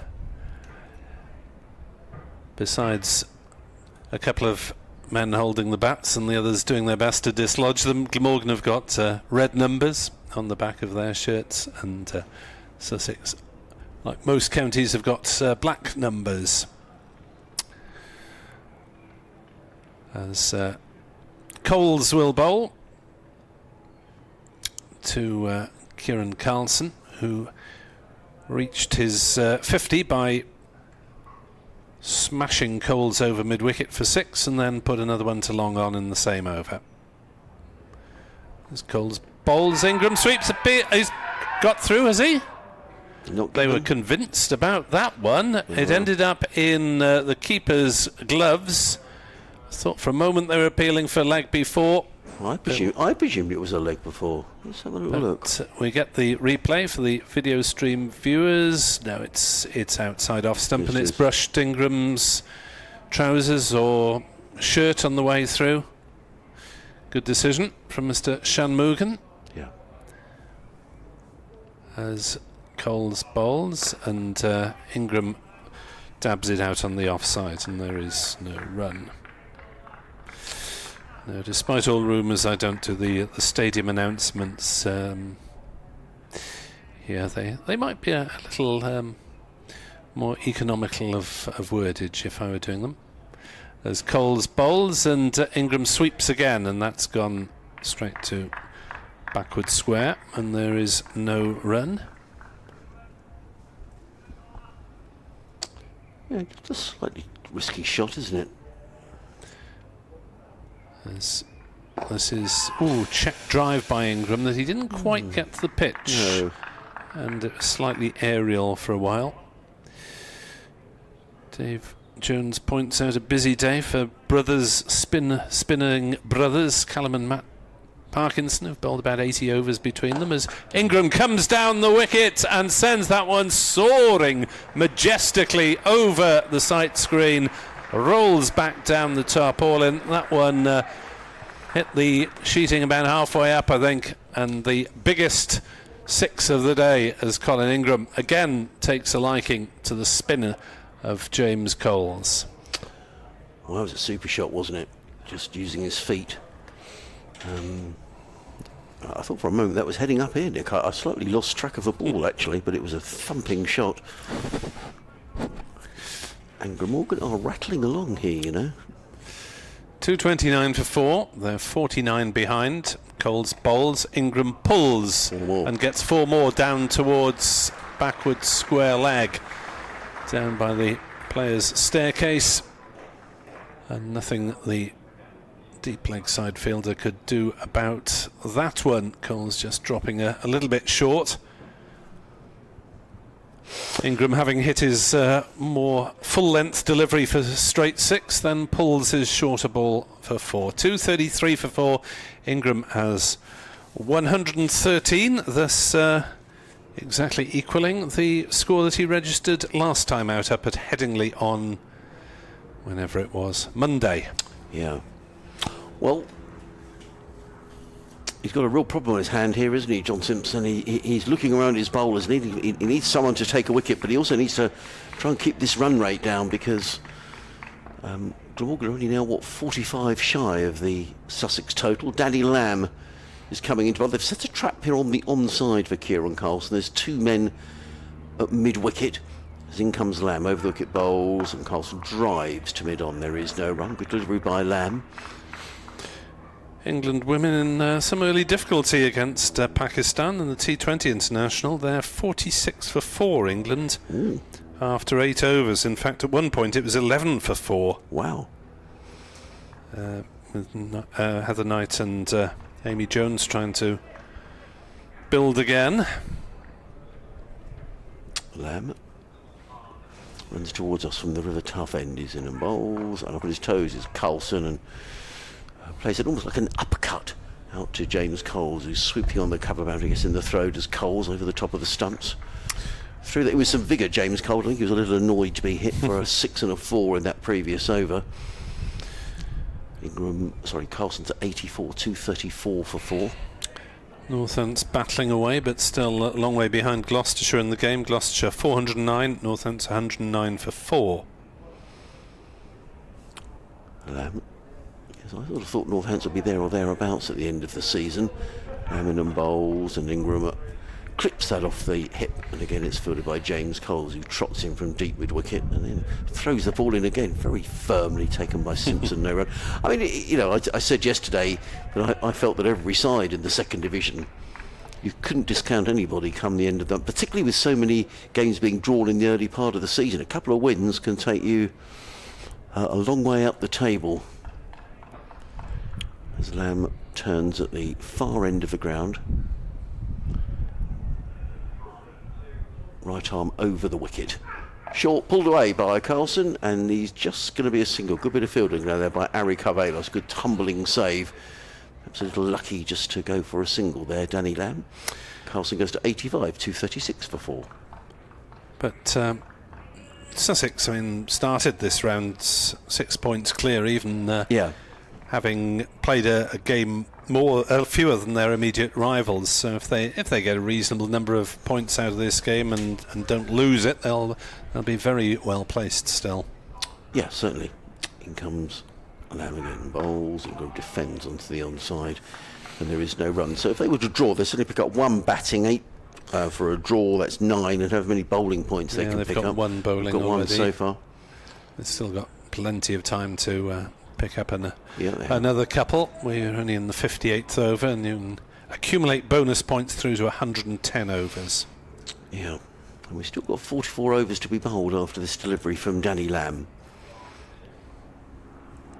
He's in and bowls, was down the leg side. He's a little lucky to get away with that. Colin Ingram rehearses the shot he knows he should have scored runs with that, rather. It is the end of the over. 236 for 4. Carlson on 85. Ingram is on 140. These two coming together when the score's 41 for 4. So that'll tell you it's a partnership of 195 between the pair. Some relaxed looks up on the Glamorgan balcony there for once. Who's that practising a forward defensive? Andy Gorvin. Right, okay. Who will probably come in 10, I would suspect. Alongside David Harrison, Eddie Byram was out last night, and Jamie McIlroy, one of the 12thers for this game. McIlroy rested after quite a fruitless couple of matches as Coles starts a new over with a slightly slingy delivery to Ingram, to Carlson, who defends it, and there's no run. Coles bowls and noodled away on the leg side by Carlson, but shortish fine leg in the form of Danny Lamb is up saving the single. So no chance of a run. 236 for 4. Sussex trying to put the brakes on. Frustrate Glamorgan out as Carlson comes down the wicket and belts it past mid-on for 4 runs. A despairing chase by the fielder there, Ari Carvelos, as Carlson chanced his arm. Coles tried to, I think, bowl it down leg side for a possible stumping. Carlson adjusting well. Yeah, good shot, wasn't it? Didn't quite get all of it, but it was still a... I think initially he was probably looking to hit straight, wasn't he? And then Coles changed the direction a little bit at the last moment. See, Jaden Sills is off the field at the minute. Henry Crocombe is on 12th man duties. As that's slapped away on the offside for a single. 241 for 4, and that is the 200 partnership between these two for the 5th wicket. What a turnaround it's been in the game, Glamorgan having been 41 for 4 just after 20 past 11 this morning. Well, it's been terrific, hasn't it? Because at that stage we even mentioned, I think you said, Nick, Follow on, 129. Yeah. Thinking about it at that point. Seals in full flow. Coles bowls. Ingram turns to mid-wicket, no run. So a complete transformation in the space of, about 3 hours just over of actual playing time. On the leg stump, Ingram plays it away on the leg side, but it's enthusiastically fielded at mid-wicket. And there is no run. If you want to email us, nickWebb2017@gmail.com or sussexcricket@bbc.co.uk, or you can tweet us at BBC Sports Sussex or nickWebb2017. There we go. So Jaden Sills is off. Well, I can't see Jaden. Henry Crocombe is on, and he is the second Sussex 12th man, if there can be, or second substitute fielder, we should say, because Ollie Carter has been on the field all day. Just to reiterate, no Jack Carlson for Sussex today, we understand, with a lower back problem, which we hope isn't too serious, because a lot of cricket for Sussex to play over the next couple of weeks. Yorkshire coming to Hove next week. Should be a good crowd at that one. Let's hope we get some decent weather. And then a trip to Lords, and then we'll be halfway through the county championship season. Frightening, isn't it? And we won't even be at the end of May. Yeah. Which does seem really weird. Frightening, isn't it, that, as you say, 7 out of the 14 games for all counties are played in April and May. Yeah. In comes Danny Lamb. Sussex striving for a breakthrough. Bowls to Carlson, who plays that firmly away through point, picks up another single. Lamb goes to 91. And then I think Sussex have 4 games from August through to September. So there's just 3 championship games pretty much in June, July and August. That's right. It's 2 rounds for Glamorgan. 23rd of June, Northants home, and 30th of June, Gloucestershire up at Cheltenham. Yeah, I think Sussex have 2 games then as well. I think they have Leicestershire at home, from memory. Correct. In comes Lamb around the wicket bowls. Ingram drives firmly to mid-off. There is no run. And Northampton away. Right, okay. So that Northampton game, I think, starts on the 30th of June. Yeah. So by that stage, Sussex you've played 9 championship matches by the end of June. That just leaves 5 to play. There's 1 in August. We go to Scarborough. And then 4 from the end of August through to September. So that's the schedule. Lamb around the wicket bowls and defended onto the onside by Ingram, no run. Yes, technically they can say there's county cricket in every month of the UK summer, but only a day or 2 in some cases of championship cricket. And I'm not particularly advocating for a great deal more championship cricket in the school summer holiday, to be honest. In comes Lamb, bowls down the leg side. He's lucky to get away with that. Ingram looks, he knows he should have turned that down towards fine leg. Well taken by John Simpson, and there is no run. I don't know what the answers are, Nick. Well, given that the county game under the aegis of the ECB seems to be so irrevocably going down the franchise route. In comes Lamb again, and Ingram defends. It's a very straightish mid-on there, virtually on the track. Finn Hudson-Prentice, there is no run.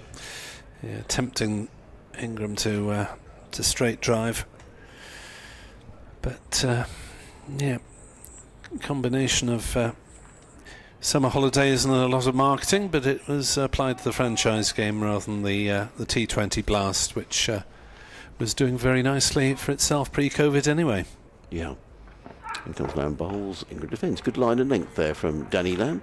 Dot balls, end of the over, 242 for 4. Carlson on 91, Ingram on 114. Partnership between these two of 201. I'm just looking here at this very good Glamorgan yearbook. Someone puts a lot of work into that, Nick.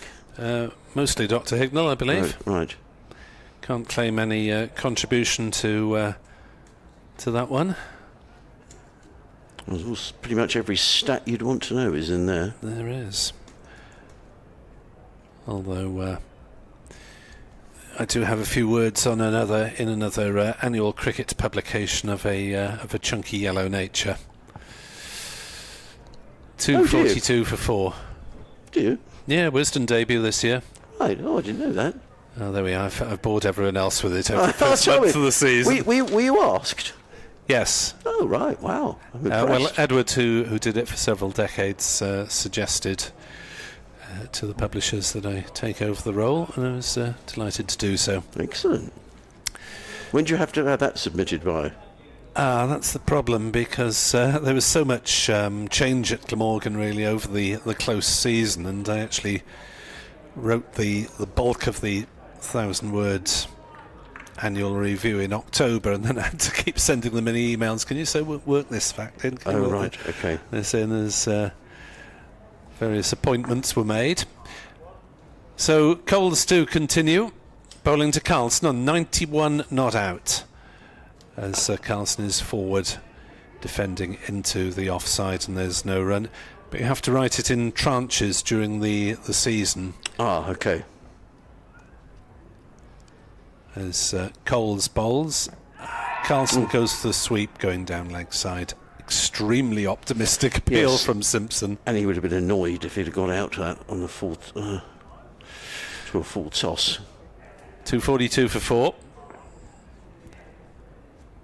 Just the half dozen steps or so from Coles, and Carlson plays the next ball back to him. So Coles keeping his nerve in the face of an occasional onslaught from these two. As Carlson drives, quick wrists through the offside, but will only pick up a single for a shot that probably deserved another one for artistic merit. Such a thing does not exist in cricket. 92 to Carlson, 243 for 4. This Kieran Carlson's top score of the season so far, beating his previous best of 77 at Lords and 74 at Derby. Coles in to Ingram, who plays gently into the offside, and the bowler jogs across and does the fielding. Yeah, you have to write the Wisden match reports in little sections, which they put together during the course of the season, so it's not all one big clump in October. As Ingram drives gently into the offside, and will pick up an easy single out towards the point boundary. 244 for 4, but it helps to in terms of discipline anyway to write the summaries reasonably soon after the game is finished, otherwise it all disappears into a blur in the memory, doesn't it? And you think, who did what, when, why, what, who am I, what's my name, who's that against? Well, certainly the next few weeks when we get into T20, when the schedule's crazy, isn't it, and you just you forget what happened in the 7 championship games.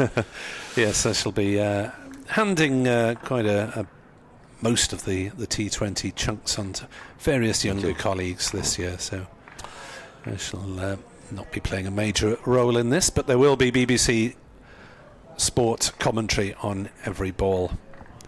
Technical matters allowing through the T20 Blast, as well as the Championship and One Day Cup.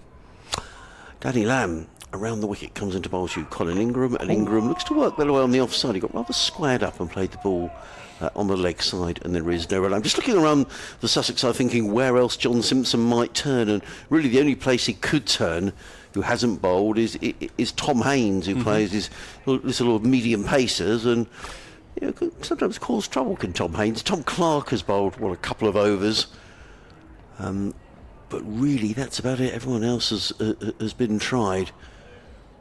Lamb in again, bowls, and Ingram defends down the onside. Now, he has no intention of giving this up anytime soon. Colin Ingram, he's got to his ton. And he'll have his eyes on a big one here.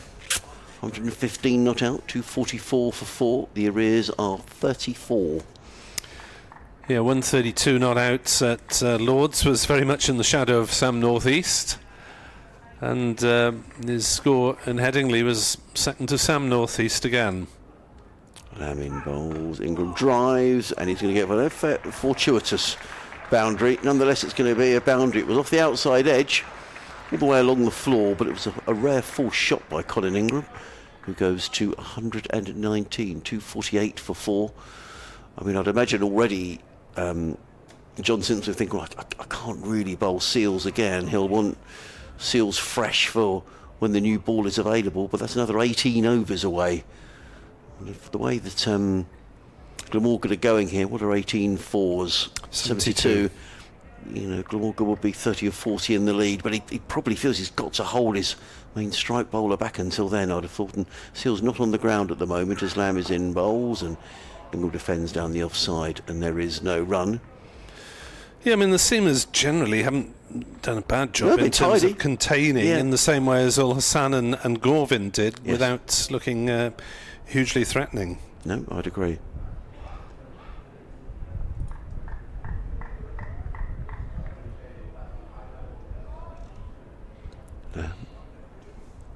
Just the one slip in place, who's Tom Alsop. In bowls and defended by Alsop down the track. And there is no run. Lamb threw the ball towards Finn Prentice, who didn't see it coming and had to sort of cover up to make sure the ball didn't hit him on the head. Talk of which, did you see that with Novak Djokovic being hit on the head with a water bottle yesterday? No, I missed in the that. Italian Open. Yeah, he was coming off court. To be fair, he was signing autographs. There was a fellow with a rucksack, and it looked like his water bottle fell out the rucksack. It was a complete accident and landed on Djokovic's head, which looked pretty painful. Yeah, in comes Lamb bowls. Ingram defends onto the onside. There is no run. Good tidy spell. This from Danny Lamb. The boundary was off a mistimed drive by Colin Ingram. Ingram remains. He's on 119. Carlson on 92. 248 for 4. The arrears are 30. Tea comes ever nearer. Do you think Jack will have any of his cake still left, or do you reckon they've munched their way through the lot of them? Oh, not sure. They're pretending they haven't heard. There's something left in there. Is it? Yeah. There's some cakeage left, and there'll be some delivered to the press box. Yeah, Jack looks like he can't hear us. I think there might be a few. Yeah, I'm looking forward to a cup of tea and one of Jack's cakes. We'll see. So 248 for 4 here on MasterChef from the BBC. BBC Sport Online. Coles 248 for 4. Bonus point, just 2 runs away. Ingram has got his century. Carlson's 8 runs short, and Carlson coming down the wicket and then defending when he gets there. So it's a bad battle between Coles and Carlson, and the batter not having things all his own way in terms of using his feet and trying to get on the offensive. Now he does that in fine style, and he's cleared mid-off this time, and it's raced away for 4. I was looking further up in the air. I was. Went skimming lowish over mid-off, who did have a token leap at the ball and raced away for 4. So maybe Sussex won't push long off back. It was the tall figure of Hudson Prentice who had a token jump. 4 more to Carlson, and he comes down the wicket and drives, and will take the single up to a deepish Carvallis, who is game in the field for a tall fast bowler. He is. It may not look the most aesthetically pleasing, but he certainly chucks himself around to the very best of his ability. Carlson moves to 97, 253 for 4. The first bonus point coming up with that Carlson boundary. Ingram back on strike. Carlson, by the way, was taking a little bit of one of those liquid gels on board between overs, so he's obviously feeling the heat a little as Ingram is forward and defending on this, the hottest weekend of the year in South Wales. Yeah, pretty much everywhere, I think, Nick. As Coles is into bowl, worked away on the offside by Ingram for a single. 254 for 4. It was pretty sunny in this part of the world last Saturday, but when I was getting messages and pictures to that effect from home, I was watching cricket under cloudy skies in Yorkshire. The sun didn't arrive till the following day. That's short and flat from Coles to finish the over. Carlson tries to play it towards square leg and misses. He's approaching gently 3 figures. It's 254 for 4. You haven't got one on the radio at the moment? Half time, I've got to do one in the game. Half time in the between football. Newcastle and Brighton. Brighton fans will be very pleased that they are winning. Bit of a council going on at the far end. Danny Lamb, Chetty Tropicaro, John Simpson in deep discussion about what to do next. Good news for Sussex is that Jaden Seals is back on the field, which probably means Henry Crocombe has gone off. Say Jaden Seals, where's he gone now? There, is he going to bowl? No, he's fielding down there. I'll be surprised if Seals bowls before the new ball is taken. Now there's a huge debate going on. What's going on here? They're all pointing in the direction of third man. I don't really know why. Shall we have a third man? Edward Bevan will be on the phone if we don't. Well, John Simpson is wandering off in the direction of... Well, he's not going to field third man. What's going on? Oh, I think there's a medical emergency, sadly. I think I've just noticed down on the right-hand side the stewards. And let's hope that's nothing serious. There's a break in play. Looks like we've got a spectator who is receiving... Yeah, I think he's sitting up, so... we'll wait hopefully not too bad. Maybe they'll need to dispatch one of the medical team from the dressing room round to here they come to help out. Well, well done, John Simpson. He clearly spotted, or the Sussex fielders had spotted that had happened. And there seems to be a gentleman. He's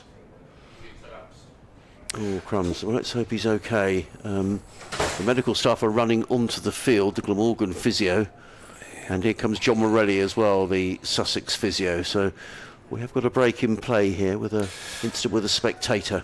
Shall we just, we don't want to go into too much detail, so shall we just recap through the day's play, which Glamorgan started at 21 for 1 and lost 3 wickets very quickly indeed. Those of Billy Root, who was bowled off stump by a superb delivery from Seals, and in-swinger Root offering no shot and seeing the top of his off stump knocked back. Then the night watchman Mason Crane had some nasty short deliveries from Jaden Seals, and was eventually caught behind, lobbing one off his gloves for 12. That was 32 for 3. And then Sam Northeast got a couple of fine deliveries, managed to miss the first one, but then he had to play from Seals and edged it behind. Another catch for Simpson. That was 41 for 4. But since then, Glamorgan have profited with a fine stand of 213 between these two. Carlson 97 not out. Ingram is 120 not out. The hold-up in play, I think, is about to end, as they have got appropriate medical attention to the spectator down there, and let's hope that is not too serious, and maybe just a question of the excess heat today. I don't think the wheelchair is being used. So Lamb starting a new over, bowling to Ingram, who works it on the leg side, and there's no run.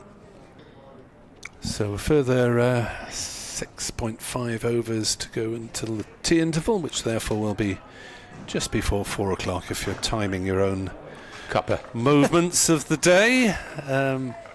Records, Nick. Records, yeah. 4th wicket, Glamorgan against Sussex, would you be inquiring? We'll have to check that one. I know it. All right.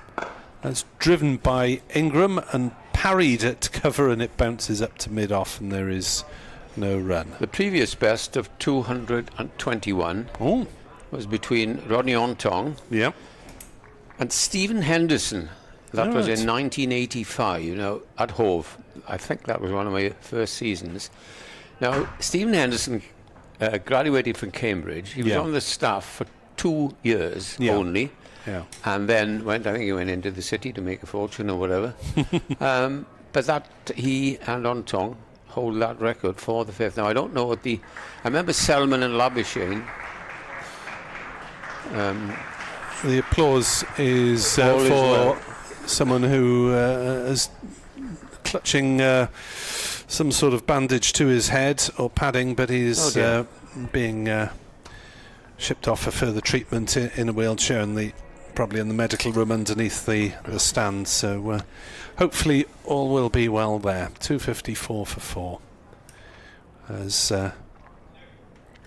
Lamb is in to bowl to Ingram, who drives into the offside, and again a fine diving stop by subfielder Carter at cover.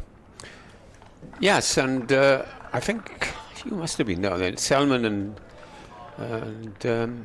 Labuschagne created some sort of a record against, I think it was for the second wicket, a couple of years ago.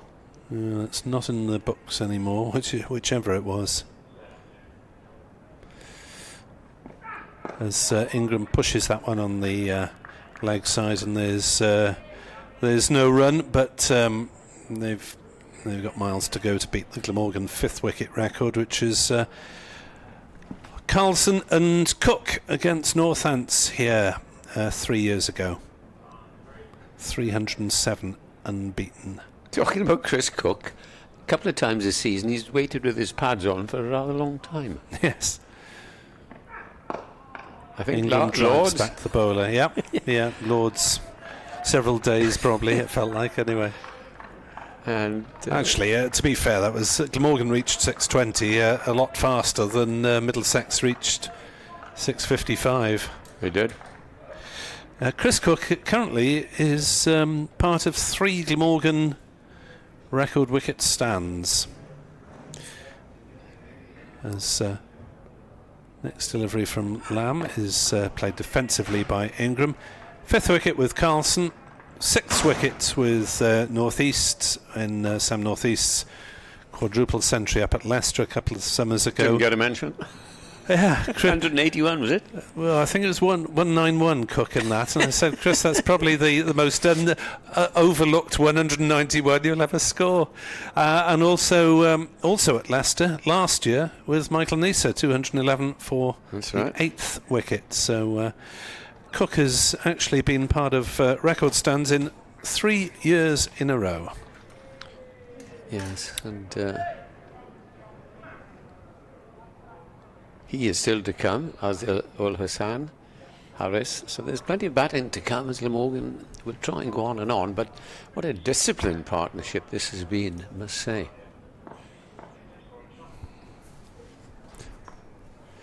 Three runs away from his 100 as Carlson drives to short extra cover, not taking any chances. Coles has bowled pretty well in the last 4 to 5 overs. Yeah, of course, he has got protection, a long off for Carlson, and long on for Colin Ingram. As he comes round the wicket from this end and bowled, Carlson comes down the pitch, hammers it down to deep extra cover, where his fielder just in front of the pavilion steps away to our left, and he creeps up to 98. Yeah, turning that one into a full toss with the charge, always slightly taking his life in his sporting That's how life he in plays, his hands, isn't isn't it? When he comes down the wicket to the spinners. As long as he gets inside it to the left arm spinner, he's okay. He's now bowling to Ingram, who pushes it away for a single down to deep extra cover. The ploy, of course, here is to tire the bowlers as much as they can, and then try and accelerate in the final session. When the new that'll be interesting, Nick, an interesting time when the new ball comes available. But at the moment, it's spin with Coles, and Carlson tries to force it away in the offside, doesn't time it, there's no run. I know how many balls are to go because the umpires, every umpire in the circuit holds his 2 fingers up, which is not admonishing anybody, as the next ball is driven and as he goes up very, very close to his 100. 99 to Carlson, but Ingram back on strike for the final ball of the Coles over.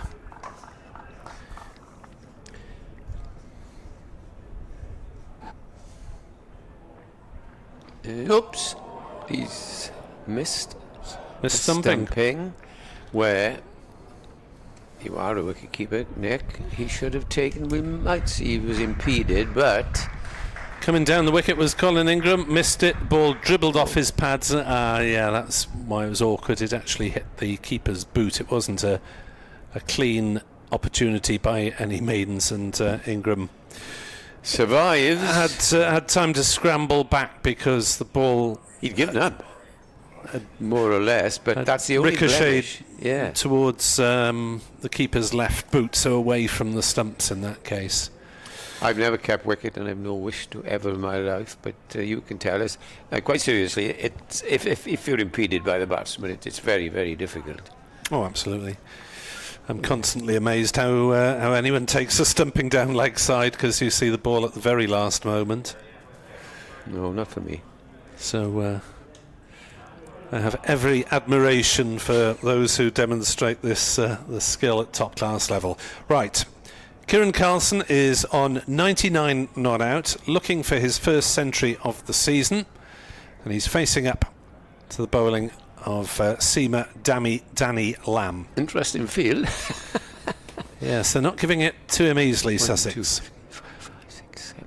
Lamb is in to bowl to Carlson on 99, There it is. and he's worked it away down towards square leg. There's the century for Kieran Carlson as people in the pavilion stand to applaud him.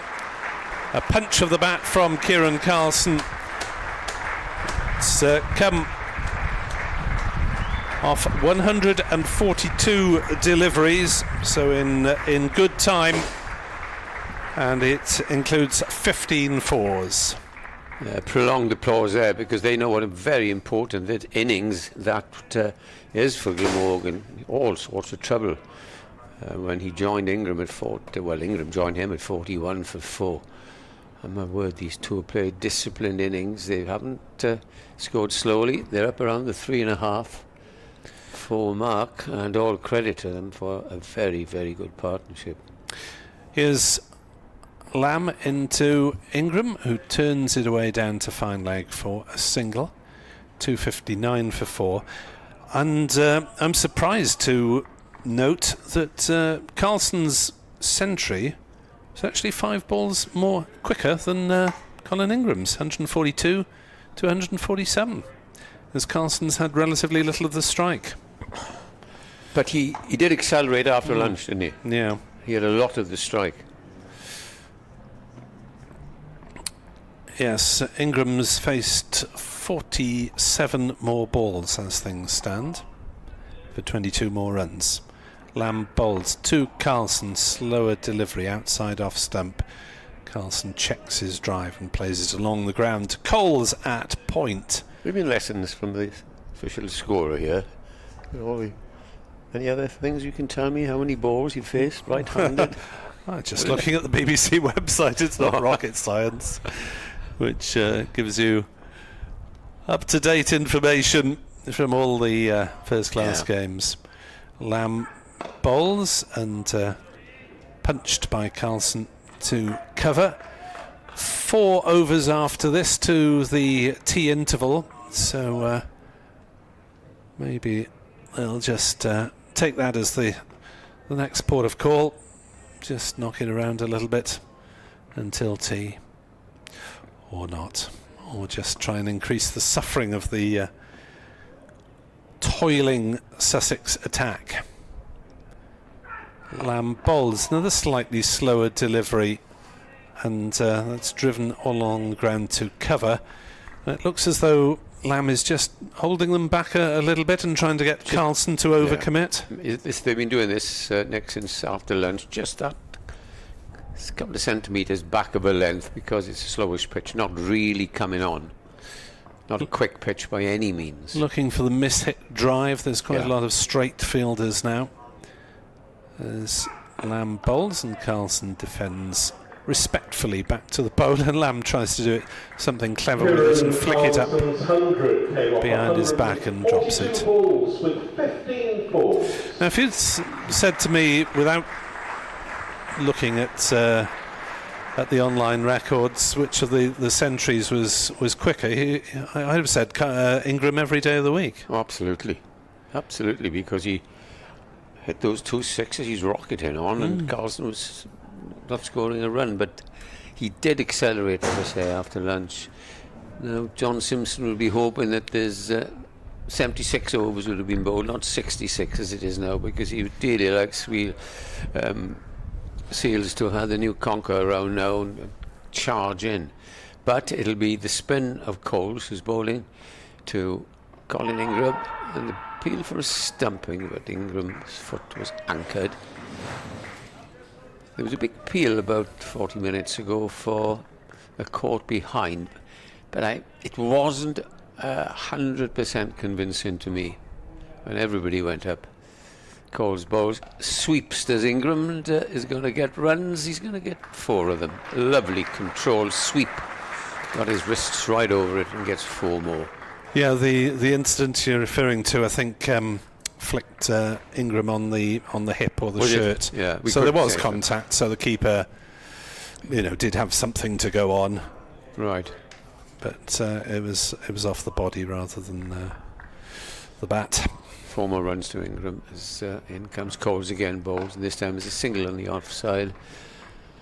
As the score moves on to 264 for the loss of those 4 wickets, since they were, around 20 to 12 this morning.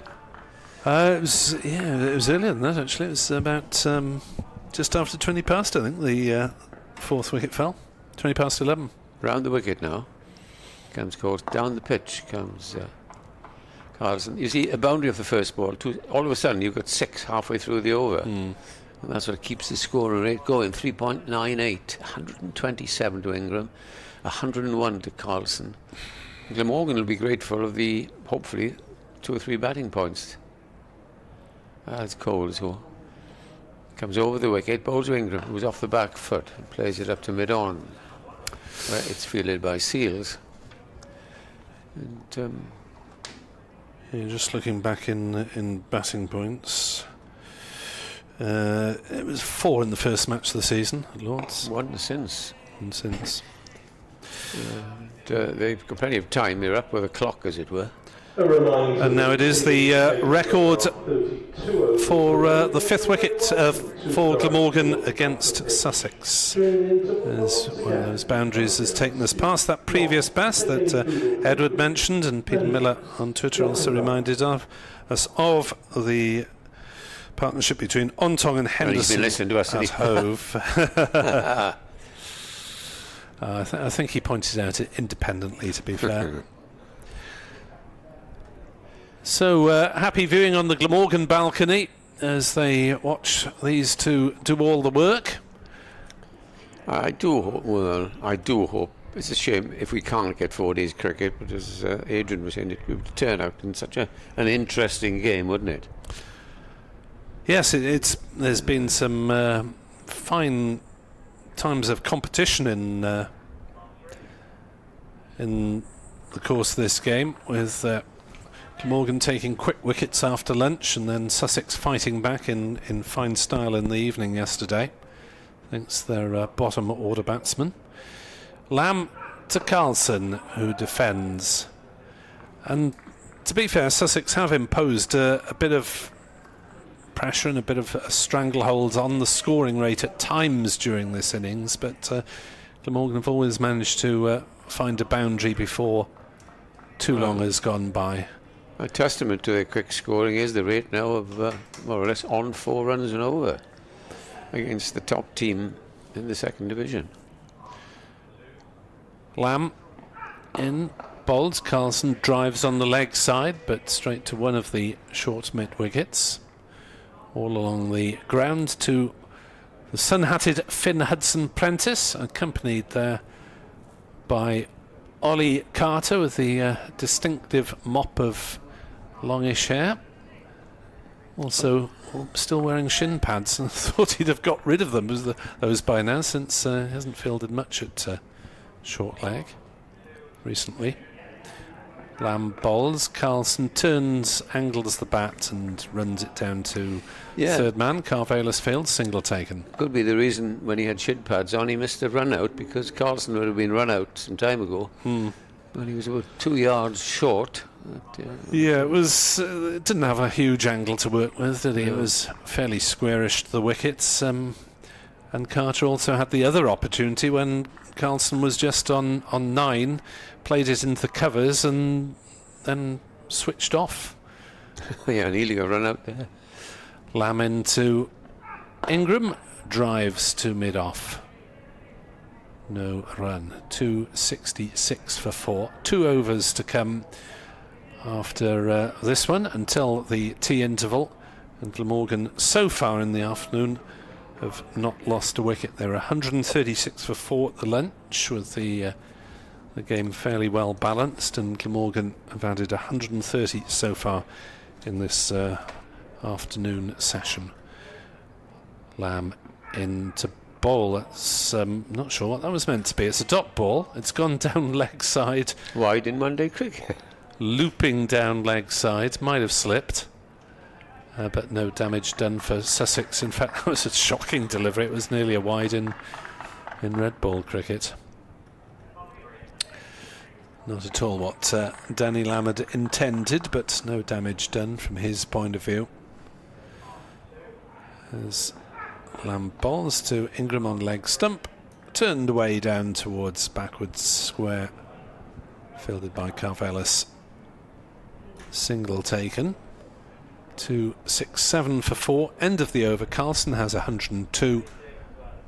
Ingram has 128. 2 overs remain until the tea interval, and no doubt Sussex will be grateful to get there and get a chance to take a bit of liquid on board and have a little bit of a chat as to their tactics in the final session of play, when they'll be for the 10 overs to bowl before they can take the second new ball. Glamorgan trailed by just 11 runs.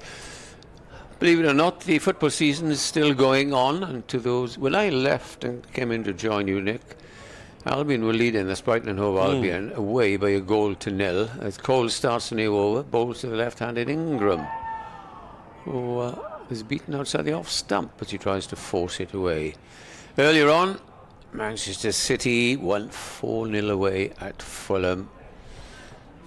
All of you who wrote them off a couple of months ago, well, you might be changing your mind now. As Coles comes in, bowls outside the off stump, hammered away into the covers for a single.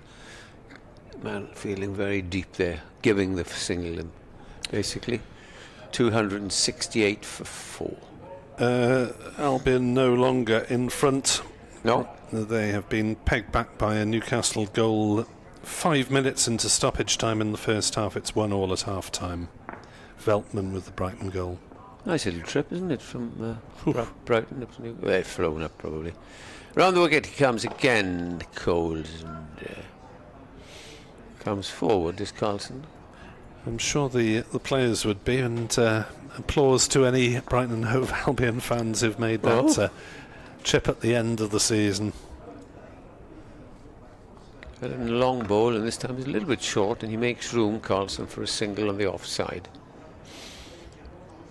Yeah, Brighton, you would go M3, pick up the M25, go up the M1, the A1, and keep on going forever and ever. Yeah.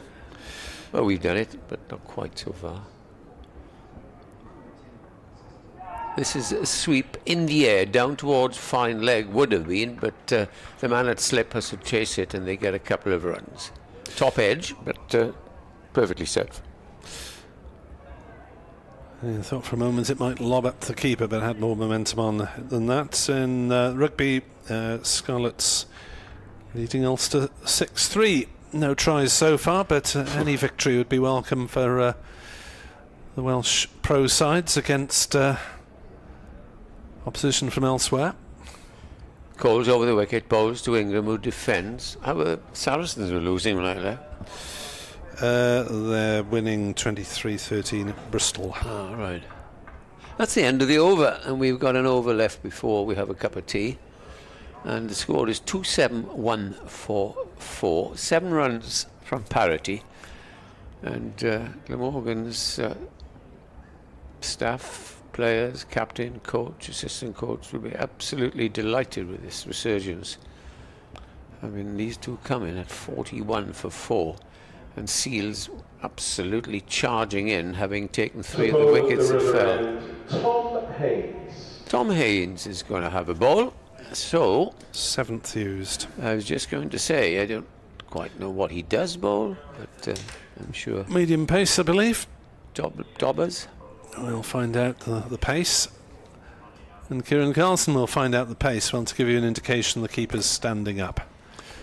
So, just a little throw of the dice from John Simpson.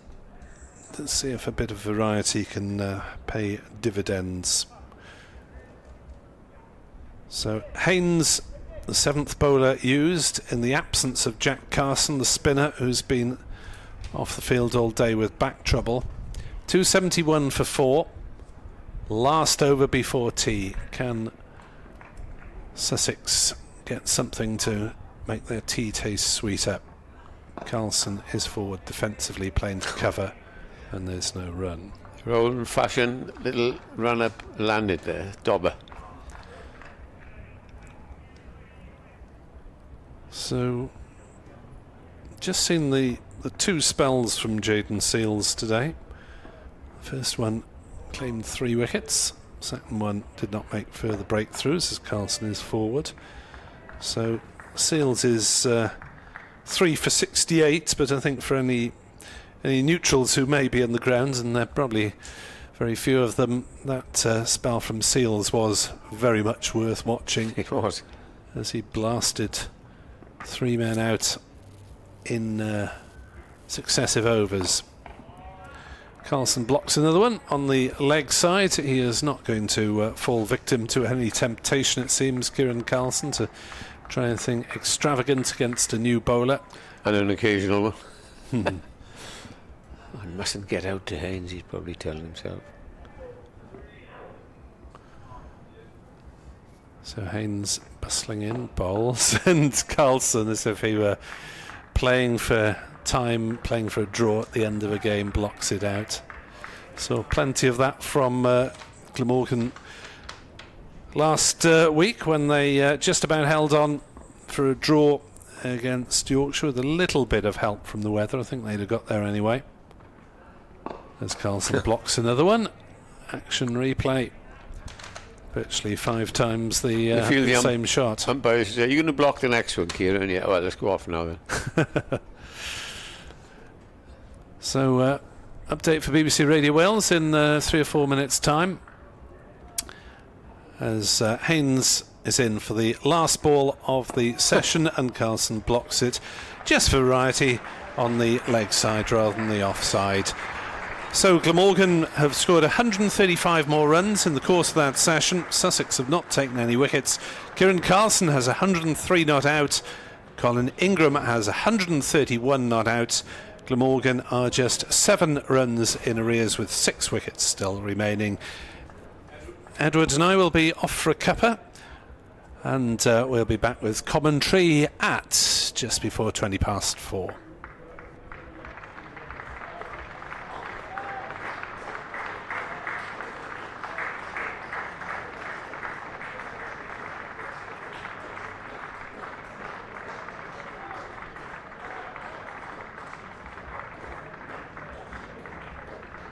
I've got some tea time scores from the other games taking place in the Vitality County Championship. At the Utilita Bowl, Hampshire were dismissed by Durham for 503. Durham currently 45-1. At Northampton, Gloucestershire made 409, and in reply Northamptonshire 144 for 5. At Trent Bridge, Nottinghamshire 186 for 4, still trailing Lancashire by 145 runs. At the Oval, Surrey are 170 for 3, trailing Warwickshire by 173 runs. And at the Spitfire St Lawrence in Canterbury, Worcestershire declared on 618 for 7, and Kent in the second over a 0 for 1. A reminder, the official Glamorgan website, www.glamorgancricket.com, contains details of how to purchase tickets for all forthcoming games here at Sapphire Gardens this summer.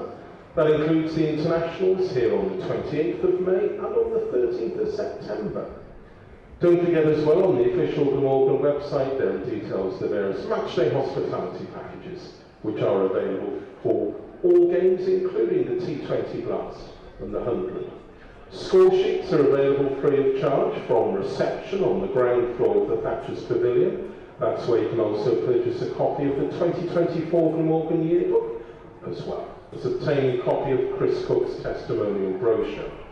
The Glamorgan Club shop, run by Missouri Sports, is still open. It will be open until the close of play this evening. It's situated opposite Gate 2. It's selling as always a wide range of cricket equipment and other items, including replica Glamorgan kits, plus a range of recently published cricket books. Regarding refreshments, you can obtain a full range of food and drink in the Pyramid Lounge, situated on the ground floor of the Thatcher's Pavilion, and snacks can also be obtained from the vending machines at the rear of the indoor school. The CC Glamorgan 271 for 4 at the tea interval. That is just 7 runs behind Sussex on first innings, and a fine partnership so far worth 230 between Colin Ingram, 131 not out, and Kieran Carlson, who's on 103 not out. They came together with Glamorgan struggling horribly at 41 for 4, but they have completely turned the game around. Play resumes just before 20 past 4 with Glamorgan on 271 for 4. Today. And finally, a reminder that we stand against all forms of discrimination. There is no place for it in our sport, and we will embrace and celebrate differences everywhere, knowing that with diversity, together we are stronger. Here at Glamorgan County Cricket Club, we are dedicated to raising the game. So if you witness any form of discrimination, you can challenge it and call it out by contacting, in strictest confidence, your nearest steward. Thank you very much. Diolch yn fawr.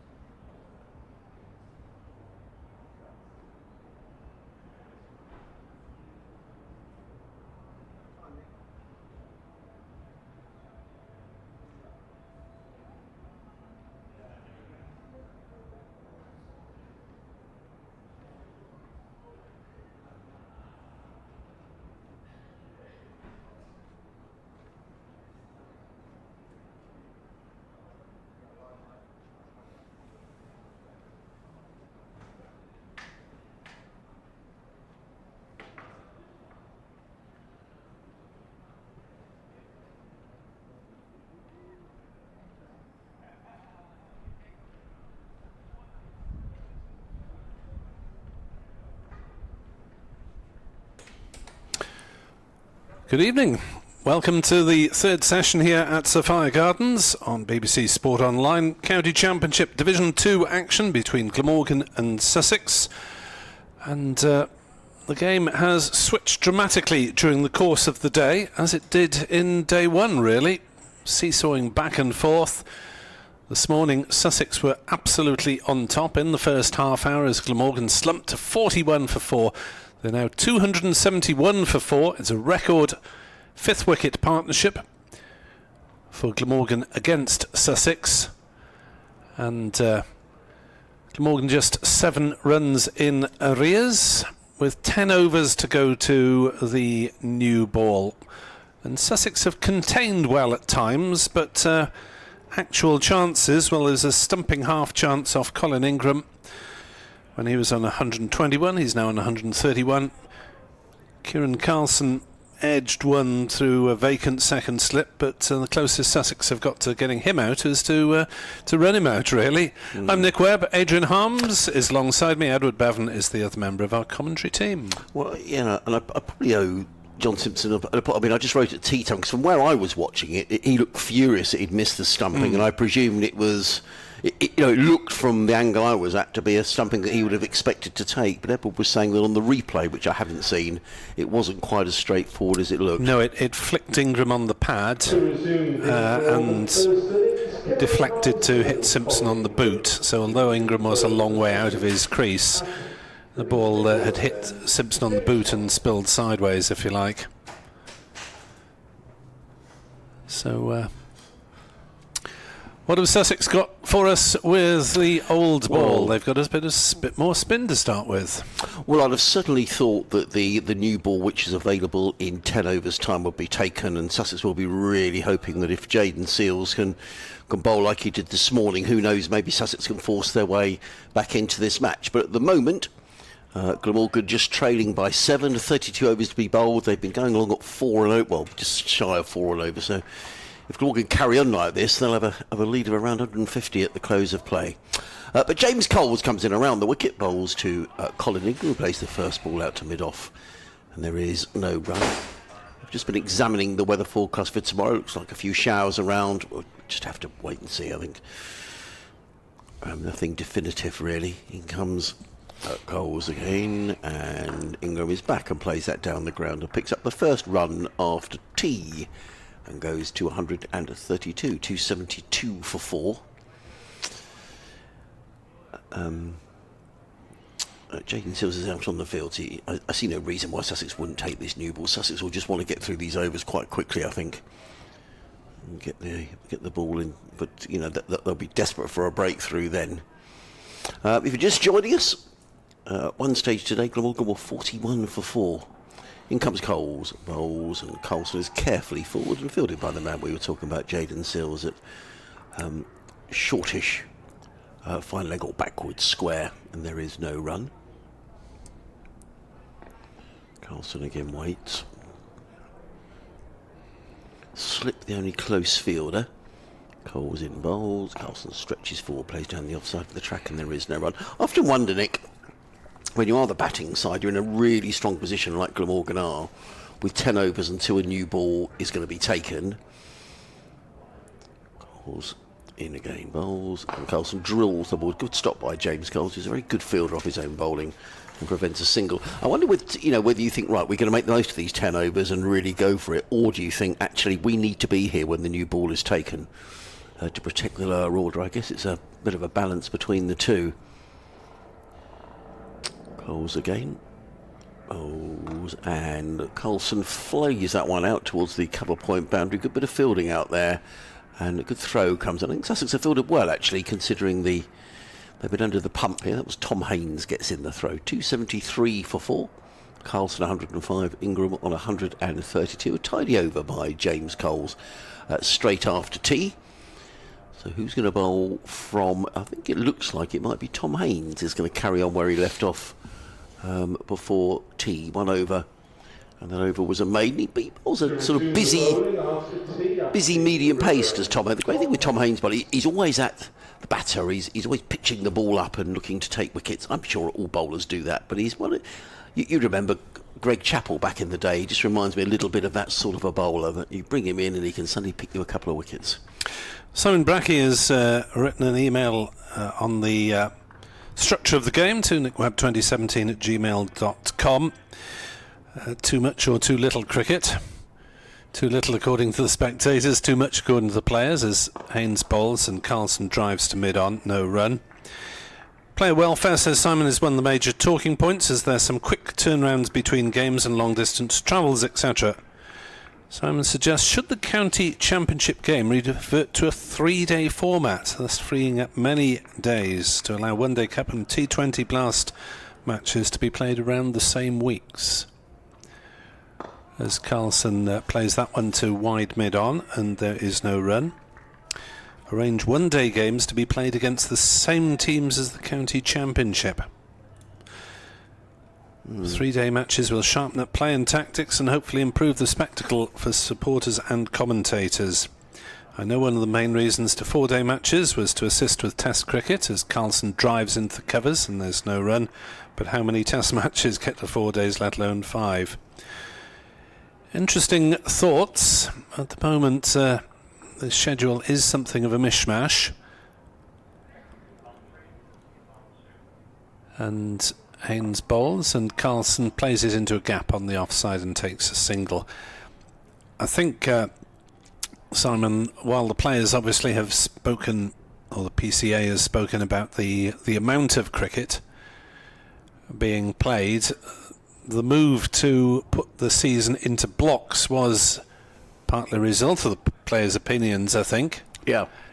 In that they found it very difficult, and it's understandable, to switch between Championship and T20 in particular in the course of the same week. As Ingram drives into the offside and there is no run. So I think that would be tricky, to be honest, to put T20 in the same week as a Championship match. Yeah. Whether possibly a one-day cup match could be accommodated against same opponents. As that's on leg stump from Haynes and hits Ingram on the pads, no run. End of tight over, 274 for 4. I know the former Glamorgan Chairman David Morgan did a lot around appointment of view for the most popular sports, and got T20 blast on Friday afternoons and Friday evenings and Sundays notably.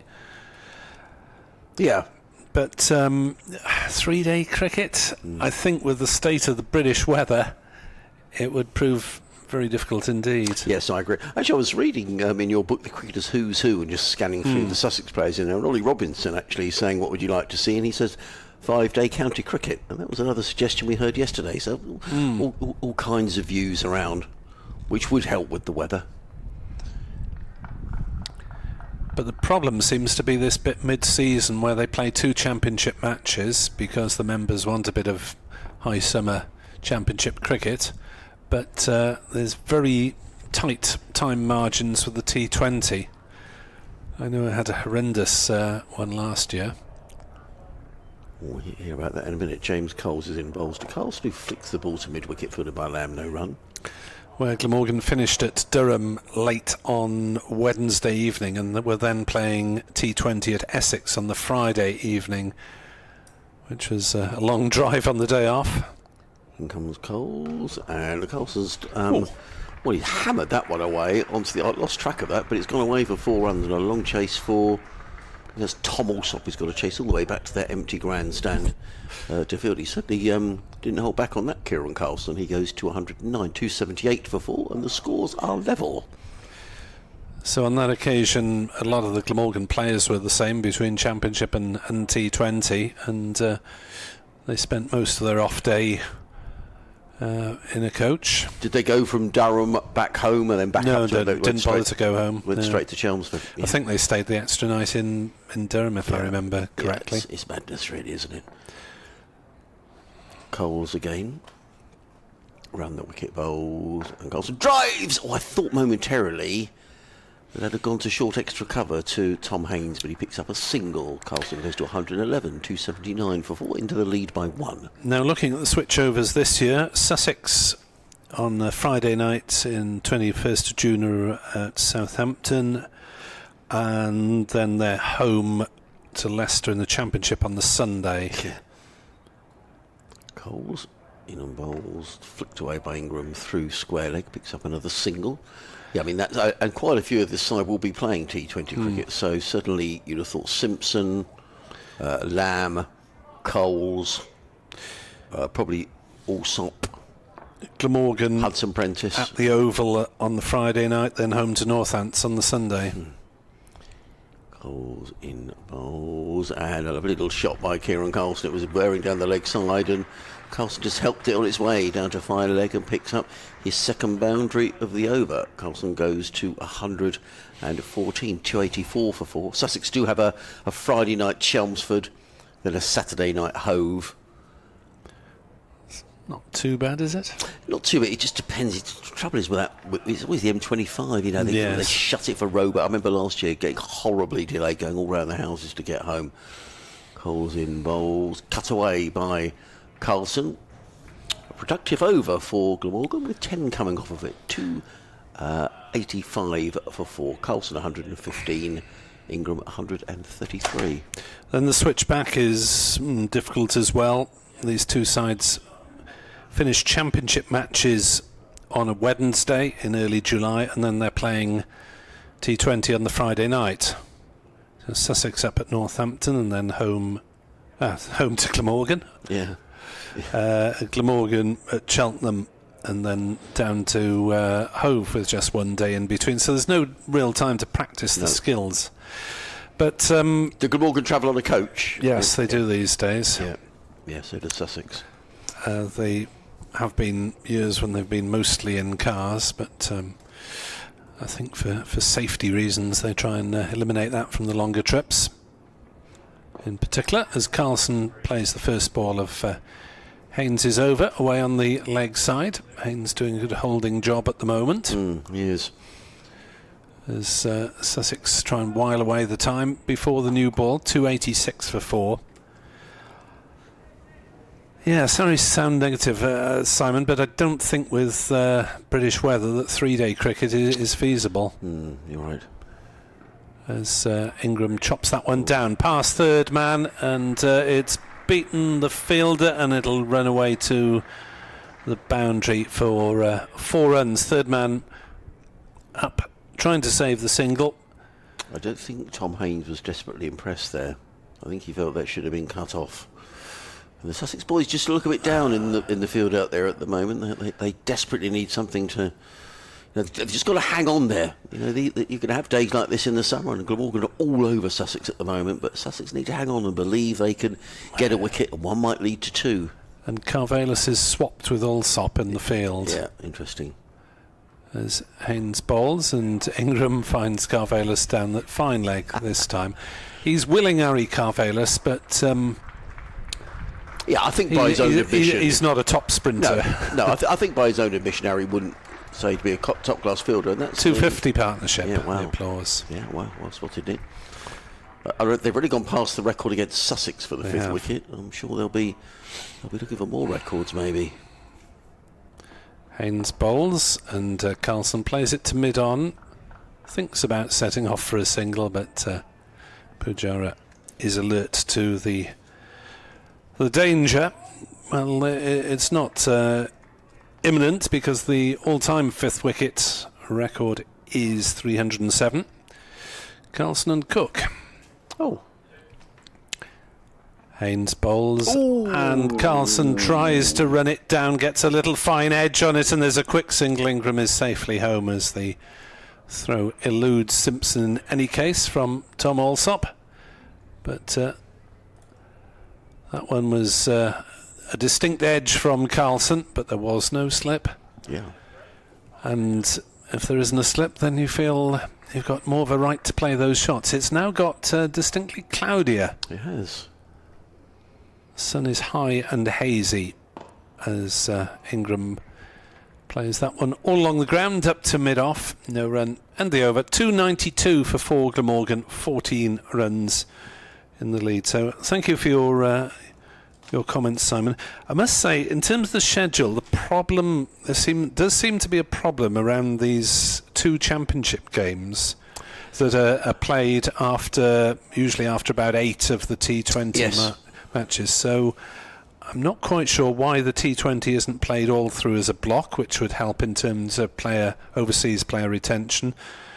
Then you play your 2 championship matches, and then you go into the One Day Cup and 100. So just pushing those championship matches a little bit back in the calendar. And I agree as well in terms of public interest in the Blast. You get 7 games, then there's a break, then the next 7, then there's a massive break until the quarterfinals. Yeah. I suppose they're trying to push maybe a few into the school holidays, depending on when they are. James Coles is coming in. 6 overs to go until the new ball is available. Coles bowls to Kieran Carlson, who leans back and cracks that one away through the offside. There's at least a couple of runs here as Ollie Carter has to run around in front of the pavilion to field. 2 more. The runs are coming steadily here for Glamorgan. You get the feeling Sussex are just willing the new ball to become available.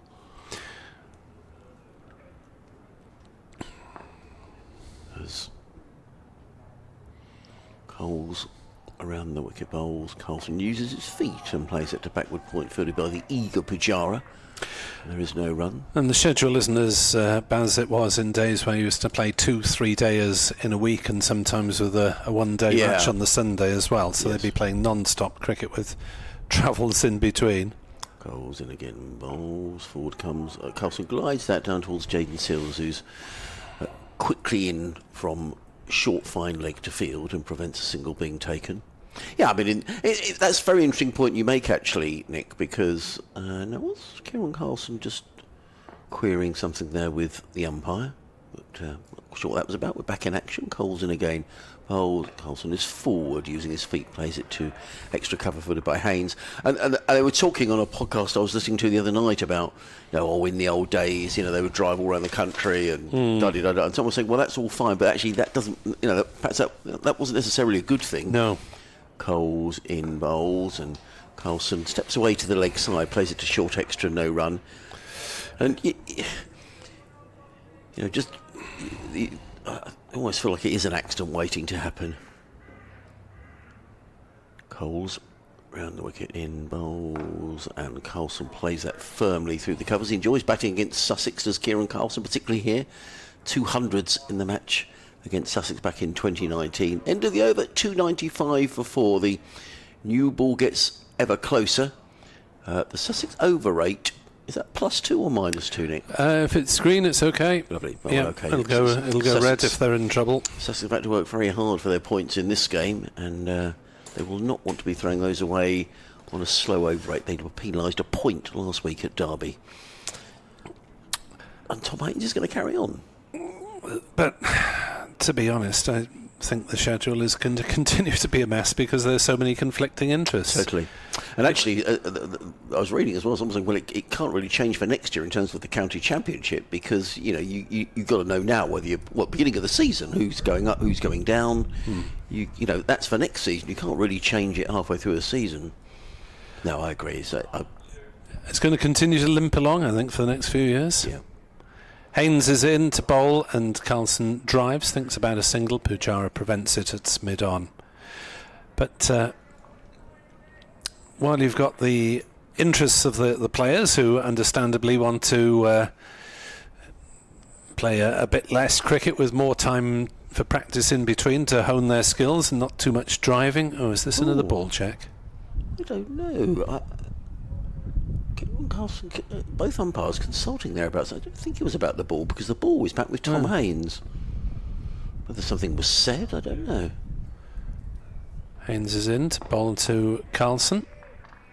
He looked distracted in the previous over, didn't he, Kieran Carlson? So I'm not entirely sure. The umpire is making some notes at square leg about something or another. I hope something wasn't said. Carlson, 120 not out. Facing up to Haynes and cuts that square on the offside. Single taken out to point. 296 for 4. Glamorgan Potentially one hit away from a second batting bonus point,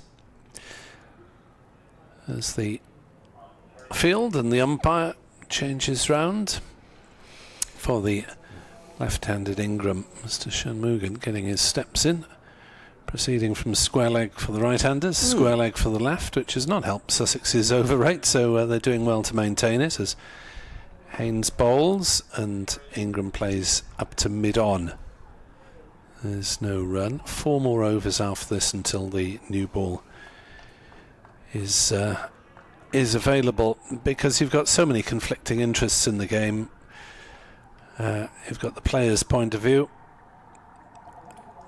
as Haynes bowls, Ingram drives to cover, which is by and large slightly less cricket and slightly more practice time, and travelling kept as low as possible. You've got the television broadcaster's point of view, and they seem to have gone gung-ho on the 100 as Ingram drives that back to Haynes. No run, and the over, 296 for 4. You've got the traditional supporters' point of view, many of whom are county members, that they want to see a bit of championship cricket played on days like this when you don't need 5 layers and hand warmers and beanie hats. You've got the financial interests of the counties in trying to get T20 on nice long summer evenings or Sunday afternoons. And the supporters of the 100 who want everything their own way. Oh, I didn't say that. We'll just have your best grounds and your best players and the best time of year. And gosh, look, it's a success. Who would have thought it? James Coles is going to come in from the Cathedral Road end of the ground. Bowls to Carlson, who stylishly plays that away into the offside, fielded by the alert Tom Haynes. And there is no run. The new ball is now 4 overs away, or 23 balls away. Sussex probably can't wait to get their hands on it. But there'll be pressure on them to take wickets with it. There's Coles around the wicket bowls. Carlson uses his feet and plays the ball down the ground. Picks up a single, does Kieran Carlson. He goes to 122, 297 for 4. So Glamorgan here within 3 runs at the second batting bonus point, to add to the 3 bowling points they've already secured.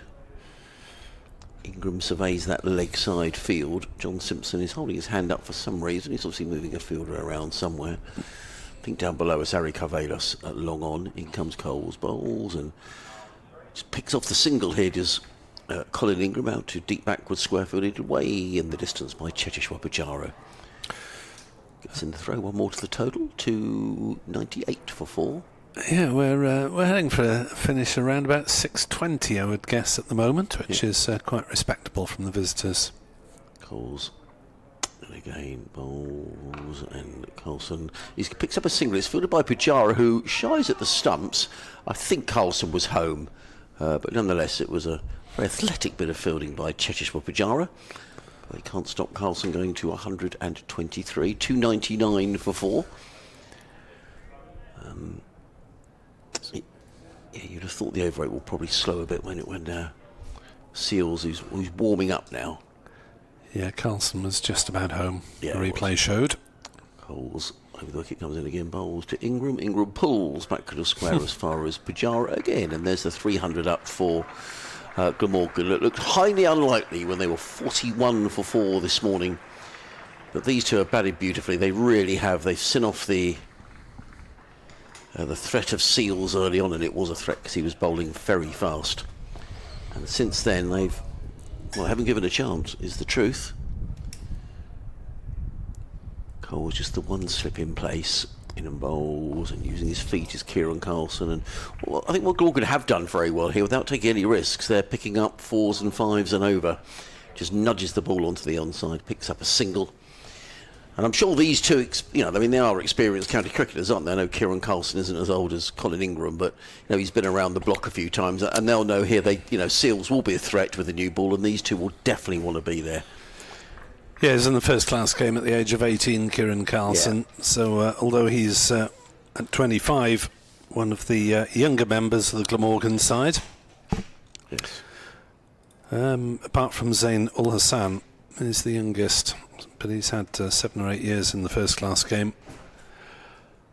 And Sussex doing a decent containing job, but they need to do more than this, you'd have thought, if they're to...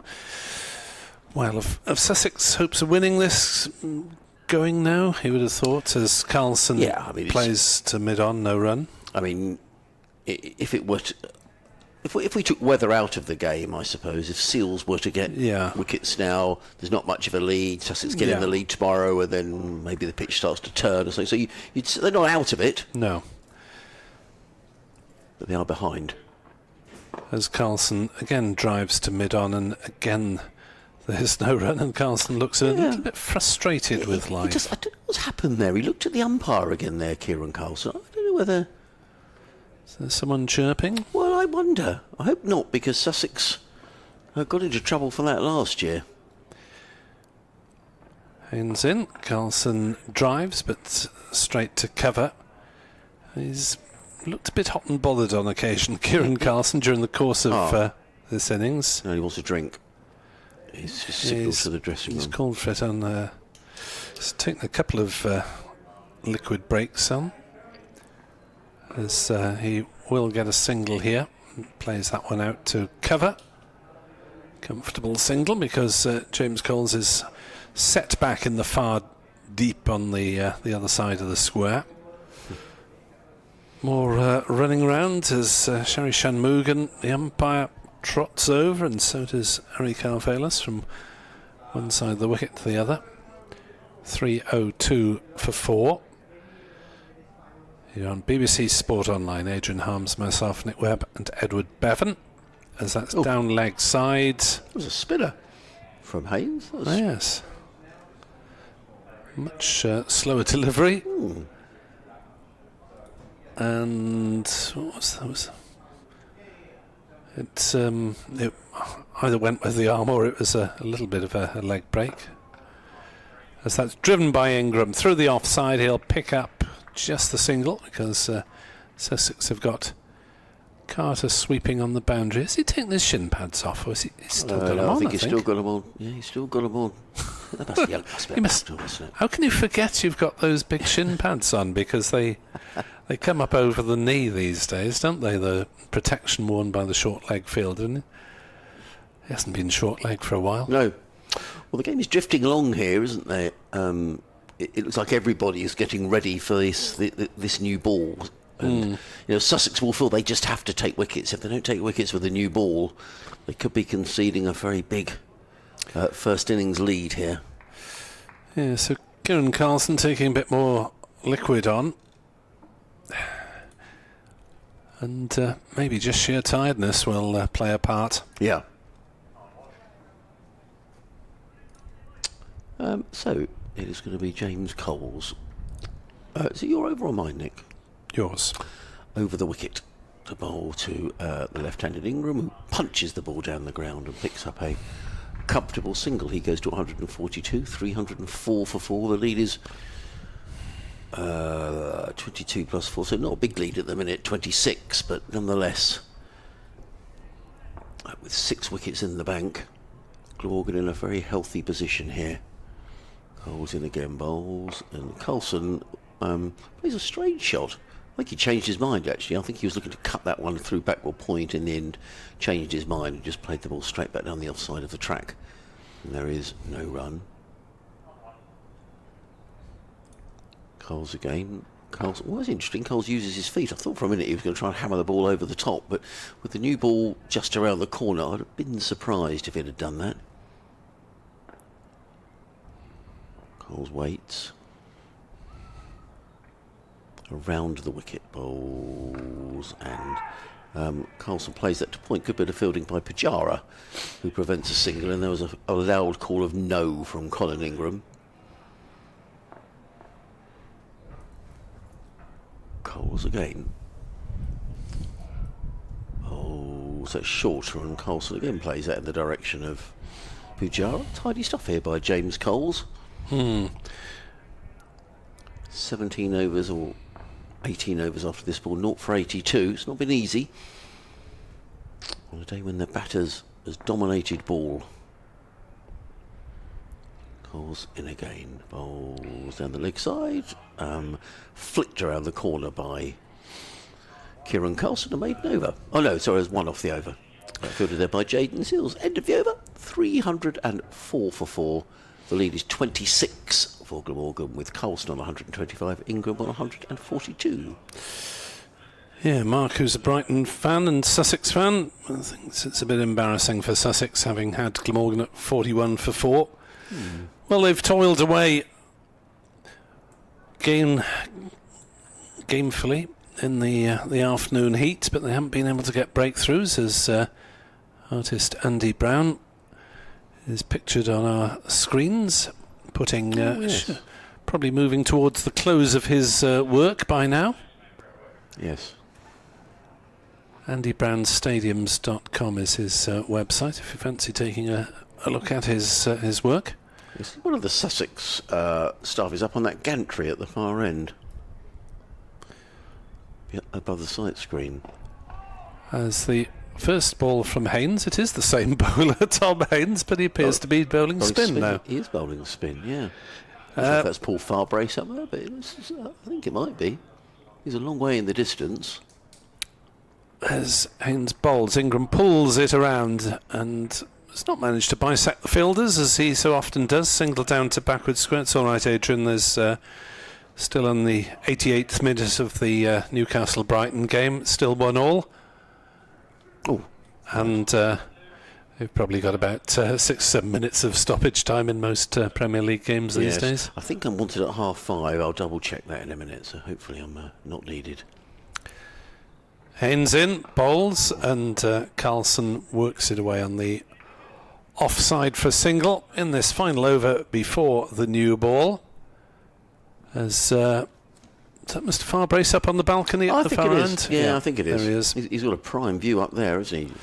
Up on the TV gantry and looking straight down the wicket as Haynes bowls and Ingram noodles it away down towards backward square. The cricket has got something of a gentle atmosphere at the moment, Yes, which I'm sure isn't the case out in the middle, but certainly it's quite sedate viewing at the moment, which it hasn't been at times. No.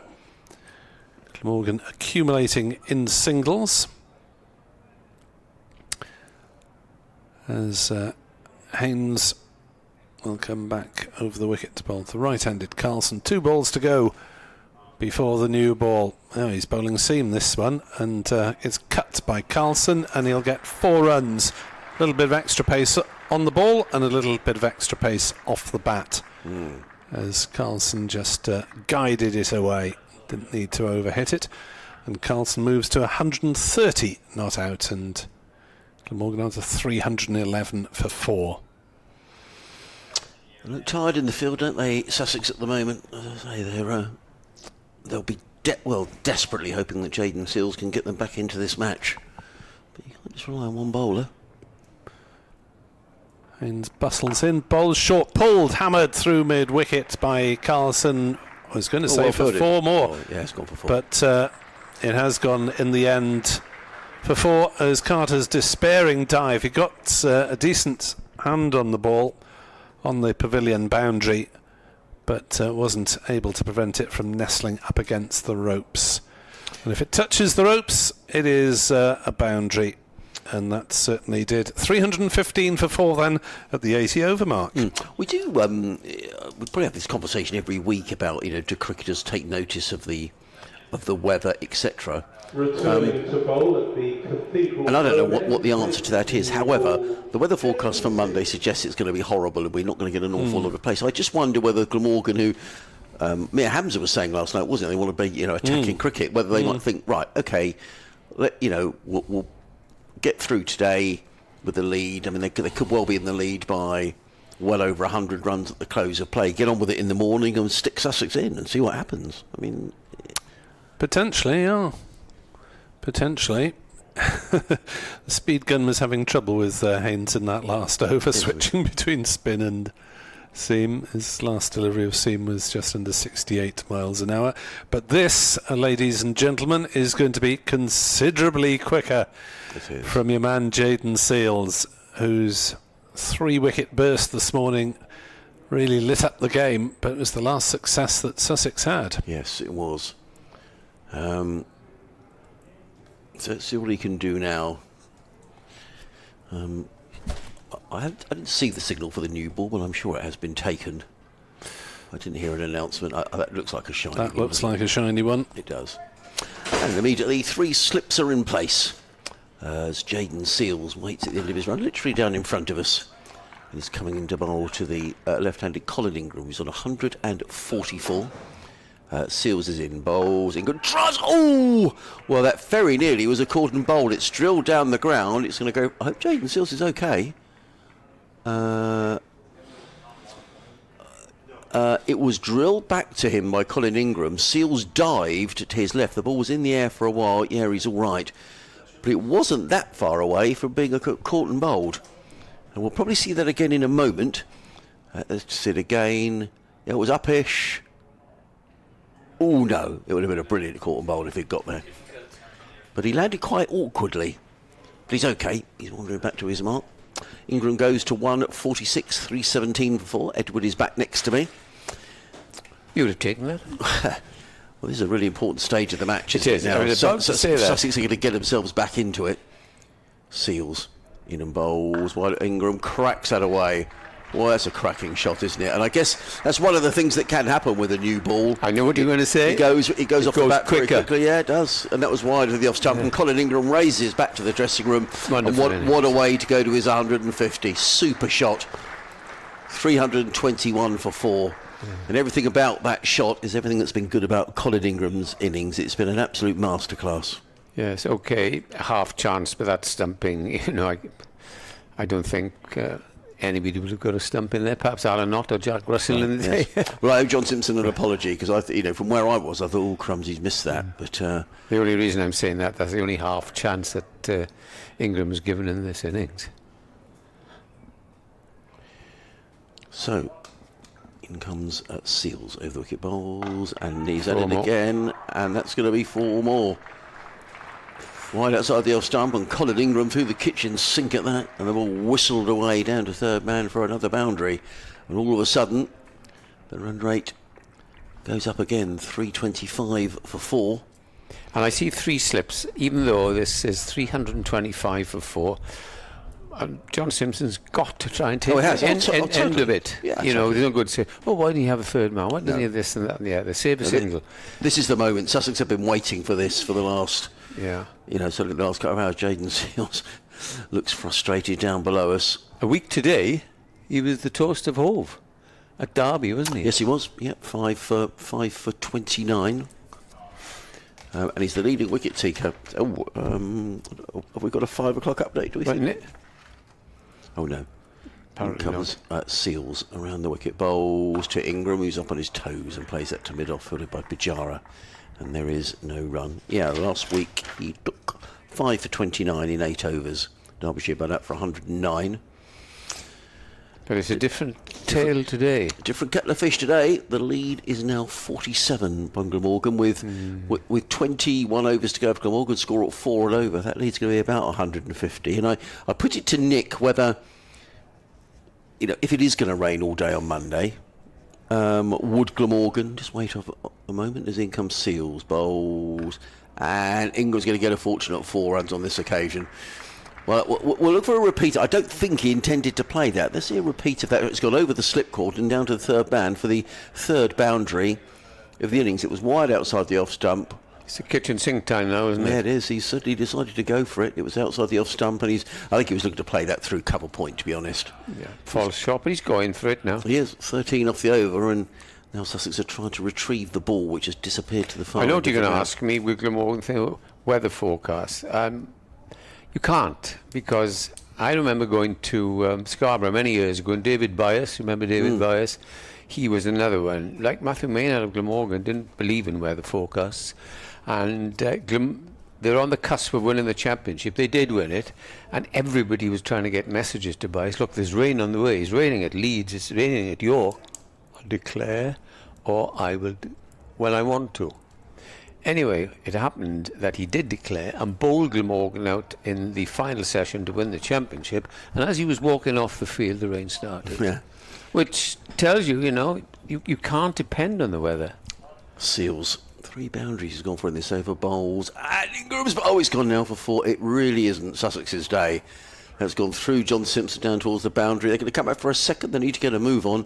And they will be signalled as buys. Yes, they are signalled as buys. So the point I'm trying to make is 3:29 for 4, sorry. It could rebound on you if you try and score very quickly, get out, and then. Colin Ingram's 150 came off 222 balls with 24s and 3 sixes. Very good knock indeed. Yes. 3:31 for 4. This partnership now, Edward, worth 290. And Seals is not a happy bunny. Throw 7's the record Yeah. for Glamorgan. Who's that between? River End, R.A. Cavallis.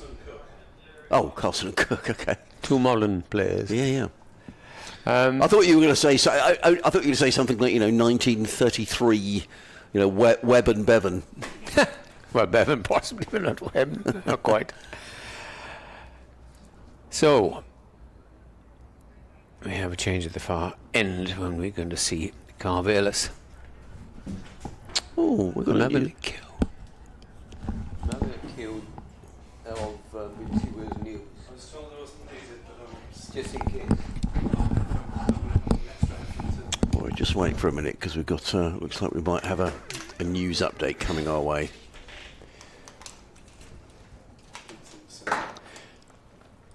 Worthy to cue Nick, and I'd start speaking. We've both gone mad in here.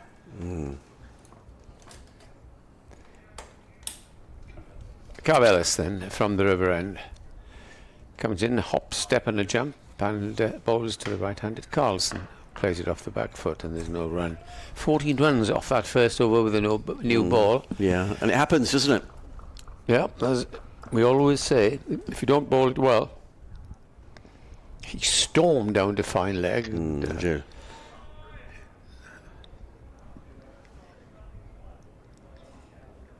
3-3-1 for 4.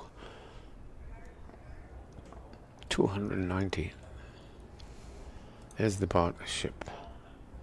Carvelis, 2 slips in the gully, waiting, bowls, short, cut away, and it's going to be stopped just 10 yards or so inside the boundary. They take a single.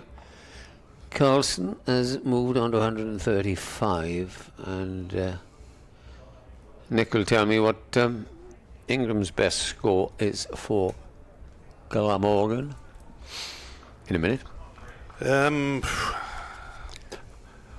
it is 178 against Sussex 2 years ago. Here. Well, he likes batting against Sussex, so does Kieran Carlson.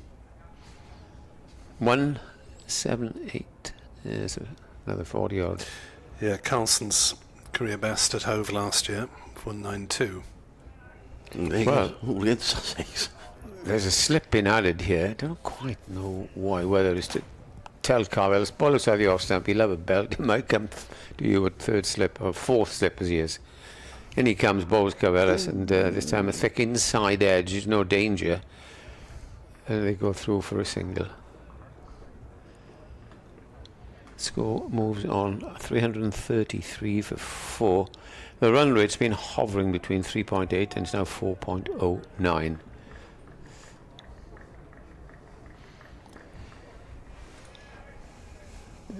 Conscious of the fact of John Simpson that, as I mentioned a moment ago, he has to take wickets, and Yeah. 3 close fielders.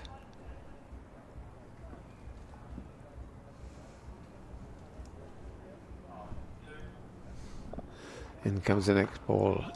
This is pushed away and nearly. Well, Carlson could have been out there, played on, but he gets out in the most odd ways. But that was pushed away very quickly. Booted it away. Well, there you've had the BBC Wales News, every sport imaginable, but no cricket. Oh, they've had enough of us.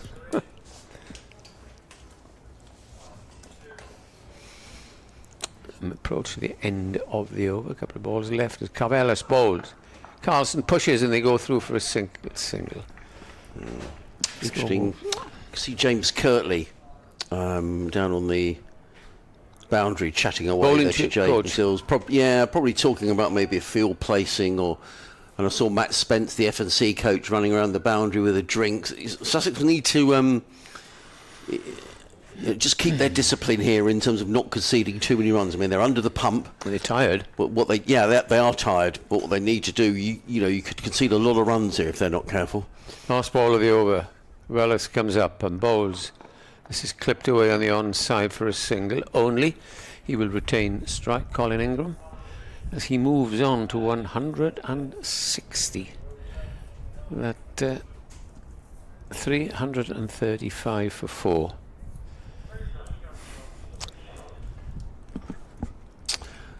At the end of the over. So we've got another 20 overs to go. The lead at the moment, Edward, is 57.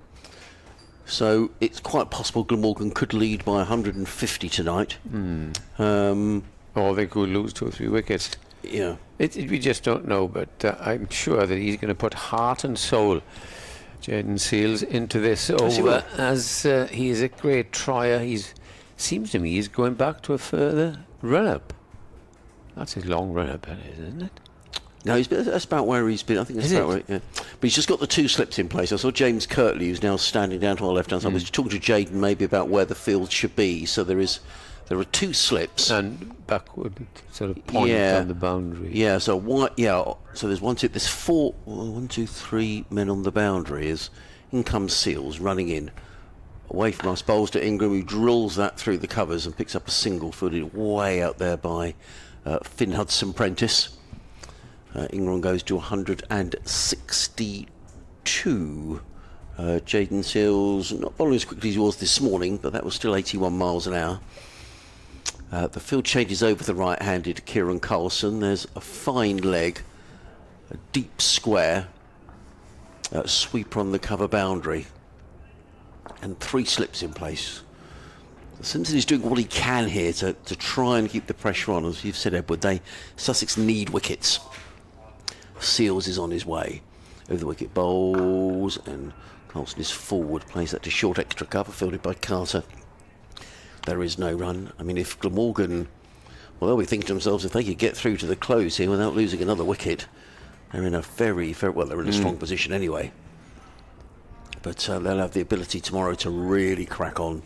And you've got players there, the calibre, attacking players of Carlson, Ingram and Cook, who they're no slouch, those 3, no slouches.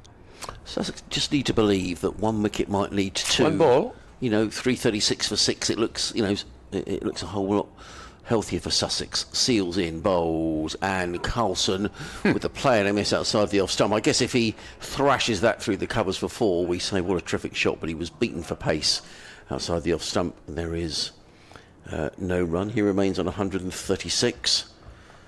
I reckon that was a quicker delivery from it was wide, it was there to be hit.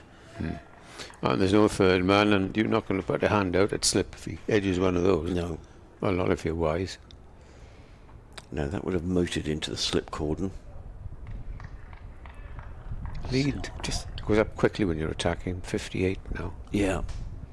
Seals in a game bowl. Short, pulled away by Carlson, and that's going to be 4 runs.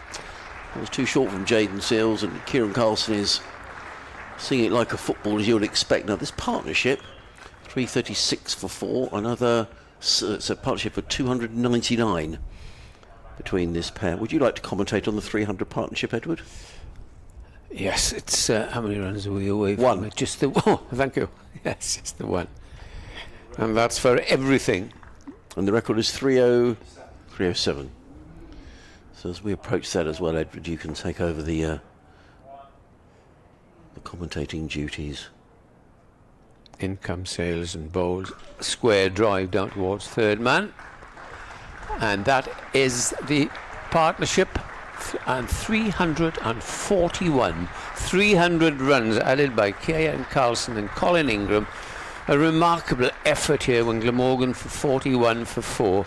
And whoever started that saying, it's a funny old game, cricket. It should have been at this game today. At 20 past 11, 41 for 4. Talks of follow on. Talks of will it be over in 2.5 days? How things can change. Oh, they certainly can. And the next landmark which Glamorgan will be looking at will be 307, which is the all-time 5th wicket partnership for Glamorgan, including one of these two, Kieran Carlson, but with Chris Cook as Jaden Seals runs in from this Cathedral Road end of the ground. He's in and bowls to Ingram. That's down the leg side. That was a tired delivery by Jaden Seals.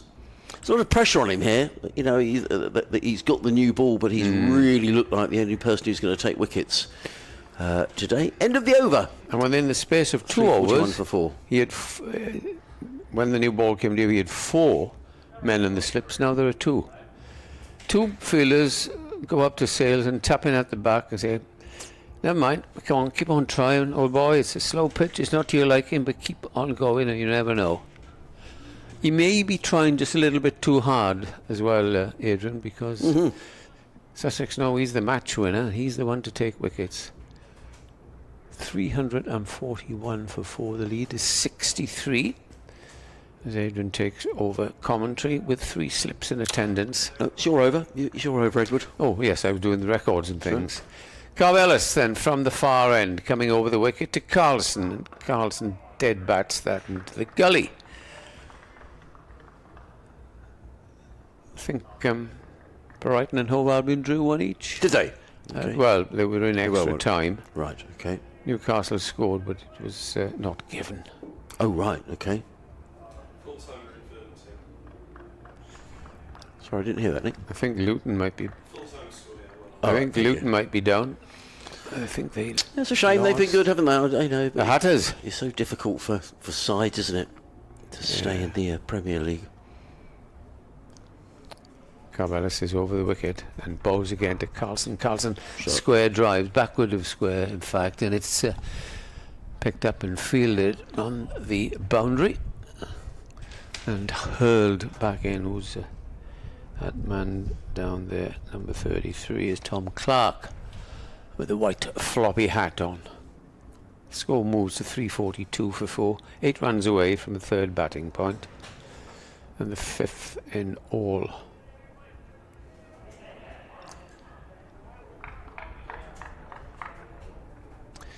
Beg your pardon, it'll be the 6th in all. We've got 3 bowling and 2 batting so far. As in come Carvelis. Drives and it's struck, but well fielded at cover, there's no run. Carlson 142, 161 Ingram.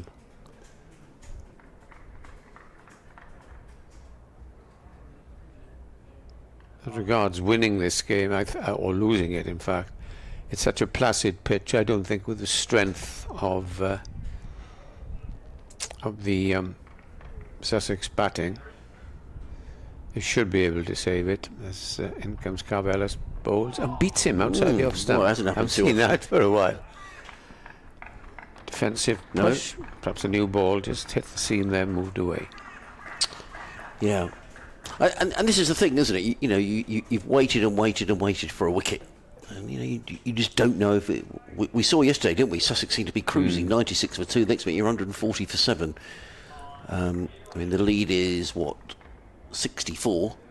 So, it's not a match-winning lead at the moment. No. That's why Simpson is attacking, knows that he needs to take wickets. Carvelis round the wicket, and Ingram this time just pushes it away, calls his partner for a single, and... score advances by 1 run. So when they get to 348, it'll be a joint record. 349 will be the record. That's right, isn't it? The 5th wicket record. The 5th wicket record. When it gets to 349. Beating Carlson and Cook. Yeah. Carlson enjoys, as you say, batting against he does. Sussex. Must like the sea air, because not much sea around here, though. Oh, I don't know, you're not far. In comes Carvelis over the wicket now. Short. 4 runs. He went for it. Yeah. Oh, kitchen sink again. Thick outside edge. and he gets 4 runs. Fortune favours the brave, I suppose, but bad luck for the bowler. Well, sometimes it's just not your day, is it, really? He's... No, it is well wide. They say they're going to slash hard, and he did there, Kieran Carlson. Another day that might have sailed into second slip, but it didn't. He's gone high over the slip cordon. And Carlson goes to 146, 347 for 4, just another 2 runs needed.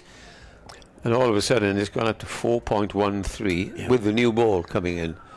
Yeah, as you rightly said, if you don't project it properly, then you're in trouble because it clunks on the bat and goes hard and high. Yeah. Pensive Jayden Seals tosses the ball one hand into the other. He says, now can I get a couple of wickets?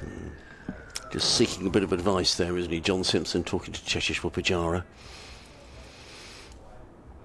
Sales then comes in and bowls down the leg side, clipped away. Is he going to bisect 2 fielders down there? No, his fielder just inside. They could have taken 2 very easily, but they're probably quite happy with 1. Well, that equals the record, Edward. It does. I don't think these two will be aware of the record. No. Well, I'd be surprised. Maybe they're great statisticians and... You're a statistician. You always know what your best score was. Yeah. You know, I had experience with this and asking players over the years, what's your career best? Oh, then you know immediately. Here's Seals to the right-handed Carlson. 3 slips waiting as he bowls, and that is the record. Is cut away to the offside, and the crowd are very attentive. That breaks the 5th wicket record set by one man in the middle, Kieran Carlson, and the next man in, Chris Cook. And congratulations again to these 2. Well, the crowd clearly knew. They did, you know, that's very attentive. Yeah, so perhaps they've... does the commentary go around the ground, or maybe someone's listening on their phone or whatever? They can listen on their phone, I'm sure. Right. So, record done. Seals coming back in from this cathedral. They've got a very sort of straight, close mid-on.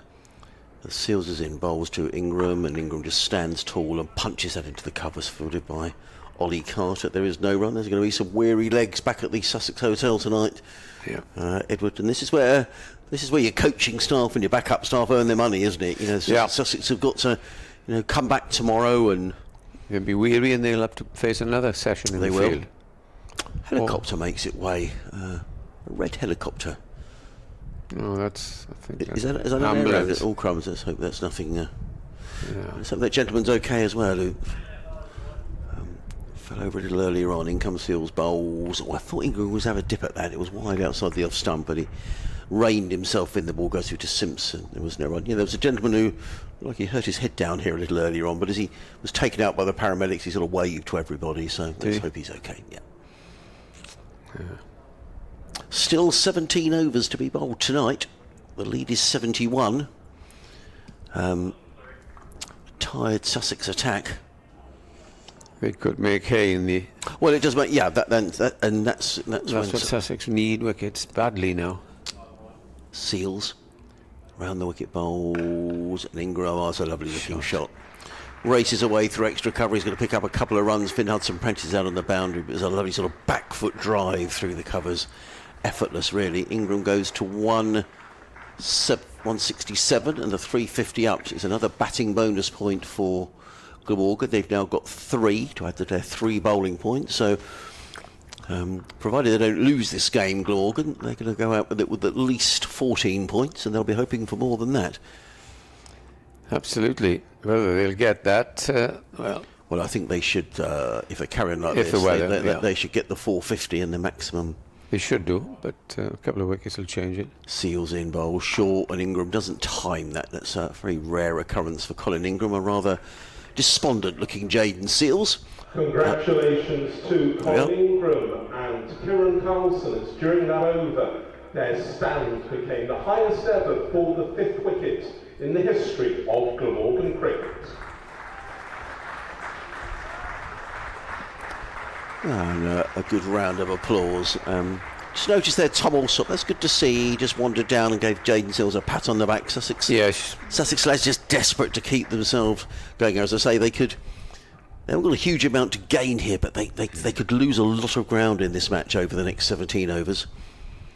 And we heard that over the public address system, and I remember years ago that Andrew Hignell said it about the opposition, and the Glamorgan captain, I think it was Matthew Mead, I was very angry about it. Was he? As if to say, that's the, as if my bowlers are not bowling well, and you know, and the players didn't like it at all.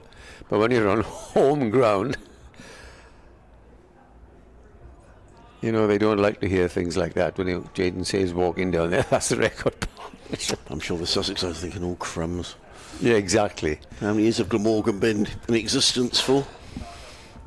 A lot in all those years. Yeah. There we are. So over 100 years history.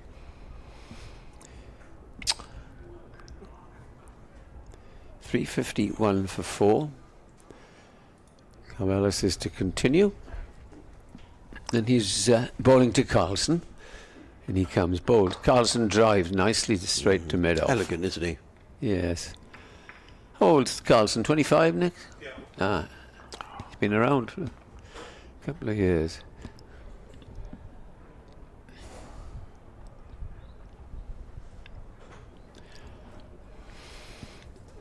What do you think here? I mean, if these two, I imagine, will just carry on playing the way they are. I mean, if they can get to the close, scoring at 4 and over, 16 falls to 64, lead of 140 odd.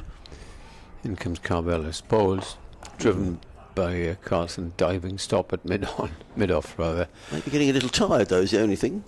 I think that if they do, as you say, get on and get that big lead tonight, they will, knowing the weather at the back of their mind, they would pedal along tomorrow morning. All this can change because they could lose 2 wickets. You could lose 2 and Cook, and all of a sudden, Yeah. if this scenario carries on, I would think they'll probably try and bat until mid-afternoon and have a crack. Here's Carvelis bowls, conscious of the fact that Sussex are one of the strongest batting sides in the second division. Well, but they would be batting under pressure. Yes. And that hasn't happened too many times this season, so that'd be a good test for And I think, Sussex. surprisingly enough to say, is despite Seal's been in their side, Glamorgan have the pitch which suits their seamers in as much they're not hit the deck seamers like Seal's is Hamza Harris. They're more floaters and you know, move it in the air. As the next ball is hit past mid-off, that's going to run away up towards the boundary for 4. Just lent into that. It suits because we saw them, Harris and Hamza, get 4 apiece in the first innings. Another boundary, 355 for 4. You say 4 and over, but you see just one hit, that's 4. They can add to that. No, totally. Totally. And they they're get more of it. Yeah. I mean, they're going along at the minute of 4 point, well, over 4 and over, 4.14.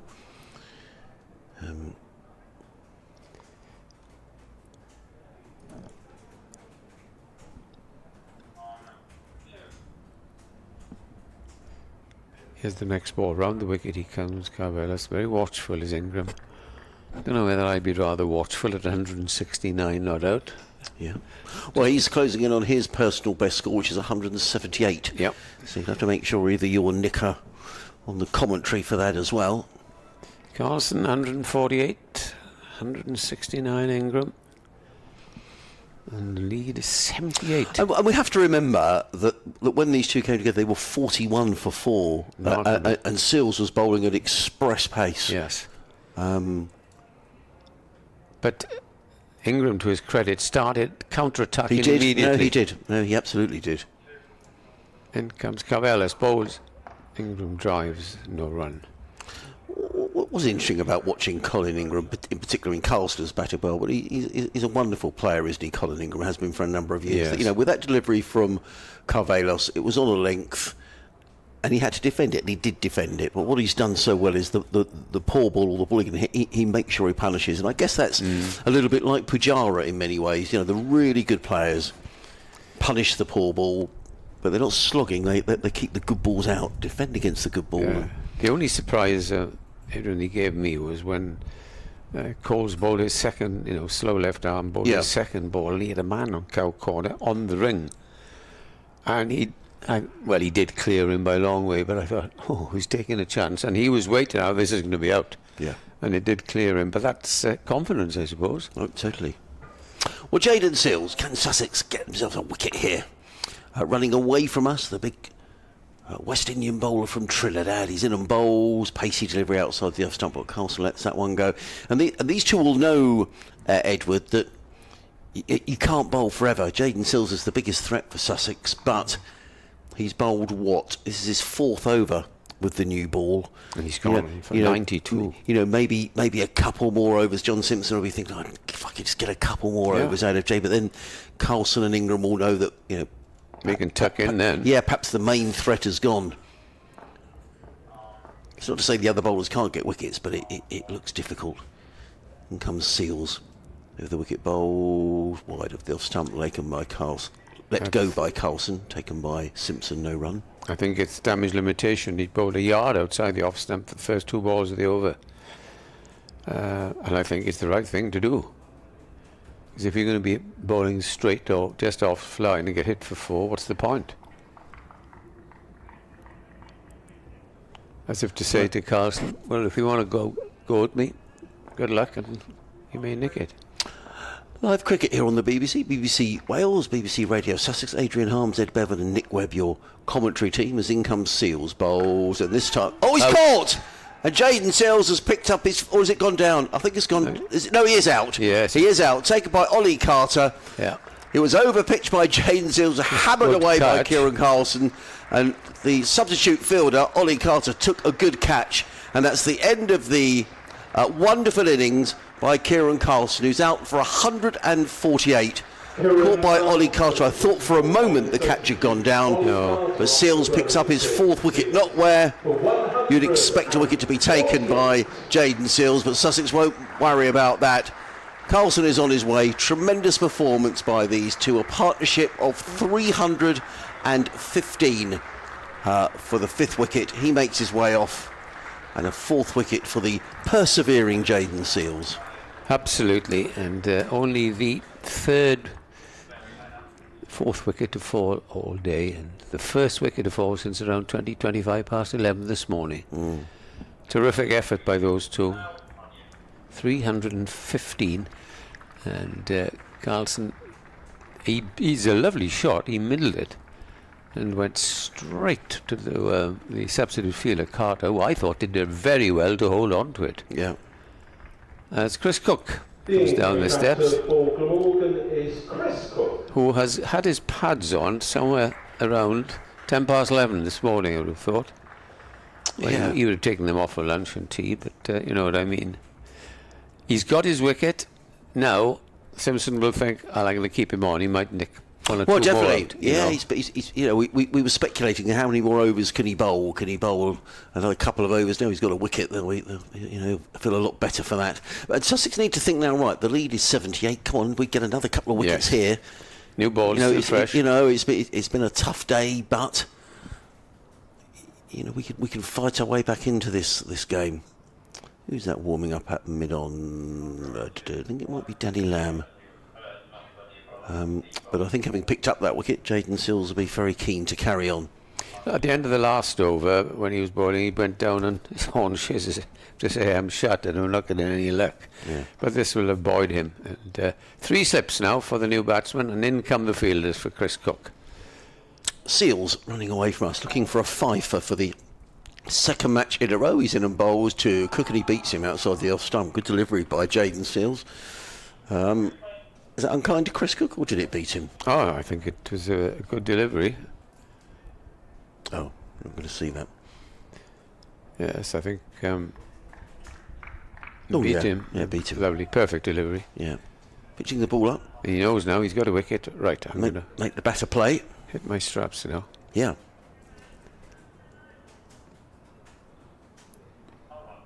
Seales. The only thing is here. Comes in over the wicket. Bowls. Cook does let that one go through to Simpson. There is no run. Looking at it, You would have thought, had that been the first or second over with a new ball, he'd be G'd up, but he looked shattered at the end. He does. I know he's going to carry on now, but he's not as fresh as he was, which is a little bit unfortunate, but it's amazing what a wicket does. It does. For yourself. Oh, totally. And for the team. And Yes. And perhaps now the edges might stick and things like that. yeah. He's in his 19th over, Jaden Seals. 4 for 92. He's in and bowls, and Cook glances this down towards a fine leg. He's going to pick up one. He'll think about a second, but it wasn't. There was possibly another one. There was a good bit of fielding down there in the distance by Eric Avelos. That is the end of the over. A wicket taking over for Jaden Seals. Glamorgan 357 for 5. I'm going to have to pop next door in a couple of minutes to just do Are there any an update. Sussex supporters? I heard prolonged clapping. Yes, there are a few. There's a couple of people I That's spoke good. to. Heidi and John, who I met outside the ground today, were here and looking forward to the day's play. So yes, I think there's one or two who come down. And we have got to change it. I'm going to pop next door and just do my update, Edward, and then I'll return. No problem. I shall summon Nick. Sure, he can fill in for a few minutes for you. Danny Lamb, the former Lancashire all-rounder, who I first saw playing at Colwyn Bay some years ago.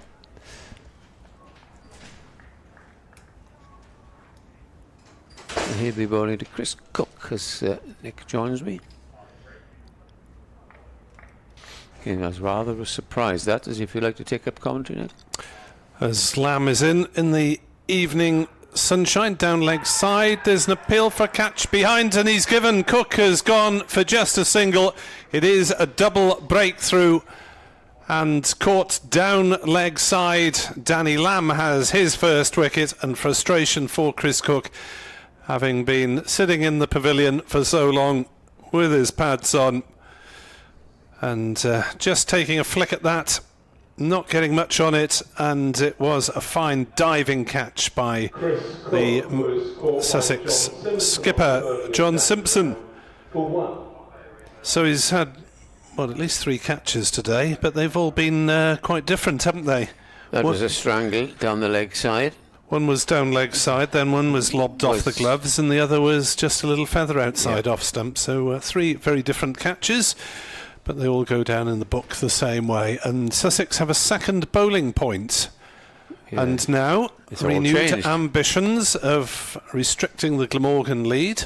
200, possibly 100, as the new batsman, of course, is Ul Hussain, who has opened quite a lot last year, and he could hang around, certainly has capabilities, and Ingram will probably think, right, yes, I must try and get the scoreboard moving. There's not a lot to come. James Harris, of course, can bat, we all know that, but after that, I'm afraid Gorvin and Gorvin can play, I think. Hamza Mason Crane, of course, did night watchman duties, so he was out early on. But it's welcome for Sussex to get someone else coming to the party after Jaden Seals was the only previous wicket taker on the day. And 356 and 357, they fall of the wickets in successive overs with just the single between them. So it's the left-handed Ul Hassan, who has, I think, opened in every championship game he's played to date, if my memory serves me right, having been in the second 11 a middle order baton and seamer. But Unfortunate dismissal, that was yards down the leg side, but that's it. here's Lamb in then to Ul Hassan, who leaves that one outside off stump. And Ul Hassan, with a modest average of just under 12 in the opening 3 games of the season, he couldn't be considered for the Yorkshire trip for personal reasons, so I suspect he might have been omitted anyway with the return to fitness of Eddie Byron, but he's back in the side in a new role as 4th seamer and batting. Well, it would have been 7, but it's in fact 8 because of the night watchman. Lamb is in to bowl to Ul Hassan, wide outside off stump. No shot played. As if that's Paul Farbrace on our screen, doing some exercises up on the balcony. Not sure if it is Farbrace at this distance. Be careful up there. Yes, on the television gantry, having a look into the river as well. But he's got a more acceptable sight in front of him as down leg side, and Ul Hassan can't make contact. I'm not sure if he knows he's been picked up by the camera. Well, they'll see it in the dressing room and he might be summoned. But they might be a little bit of gentle Mickey taking when he does get back. So, reward for Sussex at the start and the end of this second day then, as they try and claw themselves back into the match, as that's through outside off stump. Pour over. Bounces twice before it reaches John Simpson, who actually seemed to block that one with his pads. In a manner that might be familiar to those of us who ply our trade in Division 11 of the South East Wales League. I hope you don't, because it's the ugliest sight in cricket. It's been known, Edward. It's been known. It's been known. As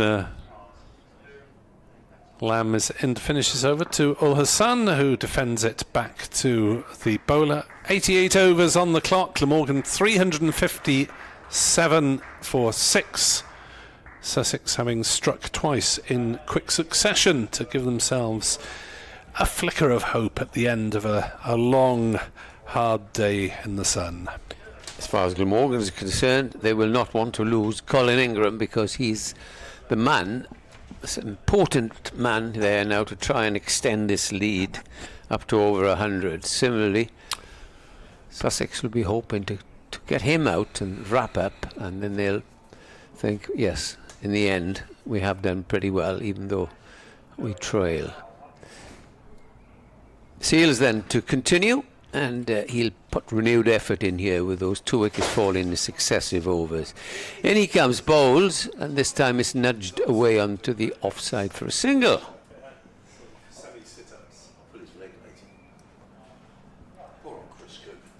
358 for 6. Ingram 170. Ul Hassan not out, naught. We said that wickets have gone down in batches in this game. Poor old Chris Cook, he's had the pads on for ages, and it was almost inevitable, wasn't it, that he was going to... An awful delivery, just he did well to touch it. Probably did well, yeah. I mean, he strangled down the leg side, but he was sitting up there all day. Now then, Seals is in at the new batsman, Ul Hassan, and he plays a firm-looking shot out to mid-wicket. There's no reply. Well, and suddenly, when we were talking about a lead of, certainly if Carlson and Ingram had stayed together, you'd have thought around about the 150 mark. The lead is 80. There's still 13 overs to go, but that's what Sussex have to do here, isn't it? Restrict these runs, keep themselves in the game. And if Seals doesn't take a wicket or two in the next 3 overs, I think that, well, he will need a rest. Was it his 20th over? Yeah. Yep. And he comes in and bowls. Ul Hassan gets on his toes and plays it out into the covers. And Glamorgan will be thinking here as well, Edward. They won't want to throw away what's a very good position here. They've got themselves into a very powerful position. They won't want to lose another couple here. No. Which may just abate the scoring rate a little. Ul Hassan, and Nick was just saying before you come in, of course, has experience of pace because he opened the innings last year. Yeah. When Byron was injured, and I thought he did pretty well. I think he should have opened in this innings, but there we are. In comes Seals bowls, and this time plays a nice looking shot up past mid-on. It's coming up to the boundary. It won't get there. Well, it might. Oh no, we're footed. It stopped inside. They thought of a third, but they should have had a third because they just ambled the first 2. So he's off the mark with a couple. Score goes on to 360 for 6.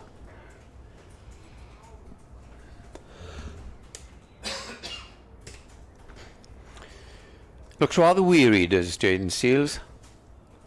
Yeah. He's taken 4 for 96. This is his 20th over. And He'll be glad of a nice, long, hot bath tonight, I would have thought. He will. In he comes, though, and bowls wide of the off stump. But it's taken low down by the keeper. Yeah. Well, we wondered what time we'd be finished up. We've still got 6:15, maybe, right? We've still got another 13 overs to go. That can take the best part of... Unless we have a bit of twirl. We might have a bit of twirl. I suspect that with the new ball, I would imagine that we're going to see maybe a bit of Hudson Prentice, maybe a bit of Lamb. Henry Crocombe is on the field for Sussex, in addition to Ollie Carter. So somebody's gone off. See if I can see who that is in a moment. Seals is in and bowls at Ul Hassan. Oh, he's hit him. And gets a nasty delivery. Took his eye off that. And it's a hit on the helmet because immediately the umpire calls for repairs. Yeah, John Simpson just says, "Are you okay?" He took his eye off that, didn't he? Let's see if we get another chance to see it. Yes, He rather ducked into that. Let's hope he's okay. The difference now when players, you wonder why players weren't killed when there weren't helmets around, but they kept their eye on the ball. Adrian, you see pictures now. I can see. They keep their eye and they ducked with these little caps on. Nobody got killed. Nobody got, well, one or two nasty accidents, but when you think, but no, because they've got that protection, they, as you rightly said, he turned his head away. He did turn his head away. What do you expect? Yeah, he did turn his head away from the ball. And he ducked into it. It was sort of ballooning away, was it? But nonetheless, we wish him well, Zainul Hassan. Let's hope he's going to be okay. He's just sort of he obviously caught him on the side of the head there. He's just sort of feeling his ear a little bit. So we're wondering what time we're going to finish. I think we're going to be quite late because this is an injury delay, and I'll have to make sure that Zainul Hassan is okay, quite properly going through all the concussion protocols. I was supposed to be emceeing a do. Are you? Where? Supposed to be at my local rugby club tonight, but they rang me about 5 weeks ago and you say, yes, I'll do it, not realising that it was a game here. And I said, look, I'll be late, so yeah, that's all right. But then, of course, they've got a band coming in and they want to start an hour earlier. Oh. So I rang them the other night. I said, look, I can't possibly do it, so don't worry, we'll do it ourselves, or words to that effect. Okay. And we've got a wonderful character called Garen Jenkins, who's hooker for Wales for many years. He's the guest speaker. Oh, that'll be good. So I shall go up there. And it reminds me, with Sussex in town, of course, I have seen down at Hove, in that long way to the right of us where we commentate. Yes, sir. That sort of concert hall thing. Well, dear old Phil Bennett was there. And it was absolutely packed. Well, Tony Cotty was arranging it all. I bet it was. And it was a packed night, and Phil, bless his soul, was excellent. Do you still speak to Tony? I haven't spoken to the old boy. Has he finished his business? I don't know, not as far as I know. Well, today he must be making money. Well, you'd have thought so, yeah, down in Shoreham. Get a lot of cyclists in Shoreham. Get a lot of people who cycle down. There's the old railway line in towards Shoreham and along the river. Yeah. Isn't he on the committee or something? He was. I'm not sure that he is now. I think Right. there was some sort of cricket committee, but I don't think Tony's on it anymore. If you do see him, if he comes up, give him our regards, won't you? I will. Right, all is well. The good Ul news Hassan, that was the last ball of the over, and it's going to be Danny Lamb who's going to come into bowl to Colin Ingram. The game is rather sort of stuttered and stop-started over the last sort of half hour or so with injuries and wickets, and 360 for 6 are Glamorgan as in comes Danny Lamb. Round the wicket bowls to Ingram, who's solidly forward. The ball just dribbles in front of him. Tom Clark eagerly runs up from second slip to field, and there is no run. Yeah, Ingram here will know that he mustn't get out.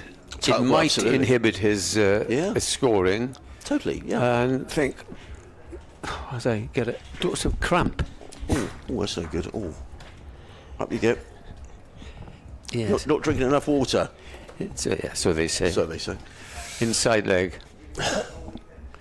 Stand up for a bit. Comes Lamb bowls. Ingram works that into the offside, fielded by Carter, and there is. Can I have a physio, please? Sorry? Physio? Physio for Bevan. Yeah, it's the only thing, isn't it, when we're sitting down a lot? It is. Nothing worse than cramp. Do you know, I had it. I was coming back from holiday a couple of weeks, 3 weeks ago tonight. And it happened in the plane. You know how cramped you are in a plane these days. Hope you didn't make a fuss. Well, I had to stand up and I had to, you know. Sit down, please. We're coming into land. Yeah, no, not quite. In comes Lamb bowls, and Ingram drives to mid-off. Good little tidy spell this by Danny Lamb. He's picked up the wicket. But if that is Paul Farbrace at the wicket, it looks like he's doing some exercise up there, Paul Farbrace, isn't he? He's sort of kicking his legs up and down. Careful up there because they haven't used it for ages. He's doing his Pilates, I reckon. Is he? Yeah, I reckon. How old is Farby now? Mid-50s? Yeah, I think he might be. I think he's 55. We'll double check that in a minute. But he's definitely doing some exercises up there. If that is him. In comes Lamb bowls. Oh, Ingram, that was a tired-looking shot. It was wide outside the off-stump. A real tempter there from Danny Lamb. And Colin Ingram played all across the line. The ball ended up on the leg side. Not coming on, is it? No, it's not. No, it's not. I thought you were practicing a golf shot there. It was. Are you a golfer? Was. Yeah, what did you play off? Well, I did get down to about 12, 13. Ooh, very good. But those days have gone. In comes Lamb bowls, and Ingram covers up, and you can see he's just made. He's just made Colin Ingram just rein in his instincts here, picking up those 2 wickets. Paul Farbrace is 56. He'll be 57 on the 7th of July. Thought it was something like that. It's got a little bit cloudy away to our right. Yeah. And Sussex just bringing, it's the first time really, for probably now, well, since lunchtime that Sussex have been able to attack. They're coming in now with the field, knowing it's towards the end of the over. Yeah, and Jaden Sills to bowl the next one from this end. In comes Lamb bowls, and he was sent on the pad. That's a good shout, and he's given out. And another wicket goes down, and Colin Ingram is on his way. Well, we were talking about wickets going down in clumps, and that's exactly what's happened here. Another wicket taken by Danny Lamb. And Glamorgan are 360 for 7. They've lost 3 for 4. He falls 8 runs short of his personal best score. He looked a little disappointed. I thought it was a good shout by Danny. I just thought it might have been a little high. I haven't seen it front off. But he's on his way, and that's a wonderful innings. Out for 170. LBW to Danny Lamb. We might see that one again. Here we go. Blimey. No, that's missing. Well, that's missing leg stump. Yeah. Chop next door. Yeah, that does look like it's missing leg stump. Yeah, not a great decision. There we are. We might get another look at that. Nonetheless, another wicket goes down. Here we go, Edward. Oh dear, yeah, I think that is going down the leg side. Yeah. Well, Sussex might feel that they've been waiting for that little bit of luck. 360 for 7.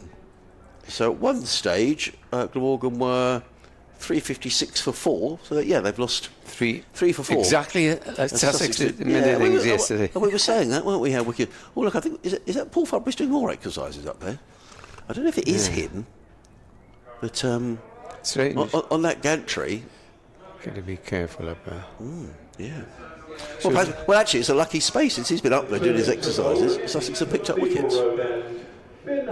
Oh, Seals is out of the attack. Well, Sussex will feel here that if they could pick up these last... They could be batting tonight. ...couple of wickets, they might just feel actually hasn't been quite such a bad day as it looked like it might be. Yes. The new ball has done the trick. They've picked up 3 wickets. But we've still got 12 overs to be bowled tonight. Tired looking shot, but it was a tired missing looking leg stump, certainly. Didn't look the best decision, did it? Hudson Prentice then will bowl in a moment. Mind you, we only get one chance to have a look at it. The umpire only gets one chance. I must admit, when it hit the pad, I thought it was close. Anyway, over to you, Edward. He's coming round the wicket and bowls at Ul Hassan. 2 new batsmen at the crease. Ul Hassan has got 2. Obviously, had to face the ball. Yeah, no, I remember one of the wickets that had gone down was Mason Crane, who was the night watchman. Yeah. So he got these 2 Andy Corvin and Mir Hamza. But yeah, I think James Harris can bat. I've seen him bat very well. Corbin got for the class 50. Yeah.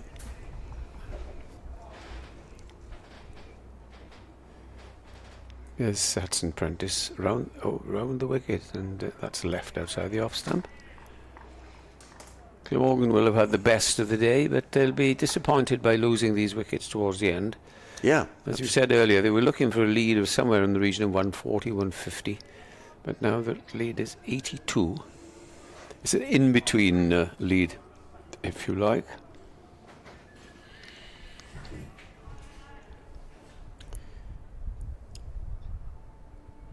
Yeah. Yes, Hudson Prentice in past the umpire, bowls, draws the batsman forward, pushes it away into the off stump. I guess it sort of it moves the game forward, doesn't it? Yes. And it removes that sort of thought about Glamorgan, about pushing on in the morning, maybe But we saw that the Sussex tail wagged. I mean, Sussex were 140 for 7 and ended up with 280. Yes, these two. Sorry, 278. And the next player can bat, certainly. But the new ball is, what are we in the 10th over with it? 90. Yep, 11th.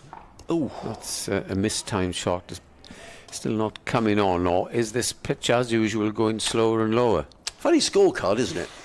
12, 5, 5, 148, 170, 1 and 12. Yeah.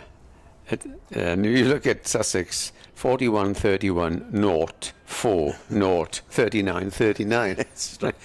We have said that wickets have gone down as... Oh dear, Paul Farbrace looks like he's doing press-ups now. Doesn't he? Very careful of that age. It's a bit uppish and played out too short mid-on. Well, we hope we're not doing Paul a disservice, but there's certainly someone up on that balcony who looks like he's got a Sussex top on, who seems to be going through their exercises. Oh, well done, Paul. I mean, we haven't done much exercise up here today. As the sun comes back behind a cloud. Yeah. Beautiful evening. Hudson Prentice, no runs off this over, comes in and bowls. And nearly plays on. All of a sudden, it's gone a bit jittery there. It has? Totally. That's the end of the over. And the score is 360 for 7. Well, there he is. We got a shot look, again. Yeah, there he is. He's doing his side leg. Is that Paul or is that Grant Flower? That's definitely sort of Pilates. What is Grant Flower? Oh, I think that's Grant. Fielding coach? Yeah, that's Grant Flower. So you've got a fielding coach, bowling coach, batting coach, assistant coach? Well, there's the batting coach duties are shared between Grant Flower and Luke Wright's brother, Ashley. Mm-hmm. James Kirtley is the bowling coach. And then there's the strength and conditioning coach, Matt Spence, and John Morelli is the physio. Yeah, that is, I'm pretty certain that was Grant Flower, who last night when Nick and I left the ground was on his 10th lap of the ground. Oh, did you join him? So no, we just said good luck. In comes Lamb, comes in and bowls, and he beats Harris outside the off stump, and there is no run. And all of a sudden, from it not looking as though it's going to be another wicket for the rest of the day, all of a sudden, there's interest from the fielding side. 10 overs remaining after this one. 360 for 7. I guess it'll be busy in Cardiff on it tonight on a nice sunny Saturday night. Yeah, maybe people out enjoying themselves. I've been enjoying themselves all day. Really? Okay. I would have thought. In comes Lamb, bowls, Harris defends to mid-off. There is no run. I'll pop into a supermarket, you'll probably guess its name. Mm-hmm. There are others this morning, just to get a couple of things. And people were walking out with crates of ale, as if they were going to have barbecues tonight. Yeah, oh, great. Carrying them out. Well, they'll be having barbecues in Butte Park, won't they? I'm sure there'll be people, I don't know if you can have a barbecue, but certainly picnics and... Oh, yeah. Wouldn't fancy there in the dark.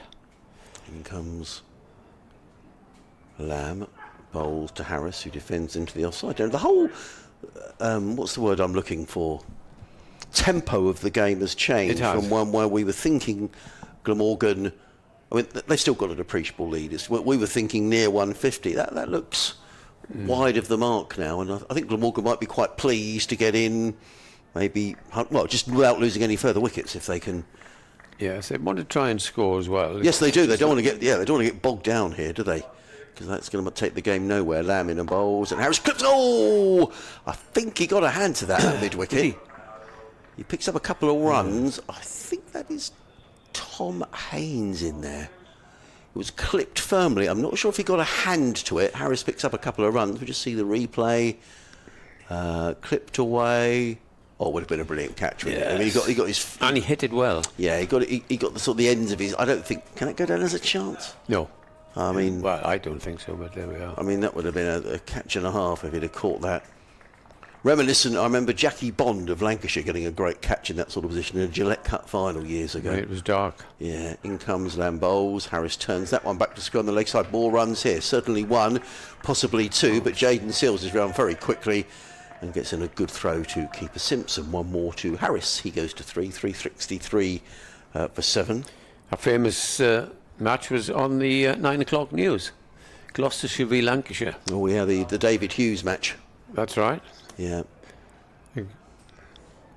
That's one of the umpires was Arthur Jepson, the great northern character who played fast bowler for Notts back in the 40s and 50s. He was umpiring, and somebody appealed against the light because it was so dark, and I'd break off. Lamb in and bowls. Allison's beaten outside the off. That's a good delivery taken by Simpson, and the ball seems to be doing all sorts now. 363 for 7. Glamorgan leading by 85. We've still got another 10 overs to be bowled. I'm just going to nip next door briefly because I think they might want a quick update before 6 o'clock, and I will return. I'm sorry I have to wait for your story of Arthur Jepson. Yes. Yes, all change here, and it's made this match more interesting after a mammoth partnership of 351. All of a sudden, 3 wickets for 4 runs, and I don't know if you saw that LBW decision, Nick. Adrian and I weren't very enamoured by the. I was chatting to the artist Andy Brown downstairs at the time, so I didn't have a straight angle on it by any means. Yeah. Who's working towards the conclusion of his painting and is then driving home to Rugby this evening. It's been a long day for him. The city, the town, or to a match? To the town of Rugby. Hudson Prentice bowls, and that's worked on the leg side by Harris. No run. He's originally from Essex and looking to... As I said, following in the footsteps of the great Jack Russell. Do the county game. Yes, having done some... work with England in India in the British winter. Yeah, we used to have a lot of those. I remember touring for a few years. You'd get a photographer, an artist coming along. As that's worked on the leg side, and that'll be 4 runs for James Harris. His first boundary, 367 for 7. But it is just remarkable how a game can change so quickly. Glamorgan losing 3 wickets for 4, having lost, 3 wickets in the space of 16 runs this morning. They've now lost 3 wickets in the space of 4 runs this evening. That, Nick Webb, is cricket. You're going to tell me it's a funny game? Funny old game. Funny old game, yes. Yeah. 367 for 7. The lead is 89. Useful. Rather be useful. Rather be 89 in front. Than oh, absolutely. And I suppose scrambling another batting point somehow. As Hudson Prentice bowls and Harris plays it in orthodox fashion to cover. There's no run. So we were talking when Ingram and Carlson were in full flow about the likelihood of full batting points. Now Glamorgan have got 3 and will do well to get to 400 and a 4th. Yeah, they need another 33. Which seems, well, 50-50. Gorvin can bat. Yeah, he's scored 40 odd, I think. 50, I think, last year. It might have been in a one-day game. Highest championship score is 47 against Yorkshire here last year. 367 for 7. The sun's gone, the runs have gone, for the time being at least.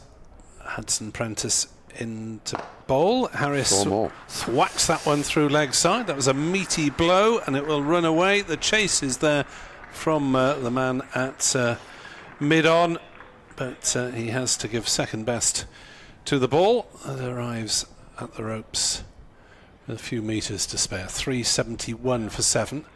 Harris to 11 not out. 2 good shots in that over. Last delivery of it coming up from Hudson Prentice. It was the chase was from Danny Lamb. Last thing you want when you're bowling the other end. Hudson Prentice to finish his over at the 93rd of the innings, and cut away by Harris, and he'll take a single here to point. There's a throw at the stumps, but it was probably a little bit unnecessary because Harris was well home. He moves to 12. 372 for 7, and we've got 9 overs remaining today, and the lead is 94 runs. And looking, Nick, how the bowl, they look tired. They're just sort of humbling up, and had one or Ingram or Cook, Ingram or Cook for that matter, stayed in, I think they would have made some hay. But credit to the Essex attack for staying there. Yeah, Sussex have hung on in there. They've dried up the run rate at times, even when the partnership was well set. So we continue as Lamb comes in from the river end, bowls to Harris. Harris played that away on the onside. There's no run.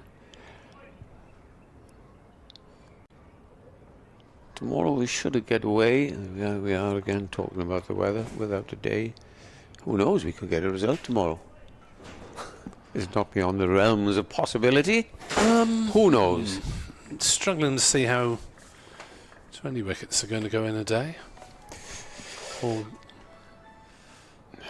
as the next ball comes in and it's played. Oh, and a diving attempt there. Harris is going for it, isn't he? He certainly is, yeah. That one just eluding Carter at cover. I blame his hairstyle. It's making him less aerodynamic. 376 for 7. Deal with you, Nick. If I go 2 minutes away, I'll do it towards the end. So. Yep, fine. Yep. There's just little moving around in the commentary box is necessitated. As Adrian Arms comes in alongside me, and I hope I've switched the right one on. I think you have. Good heavens, miracles will never cease. Lamb bowls. Harris hits that firmly away on the leg side. It bounces out towards mid-wicket. It's fielded on the boundary. And interesting that James Harris is having a little bit of a belt. Yeah, and absolutely. I think they're the right tactics from Glamorgan, really. I mean, there's no point just fiddling around here, is there? They want to get themselves, they've got a lead of best part of 100, 99 now. If they go in with a lead of 120, 130, something like that, I mean, we do expect some interruptions over the next couple of days. Here comes Lamb then from the River Taff end into Zain ul Hassan, who drives but doesn't beat the point fielder. There's no run. I mean, it looks like we make a reasonable amount of play tomorrow. So who knows if Glamorgan roll out with a lead of 150? They've certainly got something to bowl at then, haven't they? The way that Hamza bowled in the first innings. Do well to get to 150, and yeah, I do well to repeat the first innings bowling performance. I think. You think it's flattened out quite a bit? As in comes Lamb. Bowls, and ul Hassan has a slash at that, and it's fairly close to his off stump as it goes through to Simpson. I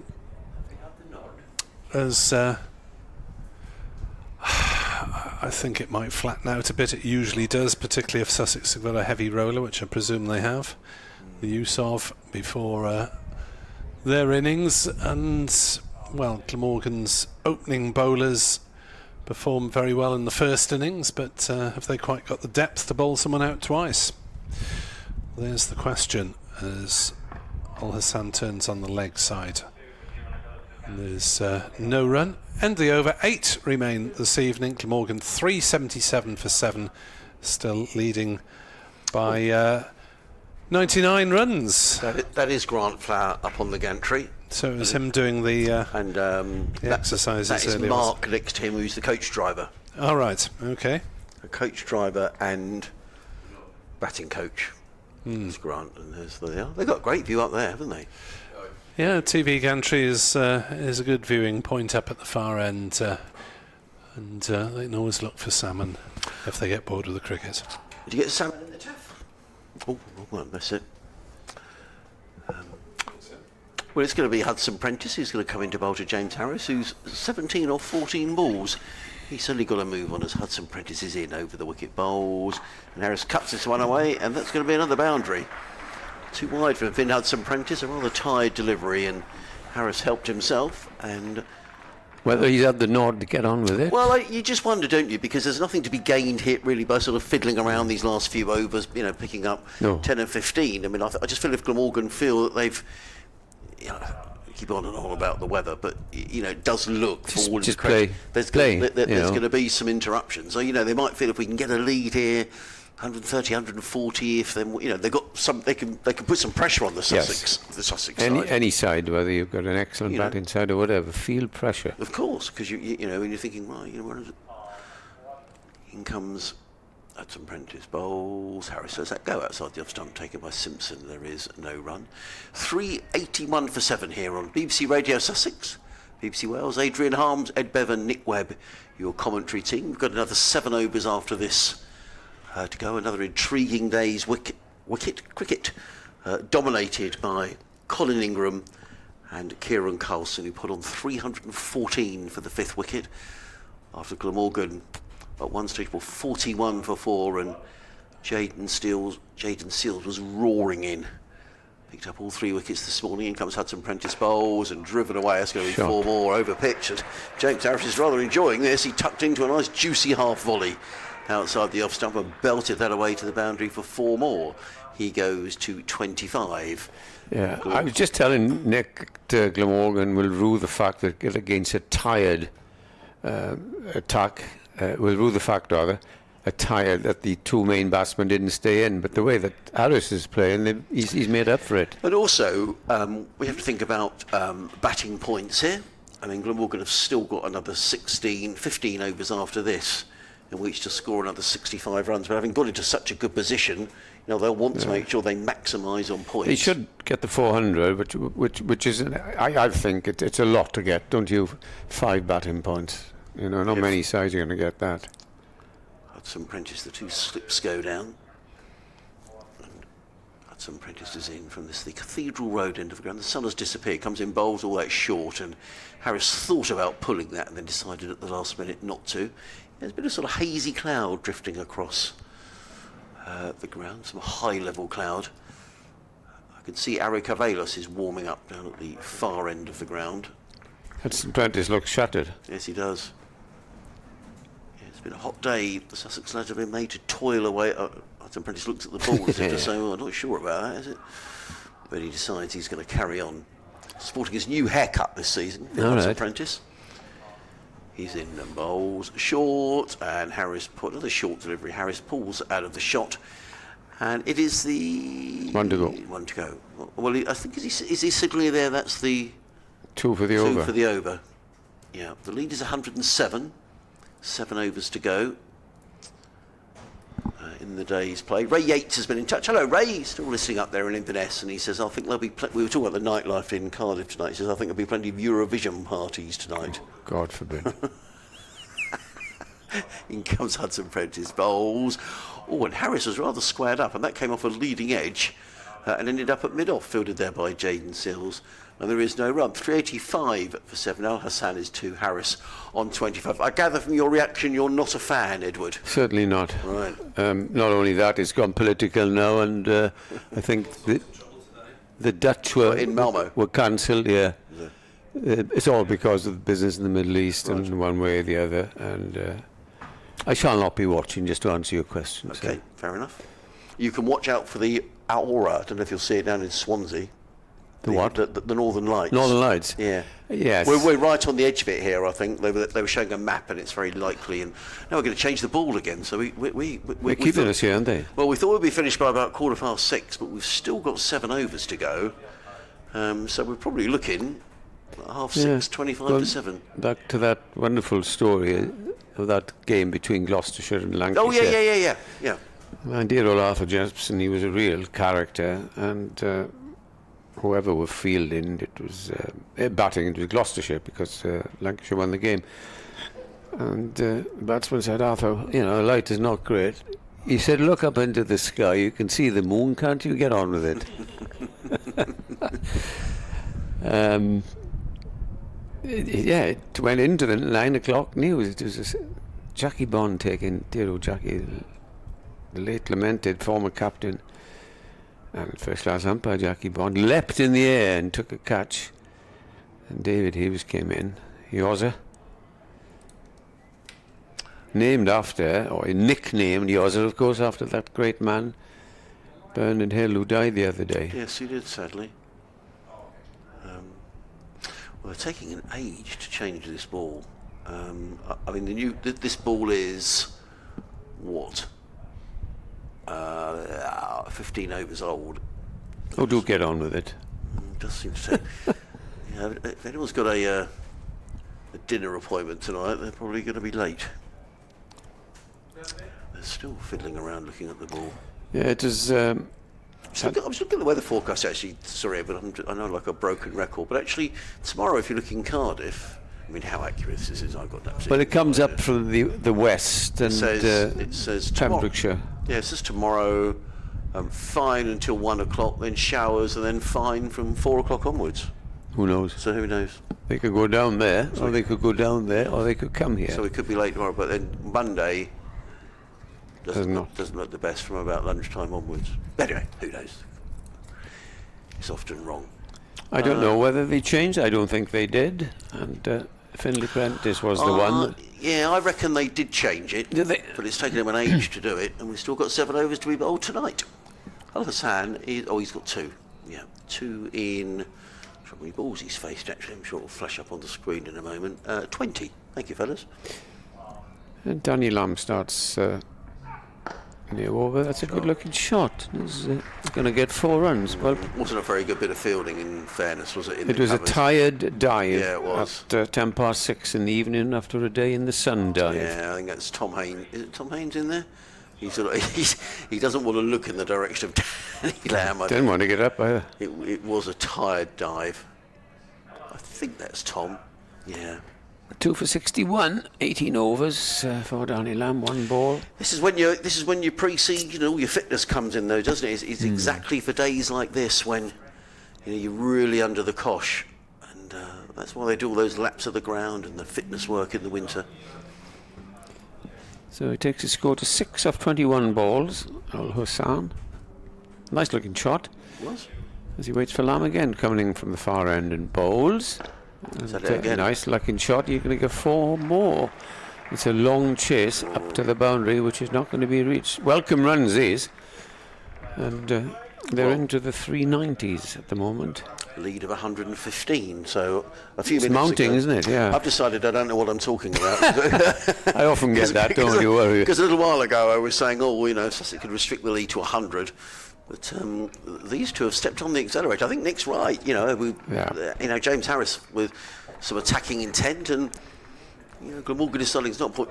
I guess there is no point, is there, fiddling around for 10, 15 overs at the end, adding 20 runs or something. And getting out. Well, yeah, You might lose your wicket. Yeah.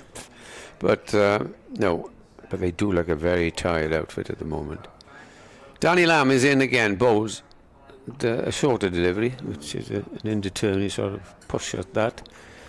He's moved into double figures. Well, Hassan, he's on 10, Harris is on 25, and he's 393 for 7, another 7 runs for a 4th batting point. As I said earlier, I think it's quite an achievement. To get 400, to get 450 is pushing it a bit, isn't it? Well, it's a lot of runs. Yeah. It is a lot of runs. As Lamb comes in towards disposal, Hassan, who tries to drive once too often and nearly nicks it to the keeper. Playing a miss. Yeah. Oh, there's my phone up there. Just for a minute thought I'd lost my... Just horrible feeling it when you think you lost your phone. It's ridiculous, isn't it? It's just, you know... Terrible. Oh, dear, oh dear. Where's my phone?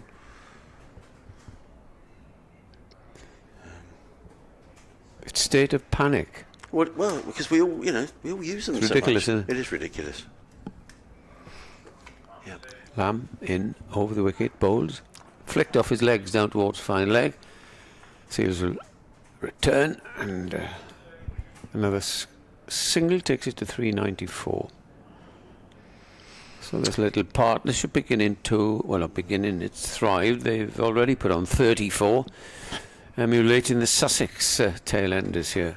Well, they need 56 in 14 overs if they're going to get these maximum batting points. But only 3 wickets in hand. But Yeah.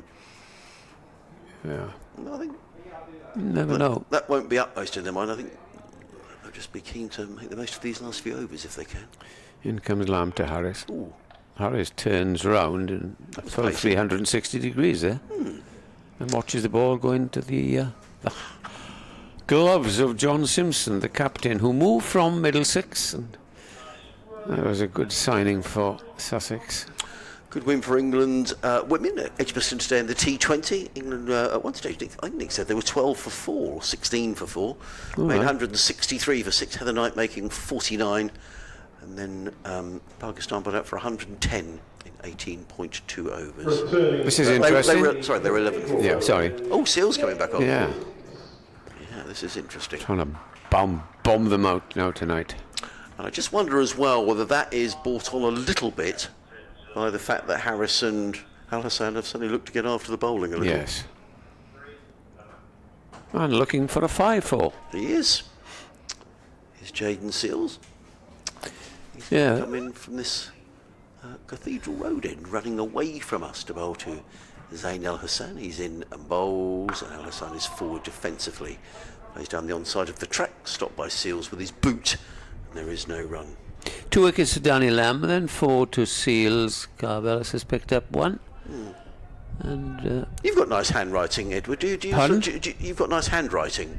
nobody, well, my wife Yeah. Do says, you do all the Christmas cards? no, Oh. she says the worst writing I've ever seen by No. anybody. Really? Yeah, because you use the machine for everything now, Yeah. Well, mine's awful, but my writing's deteriorated. Oh, If that's print, if you saw me trying to write a letter, you give up. Seals bowls. Al Hassan works that into the covers, picks up a single fielded by Ollie Carter, who's still very keen in the field. Al Hassan goes to 13, 396 for 7. No, I think that's not too much wrong with that. Remember the old quill, Yeah. the ink? Beautiful. My handwriting is shocking, embarrassingly Mine is. bad. But it means I get out of writing the Christmas cards every year, though. Well, I've got to the point that I don't send any more Christmas cards. Don't I you? send nice emails Right. and say, we are not signing, we're giving it to charity. If you don't like it, so be it. Well, I don't say that. Ingram Seals and bowls, and Harris plays this firmly through mid-wicket and picks up another single. He goes to 26, the total to 396 for 7. Oh, I see. Okay. Yes. It's gone ridiculous. Second-hand post. Well, the cost 70, 80 the cost of the 80 post is pence. ridiculous. Yeah, I agree. You know, with that. it's I'm in favour of sending cards, ridiculous. but I have to say the cost of the post is... So the idea is to drive around and drop as many through letterboxes as you can. Yes, my wife still sends for some reason. We argue about it, but there we are. Ingram Seals around the wicket, bowls. Al Hassan ducks underneath it through to Simpson, and there is no run. There's a lot of people who don't, Edward. I mean, there's a lot of people Yeah. who do send out emails or a little note saying they're going to... I'm not, I think it's I'm not- not being Scrooge here, but you see people. I didn't say anything. No, what did I say? You see people Every day of your life, or nearly every day, you send a Christmas card. Yeah. Well, it's Christmas. Woman up the road. Hello, happy Christmas. Jaden Seals in again around the wicket bowls. Al Hassan thrashes that one away through backward point and picks up a single. Pujara is fielding out there.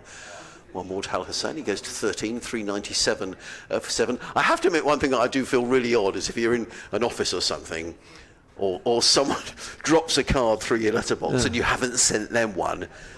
We send them back. My wife very quickly. That's right. My wife. I say to her, you know that they'll know immediately that you've forgotten them. Yeah, but if you do it quickly, they may not realise. Yeah. Oh, fancy seeing you. There you go. Merry Christmas. Ingram Seals over the wicket bowls, and Harris is full. I sound a Scrooge because my wife goes to church. She's a regular churchgoer and has her friends. There she'll go just before Christmas with a bag full of cards. I said, what are you taking those for? She said, to give my friends in church, if you don't mind. Yeah, well. And I said, I don't mind, but you see them every Sunday of the year. No, I like the sound of your wife. I think that's good. 397 for 7. Al Hassan 13, Harris on 26. I reckon we send 100 Christmas cards. What? Yeah, at least. Dear me. Is that the whole family, the girls, or just you and No, just us, yeah. So but a lot of loads of friends that we've met, along Yes. the way. But yeah, we've got a list, and every year I go through. I said, this is ridiculous. There can't be that many cards. So a couple get crossed off every year. Yeah. But yeah, I reckon we send 100. Well, I shall tell my wife that she agrees with you totally. I shan't be sending you one here tonight. Yeah, I shall look forward to your Christmas card, Edward. Right, back to the cricket, as Jeffrey Boyd would say. What on earth are we talking about Christmas for? Do you know, Joe, funny enough, I was in Derby last week and I saw a sign outside the hotel that said, book your Christmas I dinner. know, and you do. And I'm not, that's true. Oh, don't, I know. Hello. Tom Clark. Tom Clark is going to have a little bit of medium pace bowling and bowls to Ul Hussain. He'll get a single down to long leg. Glamorgan move within a couple of runs of their fourth batting point. Harris has played well, 26 of 23 balls, 14 to Ul Hussain. And they came together when that little collapse was going along at 360, so they've put on 38. So Glamorgan today have scored 300. And here's the next ball. A short appeal for LBW. We turn right round. they've scored, well, that less 21, so 377 runs. That's a good effort in a day, isn't it? Yeah. When you think, right? Yeah. Can't do much better than that. Was 4 and over. Yeah.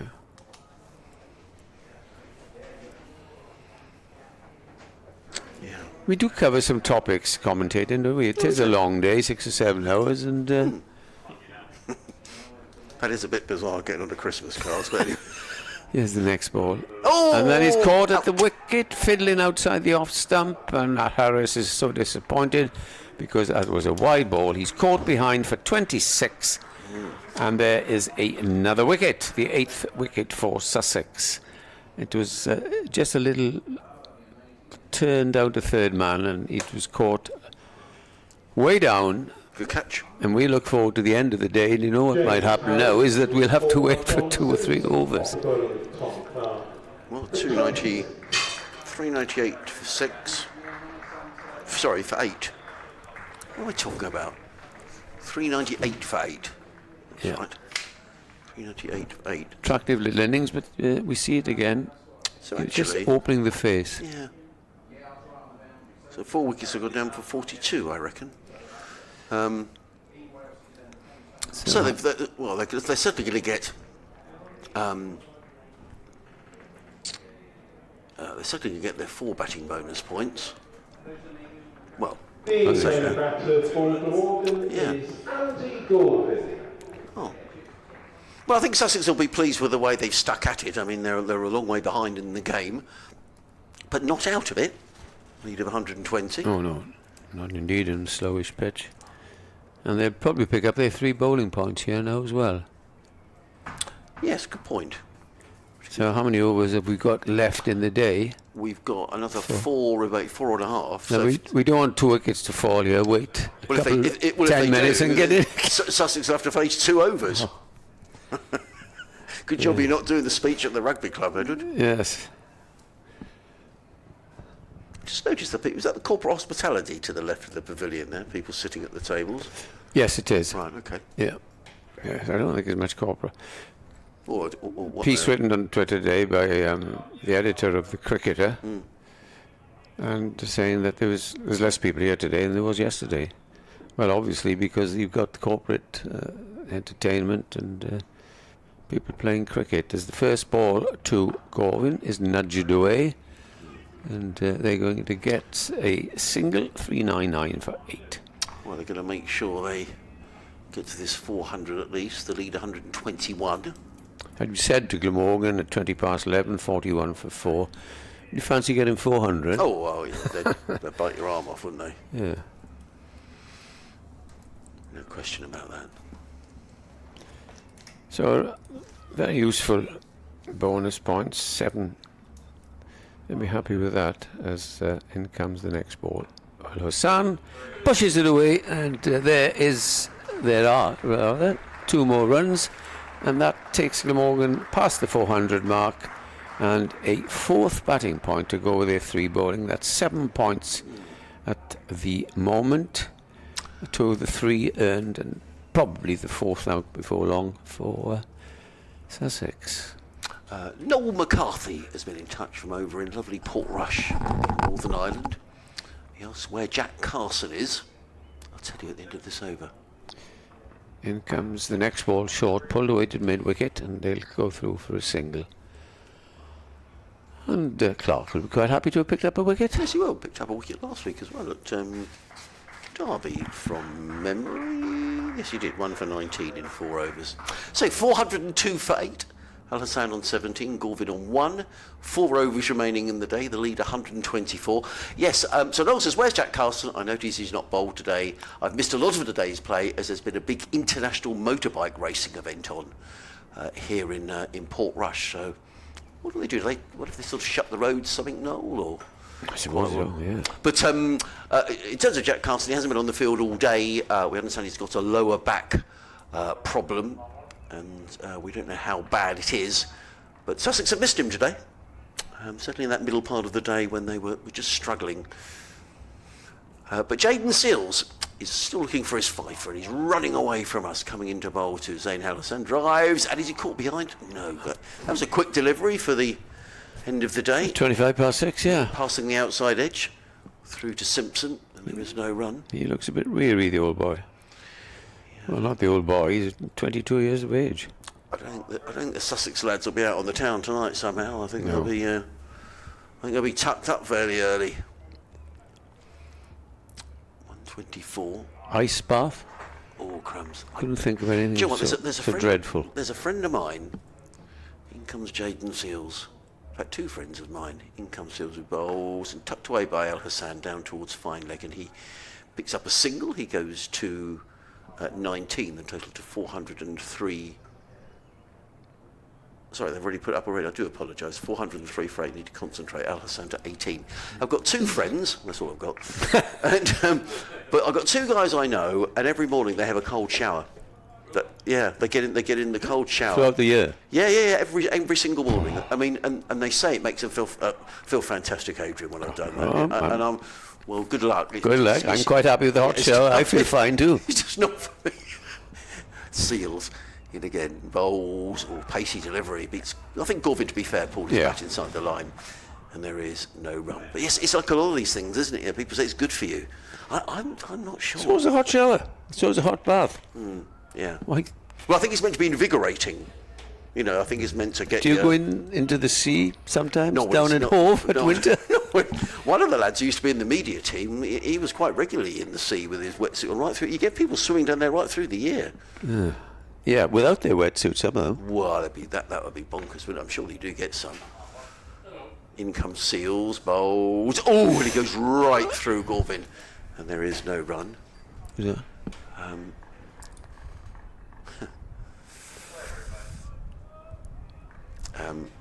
Michael's been in touch. He's talking about Christmas cards and wondering if they're more minuscule the card. I won't use the words he used, but he said if you get a small card, maybe someone doesn't really want to wish you a Merry Christmas.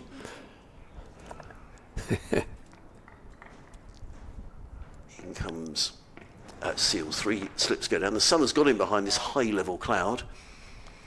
Seals looking for his 5th wicket. Bowls, and it's a catch by John Simpson, and right on cue, Jayden Seals picks up his 5th wicket of the innings.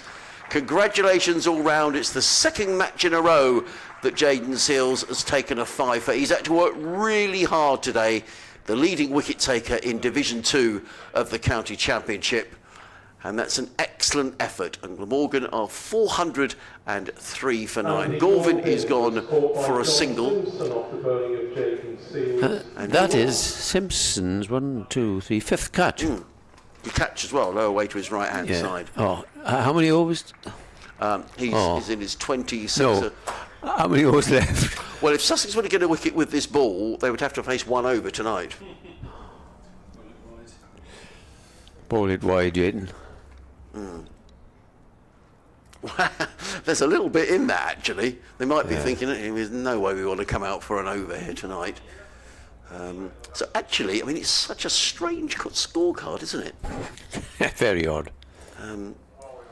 But it's been a wonderful day's cricket, and this will resume tomorrow. Who knows what will happen tomorrow?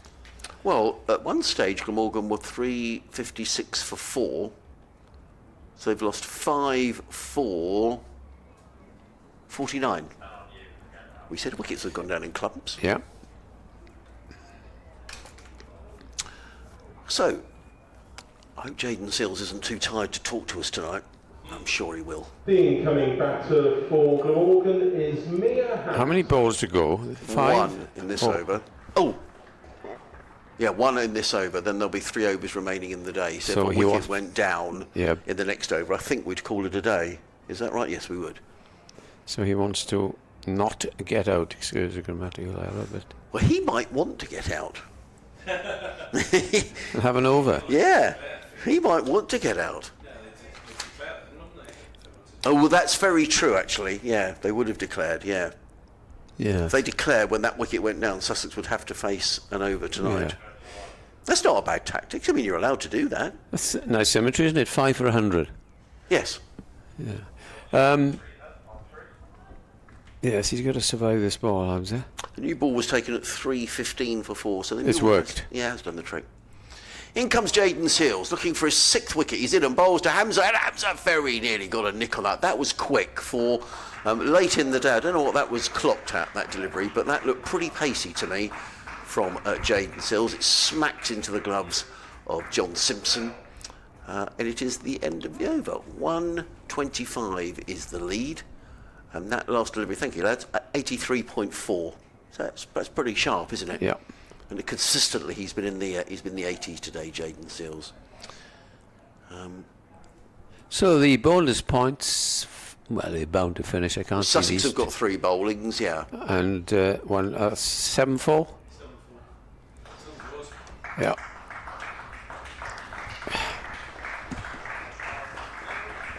Where's that applause coming from?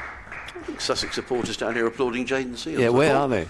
I can't see them. Or it could just be cricket supporters in general. Someone gets a fifer, that's a... Yeah, where are they sitting? I can't see any supporters sitting here at the moment. But there we are.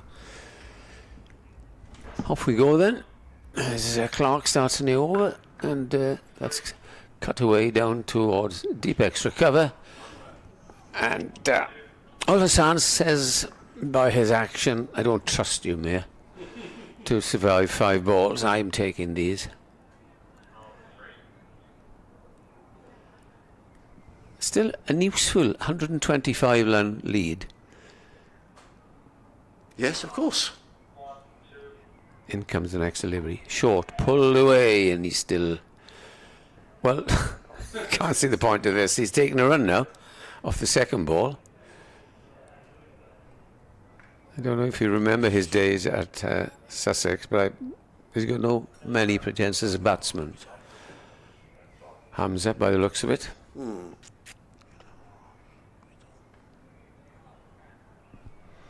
So if a wicket falls now, that'll be it for the day. 404 for 9. Glamorgan's day, I would say. Adrian? Oh yes, definitely. I think from so. From 41 for 4. Yeah. There's this ball. Hamza plays it away on the offside. He just puts a bat on it. I think that's the best way to describe that shot.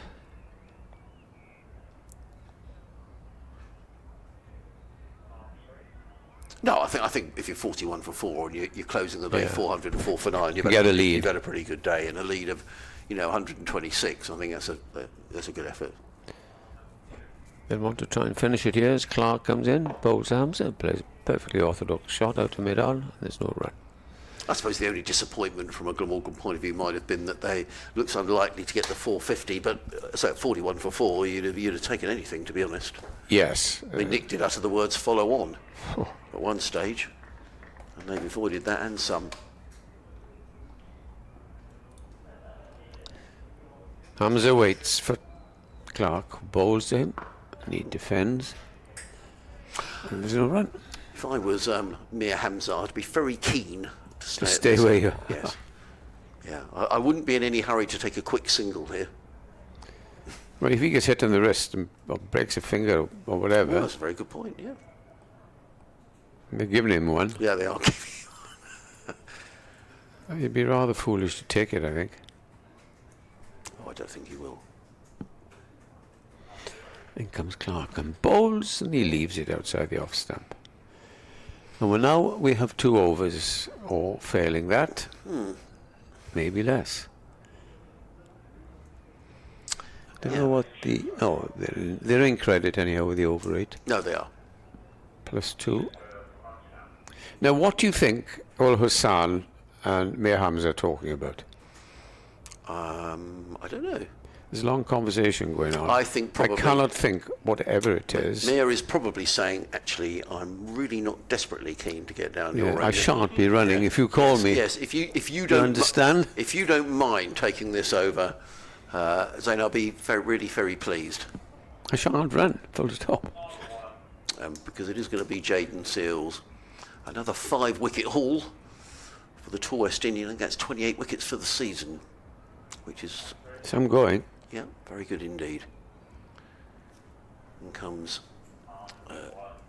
Jaden Seals racing away from us. Comes in and bowls. In fact, I'm talking absolute nonsense. Look to pull that on the leg side. He was 18 wickets going into this game, 23 wickets for the season. I think that makes it. I've double checked, didn't I? I think he was 18 at the start of this match.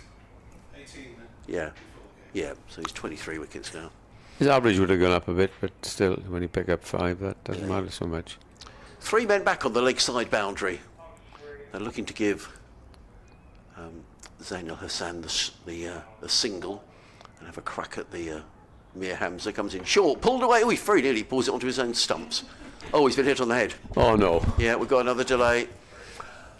Could you just nip down to the car and get him a sleeping bag? There's not a lot of point going home tonight, is there? The lads next door look like they're sort of, they've got the beer lined up at the bar. I tell you what, but I'll be close at time. That's right. Yeah, I'll tell you what, I reckon Jack ought to have a word with his mum so we can sort of bacon and eggs in. We have our breakfast here now. It's just... Everything is delaying. It's It is, 20 isn't it? to 7 nearly. Yeah. Dear. Dear. Well, we shouldn't be laughing because he's been hit on the helmet and that's very painful. Yeah. But it's another delay. Now, it's all Nick Webb's fault, He said, we'll be done by about 6:10. Yeah. Oh, of course. Yeah. But we're still going. At least it's a good driving night for me. Nothing on the road, sadly. No, nice. Everybody's gone to wherever they're going. And actually, I'm glad I'm not at home this weekend because they got the M25 shut for the whole weekend. It's the second time there's these major roadworks going on. And all the warnings on this weather, Brighton. Yeah, this one's up on the M25 at Wisley. Where's that? And that's sort of north of Junction 10 of the M25. Chelmsford way, is it? No, it's more sort of Guildford towards sort of Heathrow. But it's a massive work that's going on for donkeys, and everyone's struggling to get through the traffic. You'd have to go if you're flying from Gatwick. You'd have to go the day before and stay. Well, you definitely would, wouldn't you? Would you from here? Anybody, I would have thought. Oh, heck yes. Well, it's a good 3.5 But Cardiff would have international flights. I mean, would they? It's not just European flights, is it? They would fly to the States from Cardiff? Or? No, but I once went on a cruise. They did fly from From Cardiff Airport? to Barbados. Did you? I think you have to change in Dublin, don't you, if you want to get to the States from Cardiff? You can go through American passport control, I believe, in Dublin. Right. But you went on a cruise to Barbados and you flew from Cardiff? Cardiff direct there. Did you? Yeah, it's good. I once flew doing a rugby match in Romania. And Romanian Airways, I better be careful what I say here, Pat. Yes, be very careful. And as we had to walk to the plane. Jaden Seals. Fortunately, Zain Al Hassan is okay. Seals, he bowls him another short one, and well played, Zain Hassan. He got right in line to that, so fair play as the sun comes out. 404 for 9. Yes, as you got to the plane. Chap next to me said, "Look at those tyres." That's not the greatest intro, is it? We're not the greatest tyres either, Nick. Wasn't the greatest performance from Wales, if it's the one I'm thinking of, in the 80s. Was that the one they lost 24-6? No. Okay. Cool, that's a good memory, Nick. How on earth the shocker at the time. Everything worked. We got to the ground, there was a fellow just fiddling around. I said, "Have you got the line ready?" "Not yet." Seals running away for us. Can he get his 6th wicket of the innings? He's in and bowls. Sure. And clips that beautifully through mid-wicket and picks up a single. He goes to 20. What he does, though, is expose Mir Hamza 2 balls. to 2 balls. I don't think I'd be desperately happy if I was Mir Hamza, but there you go. That could be the run that makes all the difference. 405 for 9. Al Hassan is on 20. Hamza is yet to score. Well, it's been good fun today, isn't it? Good day's cricket again. I know it's a late finish. Sussex have enjoyed the first half hour and the last Yeah, they have. hour, really. They have, Nick. Glamorgan, everything in between. Yeah, yes. Well, it's been very much Glamorgan's day.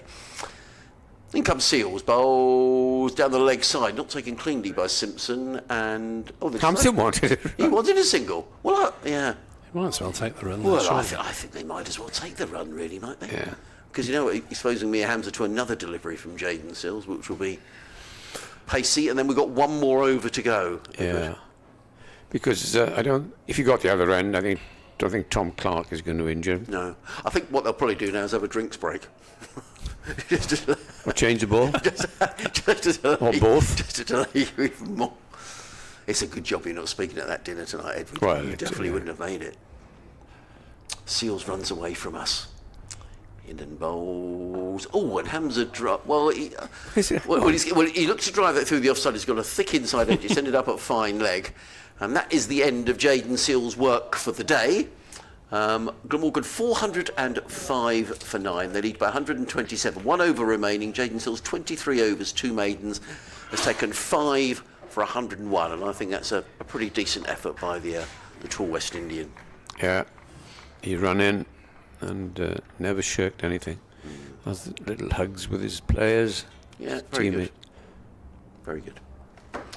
But overall, it's been a good day for Glamorgan. It's not often this season they've been in this sort of position. Yeah. I suppose you can say a position of some strength, not huge. Yeah, I mean, you'd expect Sussex to be batting relatively early tomorrow morning. And who knows what might happen. 127 is the lead. Here's the last over coming up to be bowled by Tom Clark. Well, it's a lead that allows Glamorgan to put a bit of pressure on Sussex. Yeah, you can have 3 or 4 slips, short leg for the... If the couple go down, Sussex will be batting under pressure, which will be... I mean, they were under pressure in that first innings, weren't they? 140 for 7. So it'll be interesting to see tomorrow how Sussex approach things. A good game of 4-day cricket. Yes. Really good. Ooh. Now, Simpson, please hurry up with placing your field. You got everybody on the boundary except for one. Bowled. This is pulled. 4 runs. That's 4 runs. All help. Yeah. I'm not sure if that was a chance. Oh, it is a difficult one. No, I don't think he got his hand to it. Tom Haynes looks like he's exhausted, and we might get a chance to see it. Here we are. There we go. Dug in. It'd been a miraculous catch if he held on to that. Yeah, it's the second one that he's had a Tom in that position. Al Hassan doing a good little job here for his side. He is. Yeah. Went very quickly, didn't it? 403 for 9, and it's now 409 for 9. The lead 131. Here's the next ball. Steps away, hammers it through the offside, and they cross for a single. As you say, why not take a single? Because Tom Clark's not going to be fearsome. Well, as you say, I think Glamorgan, if you just said at the close of play you'll have a lead of 132, they'd have been more than happy with that. Yeah. Sussex will be happy in that they've picked up the 3 bowling points, but from 41 for 4. But credit to Cook and Ingram. I mean, Carlson and Ingram, they batted beautifully. Partnership of 314 between the pair. Highest 5th wicket partnership in Glamorgan's history. Now, can Hamza survive? Oh, he wants a single. To deep gully. Oh, now there's an overthrow. I know, it's all happening here. Yeah, and He's off the mark. yeah, Ollie Carter puts his hands up. He says, sorry, it was played to backward point. And Ollie Carter, 10 out of 10 for keenness. He threw the ball at the stump because Mia Hamza was off, wasn't he? He wanted to get down the other end. I thought it was 315. You reckon it was 314, did you? Well, I got 314. Maybe I'm wrong. Nick will tell us, I'm sure. Oh, right, sorry. 315, Okay, yeah. that's my... Yes, Sorry. I thought it was, just in That's- case. That's my maths then. Bottom of the class.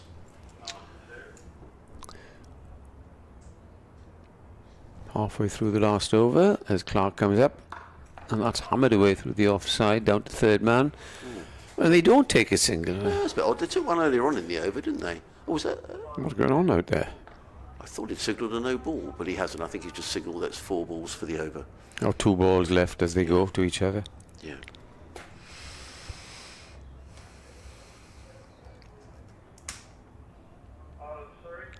So Hamza will stride out tomorrow morning, opening the batting at 11 o'clock. He makes room and tries to cut it away. Unless there's a wicket now. Yeah.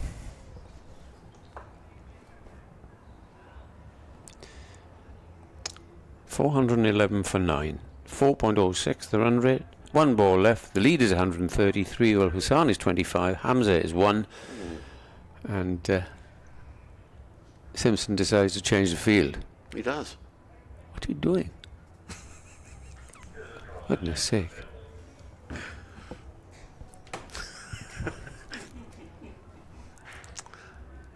Get on with it.